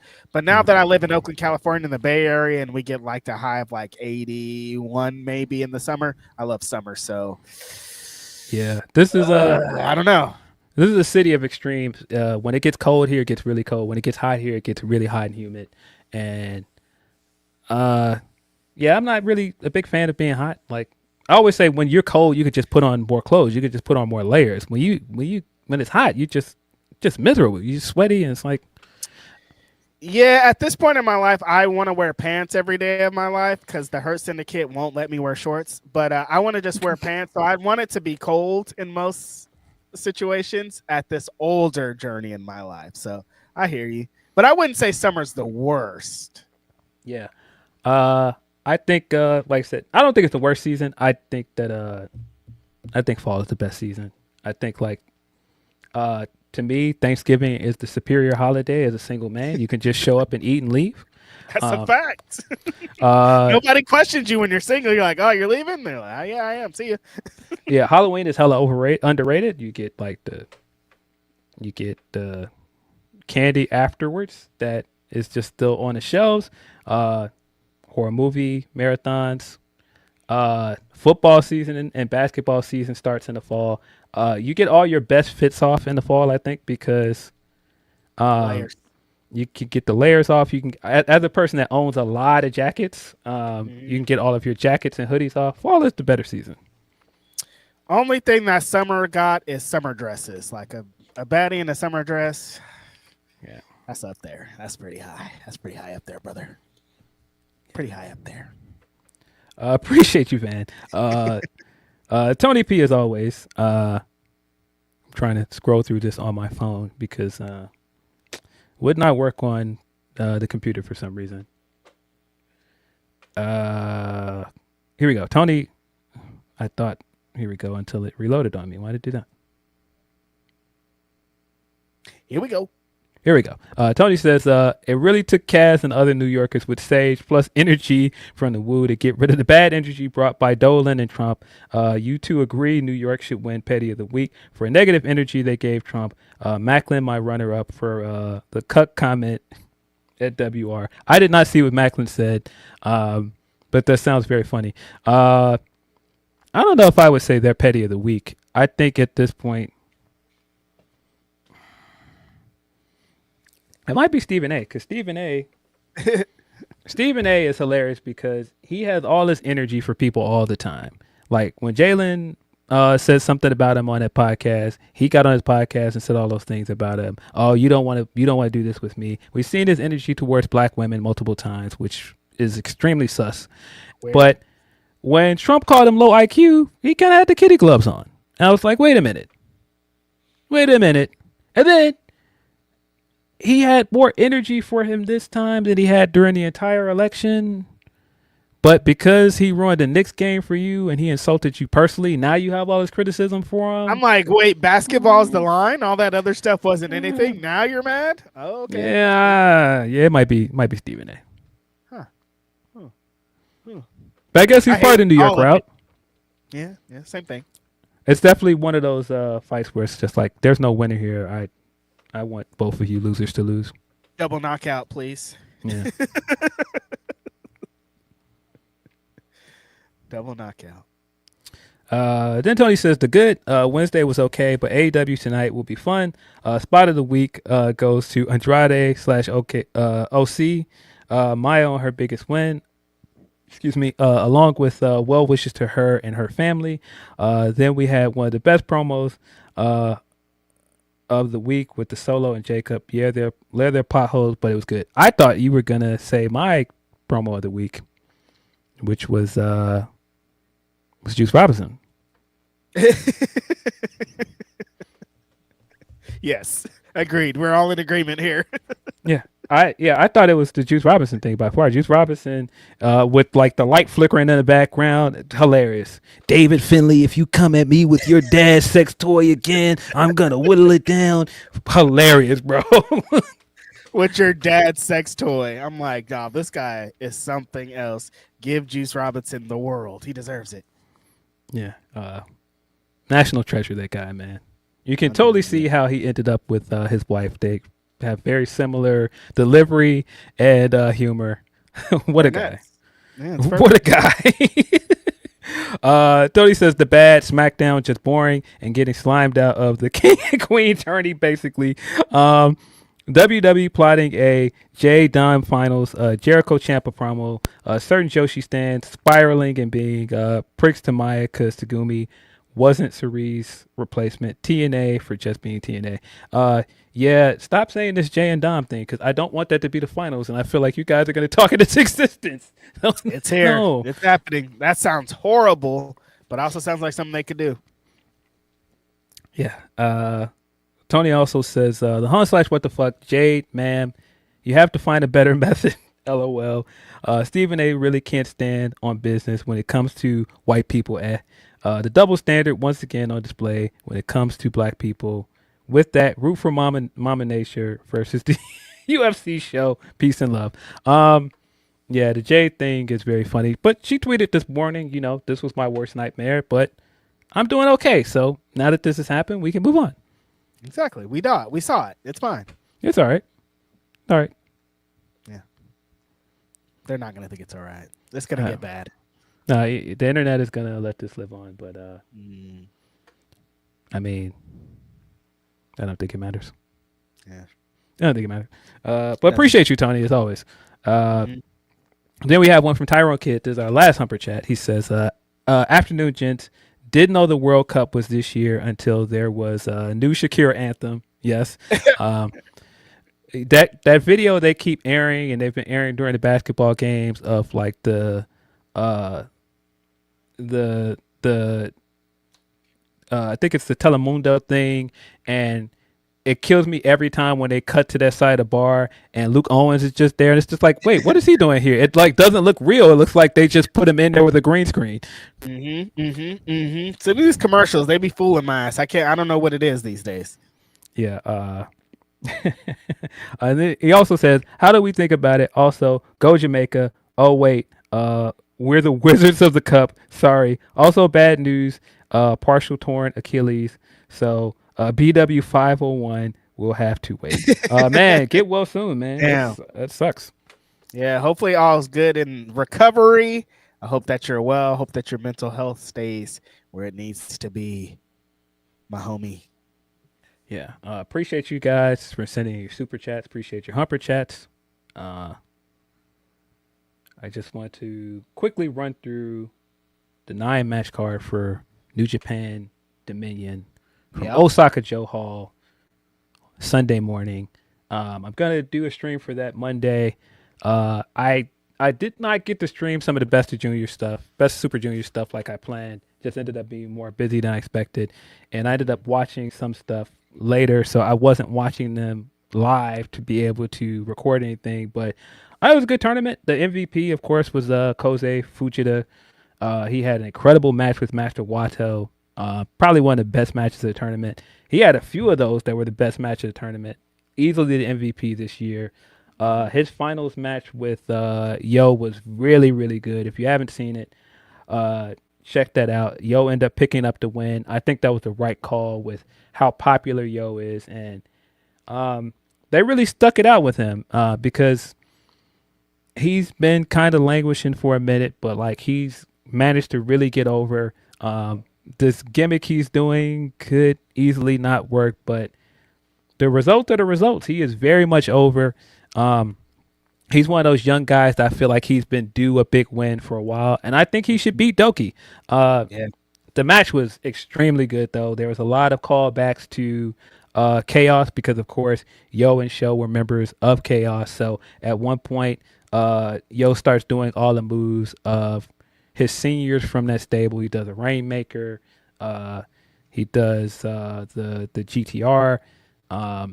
He does a Boomaye in there as well. Like all the fields were there for the Chaos stuff. And afterwards, Doki tried to come out and jump him. And other Chaos guys came out there. He got the upper hand. And they did the Chaos celebration thing they used to do during the matches. And I was like, man, we used to have good things, man. We used to have nice things. And like all of the callbacks to Chaos got me. I was like, man, nostalgia's working on me. This was really cool. Big win for Yo. But Fujita did not come away from this tournament as a winner, as a loser at all, even though he lost in the finals. Like I said, he was the MVP of this tournament for sure. Mm-hmm. Yeah, shout out to him. It felt like he stood out in most of his matches. He got some good shine, and this tournament did what I've been wanting it to do of like getting the newer guys over, because it feels like for a few years they've been just using it for like the last match or to get to like the next show and whatever. And it's like, you need to be using this to get these guys over and really push who's the future of the juniors division. And I think it did it this year. Nick Wayne had a great run in it. Yeah. A lot of it, like the people who were supposed to come and shine really came and shine. Yes. But yeah, this card for Dominion looks really good. Definitely going to watch that live. And like I said, review a few guys on Monday on our YouTube channel. So keep an eye out for that. Like I said, 9 matches were announced. Konosuke Takeshita will be defending the New Japan World Television Championship against Sonata. Of course, this is building off of the reveal that Sonata was the masked man and his big return earlier this year. Very much looking forward to what this match looks like. Sonata is kind of underrated in ring.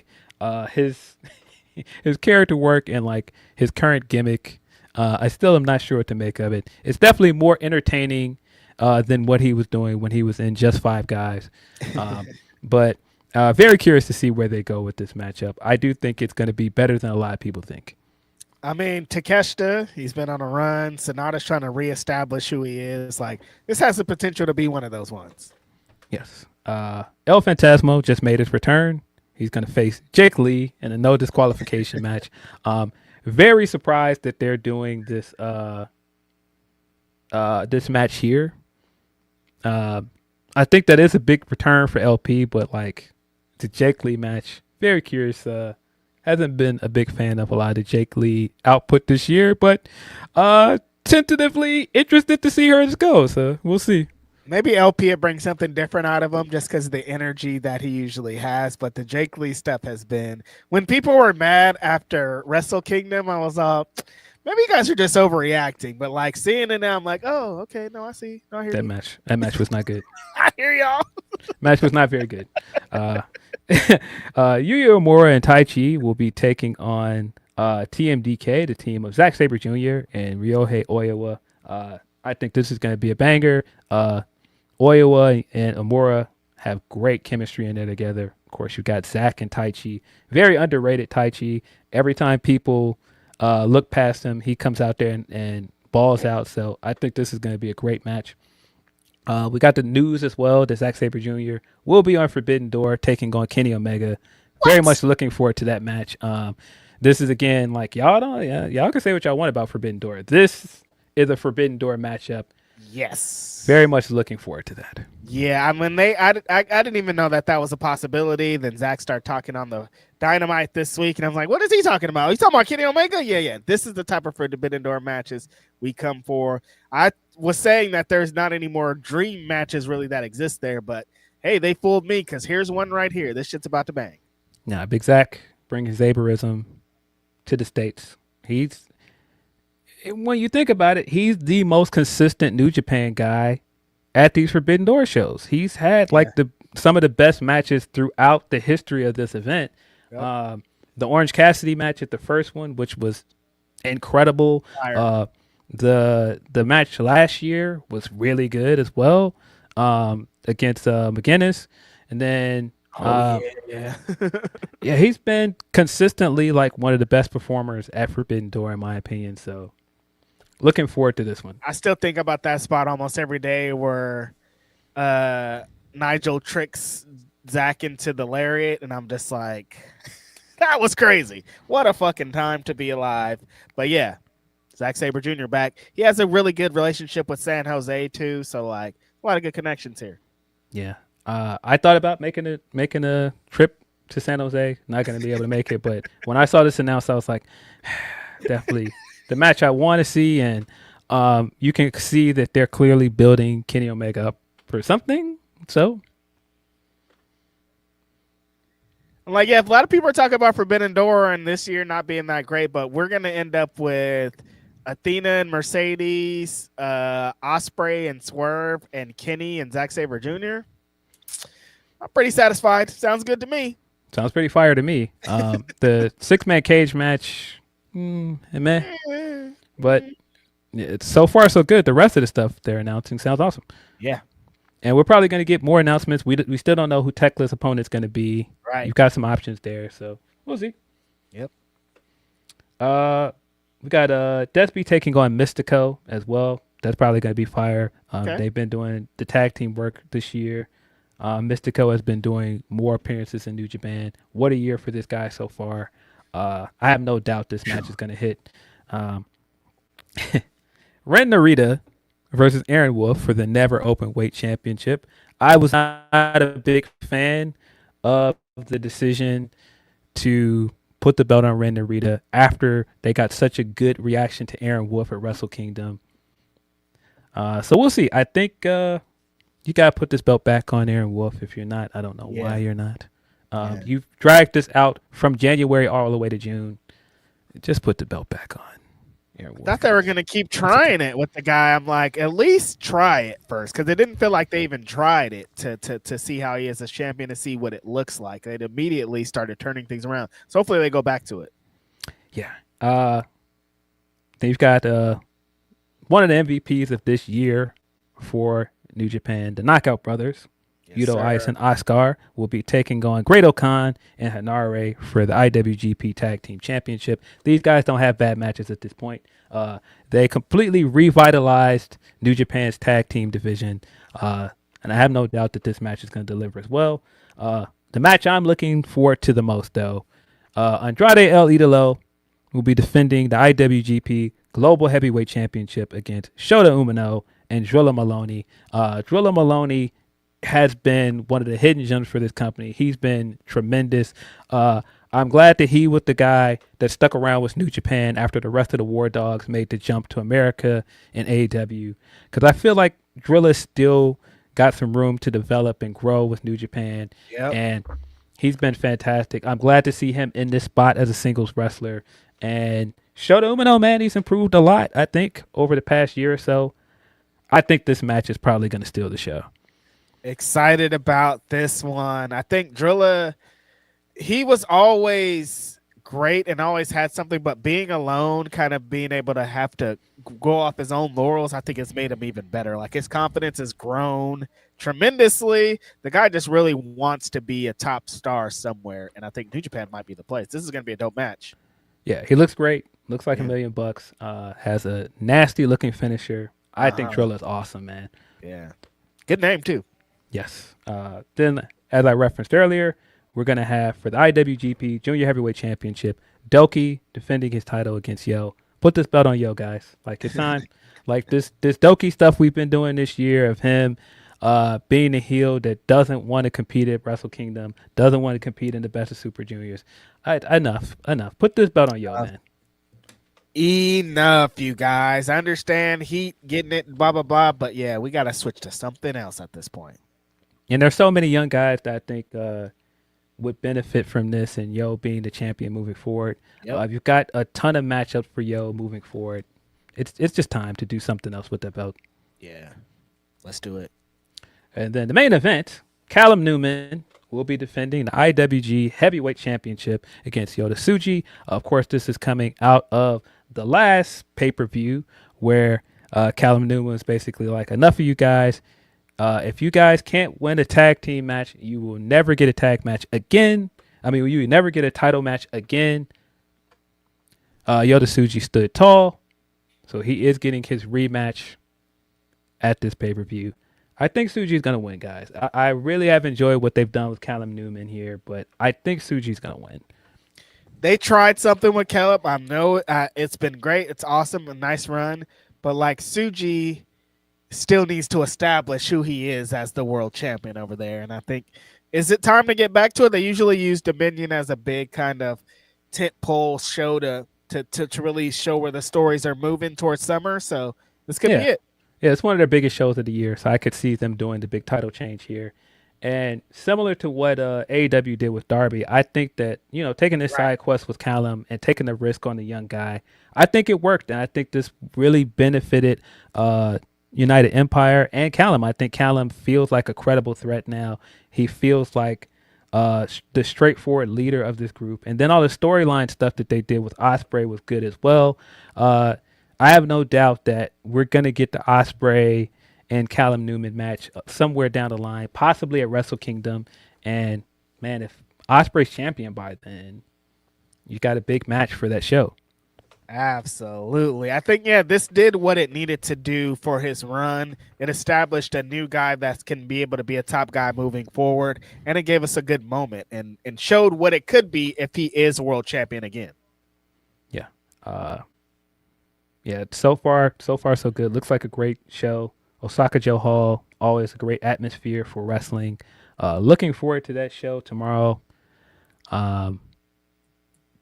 That's pretty much all we got for you guys. If we went on a lot of tangents here, we laughed, we cried, but this is where we bid you adieu, guys. I think we have one. We got more. A few super chats. I think we got like 3 super chats. Okay, I thought we had one. I was ready to get that one out of here and slide.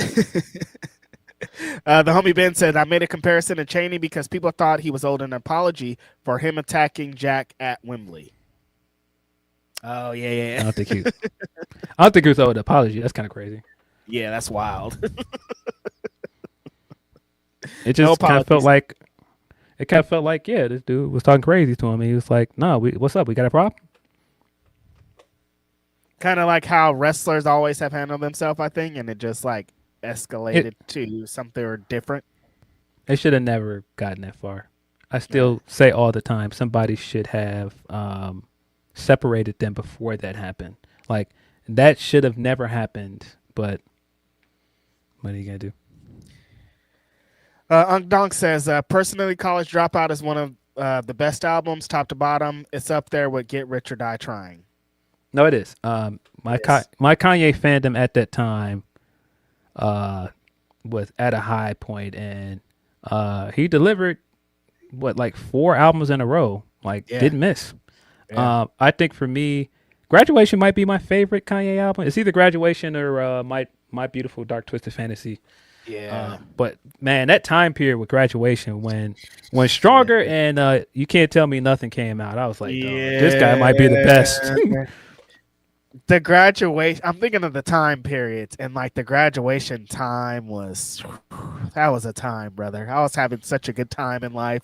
That's going to be hard to replicate because College Dropout came out in 2004. I was just about to graduate high school, and there were some different feelings and emotion. But when Graduation dropped and everything was established and he was doing the thing with Fifth and the music he was putting out, nah.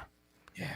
Stronger is a banger. Can't Tell Me Nothing like that. Can't Tell Me Nothing is maybe my favorite Kanye. It may be my number one. So yeah, that tour, the Glow in the Dark tour as well. Yeah, we used to have nice things, man. Thanks for nothing. You used to have nice things. But yeah, I think that was my freshman year of college when College Dropout came out.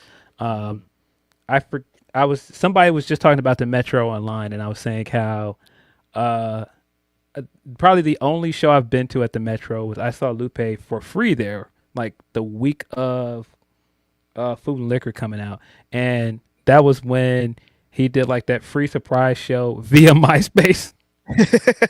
That tells you how old I am and just like how long I've been a Lupe fan. But yeah, that is a big part of my Lupe fandom because that was the first time I had ever seen him live, and I got to see him for free. He did a bunch of stuff off his mixtapes. He, of course, did a bunch of stuff off of Food and Liquor. Again, just so you know, we'll never accept any Lupe slander. Shout out to Lupe. Shout out to Chicago. Hassan Botla says, trying to will Tekla versus Takumi Iroha, in my opinion, best current Joshi into existence for Forbidden Door. Also former West Coast Pro Women's Champion. Never forget. She's great. I saw someone say that the Tekla match has been leaked. I have not seen it, so I'm glad that I've remained surprised. Yeah, apparently it's supposed to be dropping tonight on the Collision show. Yeah, excited to see who that is because I do think the Tekla stuff in this build to Forbidden Door has been really great. Yeah. Again, that promo last week where she's walking through and the production and everything keeps changing. Amazing. Yeah. Excellent. The video package that they aired this week for Tekla was also good. The Mercedes video package was also really good. Managed to bring a lot of stuff full circle and explain like her revenge tour and coming back and doing exactly what I thought, and her being like, no, I never lost this belt, and this is the last belt. You can't take this one from me, and giving her the motivation to win this tournament and go on to challenge for the world title. I thought that was very well done. Yeah. The Mercedes stuff has been great. She looks amazing. Like, I'm all in. Yeah, she's definitely winning. I don't see her losing this tournament, guys. Big time. Yeah, big time players do big time things, man. Legend of the city once said that. And then our last super chat, because we got to get out of here because I haven't been able to breathe for like 2 hours. Charles Jackson says, what team do you see Giannis going to? This Miami Heat thing has been in the water for quite a while. There's been the rumors of a trade in the works with Miami. Kind of seems like that's the destination for him. It'll be interesting to see him go to the West Coast. But I don't know if I buy that. We had a little bit of a one iron in the fire of them being like maybe the Warriors. So there's been talks, but I don't see it happening. I can't unsee it now. When I forgot who it was that was saying the Warriors would be a great destination for Kawhi, and I was like, oh, that would be good. Kawhi with Steph, that might be. That might be his best chance to win again. Yes. Before he wraps these things up, and he's a Cali guy. If he doesn't stay put in the Clippers, it might make a lot of sense for Kawhi. Open arms over here, dog. I'd definitely take some Kawhi, but yeah, I don't know. It could be anything. The league's just changing so quickly, and everything's moving so fast. Yeah, I'm gonna guess Miami for Giannis. That'd be a good move for him. That was our last super chat. Again, appreciate you guys hanging in there with us. We'll be back at our usual time next Saturday. We're being noon Eastern. Counter program? No, that's 2 Saturdays, right? King and Queen of the Ring? Yeah, don't they have a show in the middle of the day sometime? Is that? I think that's. Is it the day before Forbidden Door? It's 2 weeks then. Yeah, I don't think it's next Saturday. I think it's Saturday after next. Okay, gotcha. But appreciate you guys as always. We'll see you when we see you. This has been Grapsody. I'm Phil Lindsay. Righteous Rich. We're out of here.